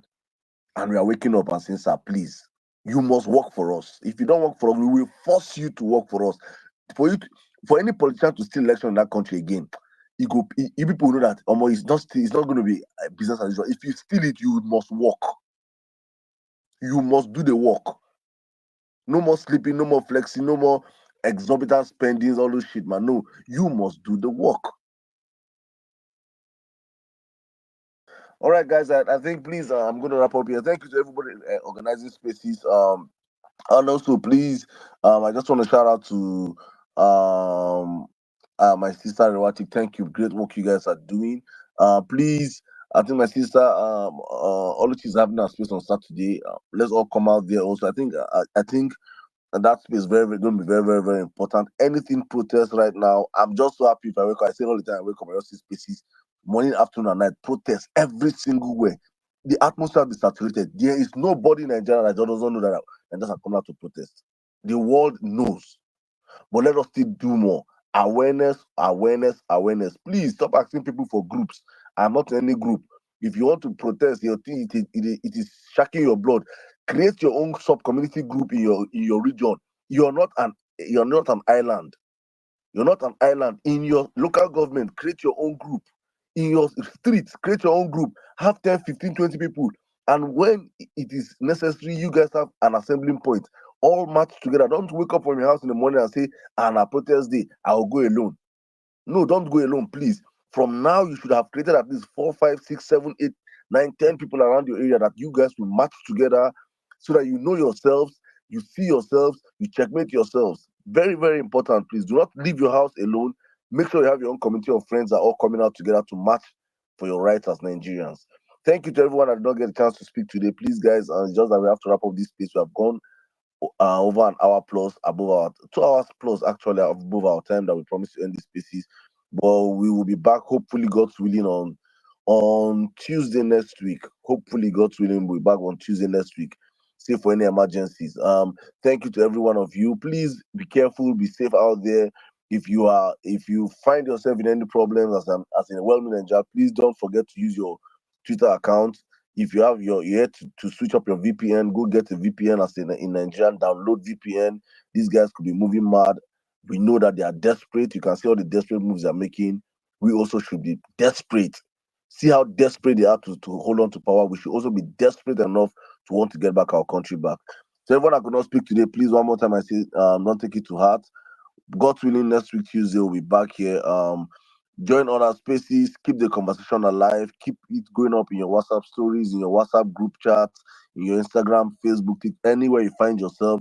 Let the only common denominator in your mouth be protest. Nigerian protest 2024, end bad governance in Nigeria. Very important hashtag. Please make your tweets with those hashtags. Use the DP, use the artworks.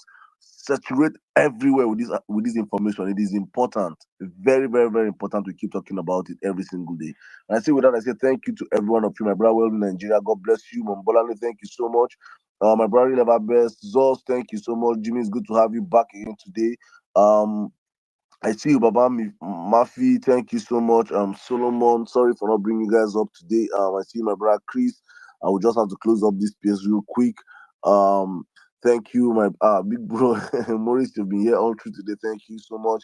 I see the real Omezia. Thank you, my sister Pearls, Tommy of Canada. Thank you, Big Mag, Nonconformist, John Veal, Balactic, Sweet Angel, Anka Dede, Mazi, God's Will, Dr. Bankole, Dr. Mary White, Patience, Kolade, Justice, Olawaski, Fuga, Madonna, Mawakiri, Ariwachi, Dr. O, Akena, Biruki, Lady Liberty. It's good to see a lot of you guys are run away from spaces are back. I think many of you have been waiting for moments like this, and you guys are seeing this happening, and you're back again on spaces. Thank you for coming back. Nigeria belongs to every one of us. Thank you to my sister Lady Liberty for making it Bolanle also for making it possible for us to have Inebe Effiong today on space. Thank you, Dr. AI, God's Will for Nigeria, Oluwumi, Dr. Kells, Odakaji, Dreams, Uzamaka, I see you, Adewere, Chris, Adaigwe is the first one, Tony, Mide, my brother, thank you so much, Thames, Bombastic, my leader, Amoda, Mr. Waleri, Onimale, my brother, thank you so much, Pinky, D-Max, Larry, thank you so much. Ikechuku, Vini XL, every single one of you on the platform today, guys. Thank you so much for coming out today in Australia. I see you. Health is wealth. Chinemeriam, Mr. Peter, Lady Etty. I can't call your names, guys, but it's all love and light from my side. We'll be back, God's willing, same station on Tuesday next week. As we always say on this platform, is for God, for country, and for family. Please stay safe. Have a great weekend, and hopefully we get back our country in the next 7 days. The countdown goes on. God bless you all and have a great weekend. Good.